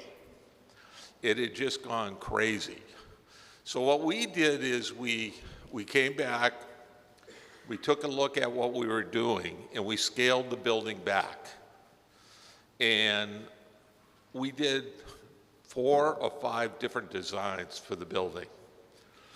And the problem became, we knew we needed to save $2 million. We saved the $2 million. But by that point, we could not build it with that $2 million savings. Things had gone so high. So we then decided, well, we aren't really at the place to bid now, timing-wise. So we waited, and we tried to wait the market out, hoping there would be some corrections in the market, and we could save money that way. Turned out there were no corrections in the market. So at that point, we had to start looking, well, what do we do now? And it became clear that the only way we could continue was to raise more money. That's why we're back here. So then we looked at, well, what do we need? And that's where that $5 million number came from.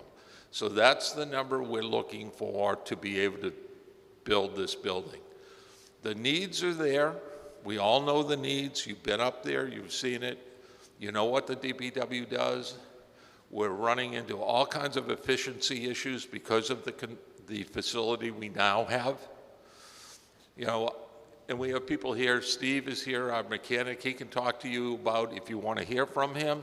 I know it's late in the day, but he can talk about what he goes through to try and work on a truck. And it's difficult.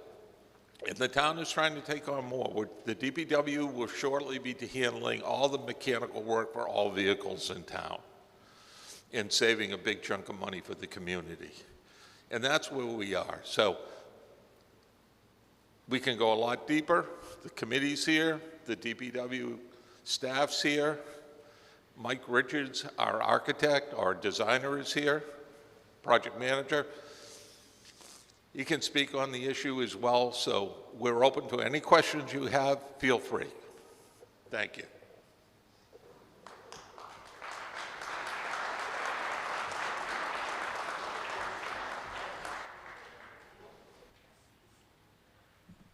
I'm looking to hear from anyone from the DPW before we open it up to the public.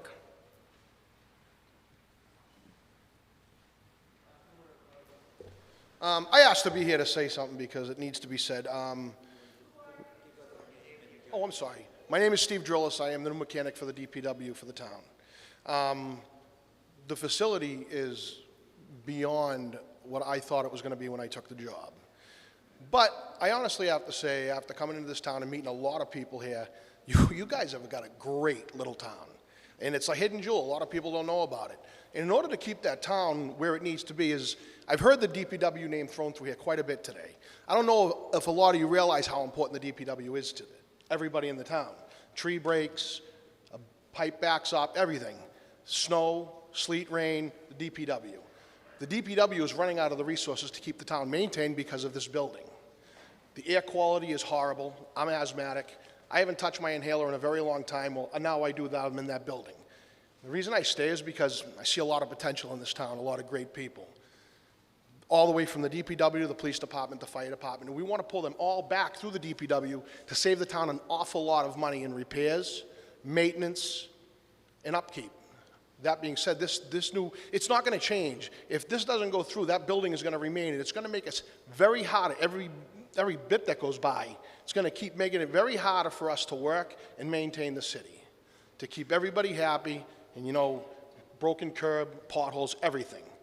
The facility is, I can tell you standing here the conditions, but I don't think you really understand. If it's not voted in next year, the building's not going to fix itself. It's not going to get any better. And the worse it gets, the harder it's going to be. And there's a lot of great guys in the DPW that care about this town, and I'm sure everybody in here cares about this town. This needs to happen. I can't stress that enough. And I asked to say it today because I need a lot of people to understand in a workday what goes on. When I go in, we have that small barn is housing all of us. Everywhere from the carpenters to me, the mechanic, and everybody else. I go in, I can't even start work until everybody gets all the vehicles out of the building. Because as everybody knows, vehicles and equipment is very expensive. It needs to be out of the elements a lot. I like to work through the entire day, and when I start a project, I'd love to get it done. I have to stop between 2 and 2:30 to make sure all the vehicles can get back into the barn. And if I don't finish, and I have to leave something in that I'm repairing, something worth a lot of money has to get left outside the elements. It's not just about the mechanic, it's about every aspect of the DPW. It's not fair the way these guys that really work hard to keep the community safe and maintained, the conditions they have to go through there, it's unacceptable. And they're doing it and working hard for everybody in this town. And there was a lot more people here, but you need to get the word out. It's maybe a lot of money, but it's worth it. And your town is worth it. And the people that maintain this town are worth it. So I hope everybody after today can be on the same page. I hope we can get this facility built and get it over with and move on and keep this town, like I said, the great little town. Hopefully I can become a resident of this town in the near future. That's how much I like it. I hope you do too, and I hope you're on board with this new building. Thank you.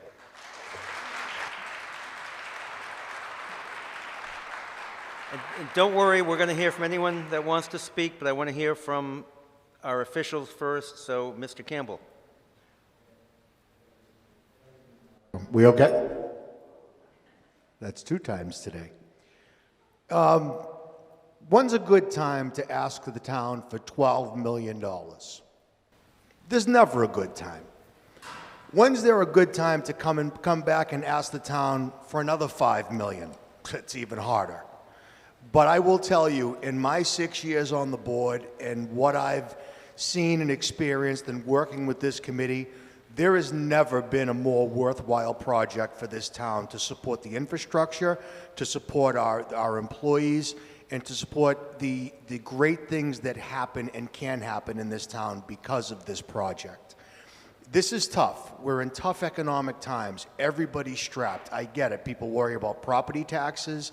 People worry about the impact it's going to have on their lives, along with all of the other factors that are affected on our outside life. But I will tell you that being on this committee has really opened my eyes. It's shown me that the depth of knowledge, the depth of experience has paid off immensely for us, the taxpayers of Rockport. If you remember a while back, there was a single-digit millions of dollar number that this barn could have been done and accomplished with. Now, if it's delayed at this point, this number only gets higher and the need for the barn does not go away. This is the time to do this. It's not easy, but it's something that really imperatively needs to be done. 1956. Remember that. That's when this facility was built. And for those that say we can upgrade it, we can do different things, everything has been looked at. I can assure you, I promise you on my word, every option has been looked at. Bruce Reed has spent, I can't even tell you how many countless hours trying to figure out different configurations.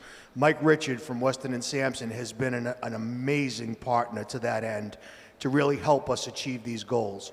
So I urge you, if you support anything, please support this, because this is a quality of life issue for the folks in town. It really, really is. So please, I urge you to give your support to this. Any other town official want to speak before we open it up? Okay, in the back. Charmaine Blanchard, 16.5 King Street. I completely agree with everything that was said since we've called this article, so I don't want to repeat anything. All I want to say is, as a member and citizen of Rockport, none of us want our taxes to go up, but these people are the backbone of our committee.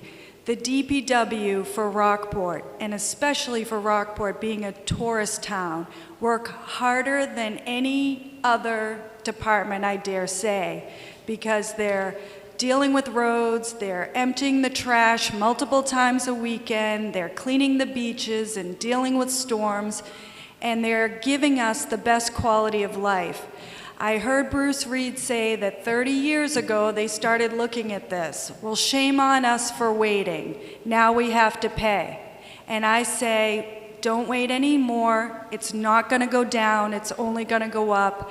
Help them do their jobs. Give them the proper facility they deserve. Thank you. Monica?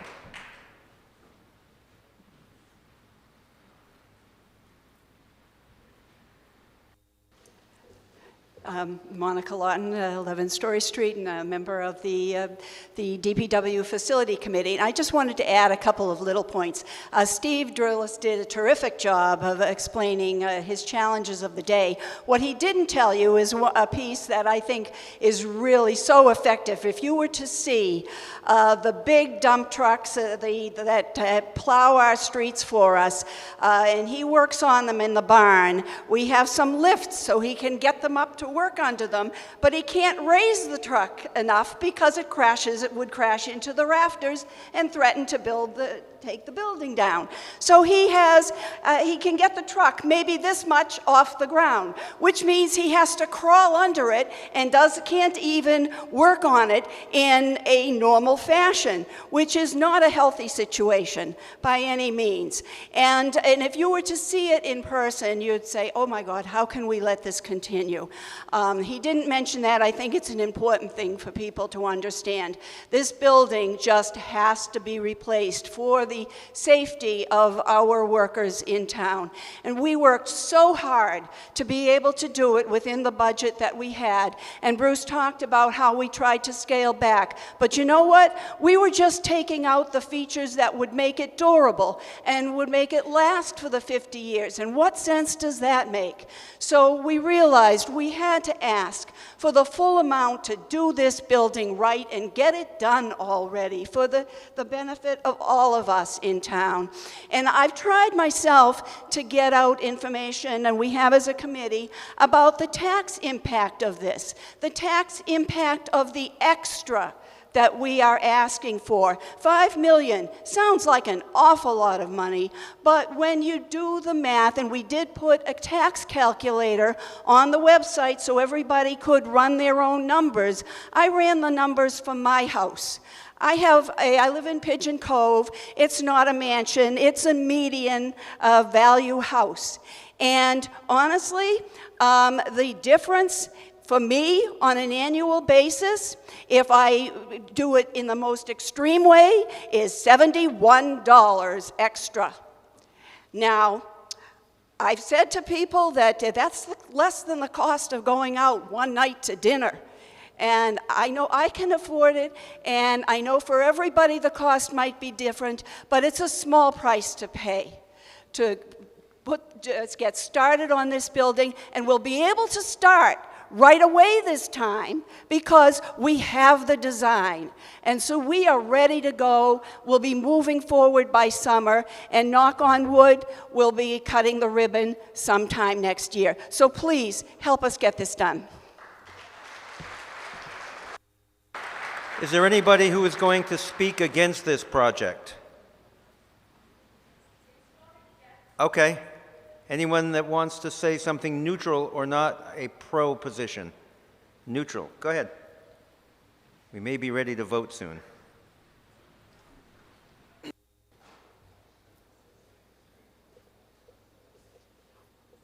I would like to say that I toured the barn 2 years ago, and it was a pit, and I wouldn't want to work in it myself. I would vote for this totally especially if I had the assurance that the town would then put solar panels on the roof so that we can cut down the cost of the work. Bruce always has had a sunny disposition, so he can talk about this. And his mother called him son. That's right. I just put them on my house, solar panels.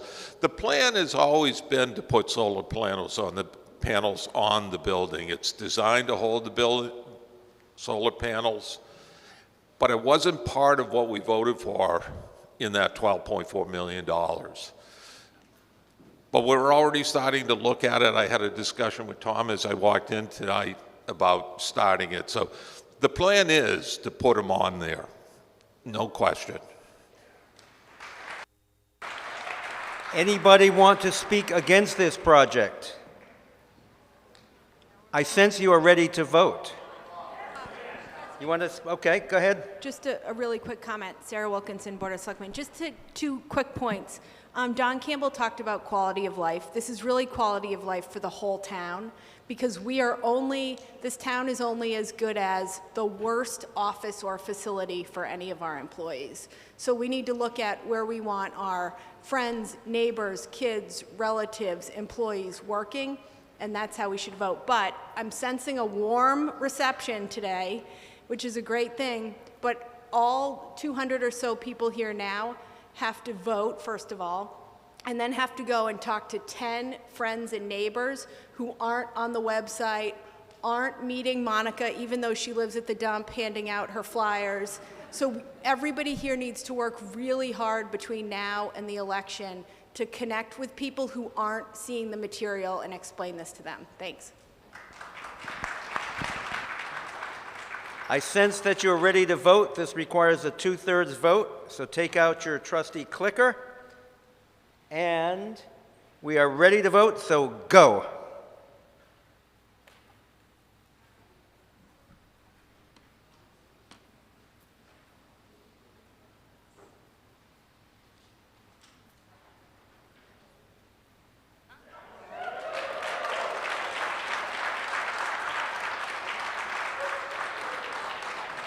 I sense that that's over 2/3, 162 to 15, so the motion carries. Several things here. We have COVID test kits as you leave, but the town clerk wanted me to let you know that inadvertently she didn't mention Robert Parody, who passed away last year, and so she apologizes for that, but he was a good guy. I knew him well, and he did a lot of work for the town. And Mr. Murphy has something to say. Good afternoon, everyone. Just very quickly before everyone leaves, today is the last town meeting for the chairman of the Board of Selectmen, Don Campbell, and I just want to publicly thank him for his 6 years. It was no secret that he and I battled a few times over a number of issues, but I never once questioned his integrity, his love of this town, kid from East Boston coming to Rockport and falling in love with the town. So we wish you all the best. We hope that you will continue to be on our committees and things of that nature. But thank you to Don Campbell.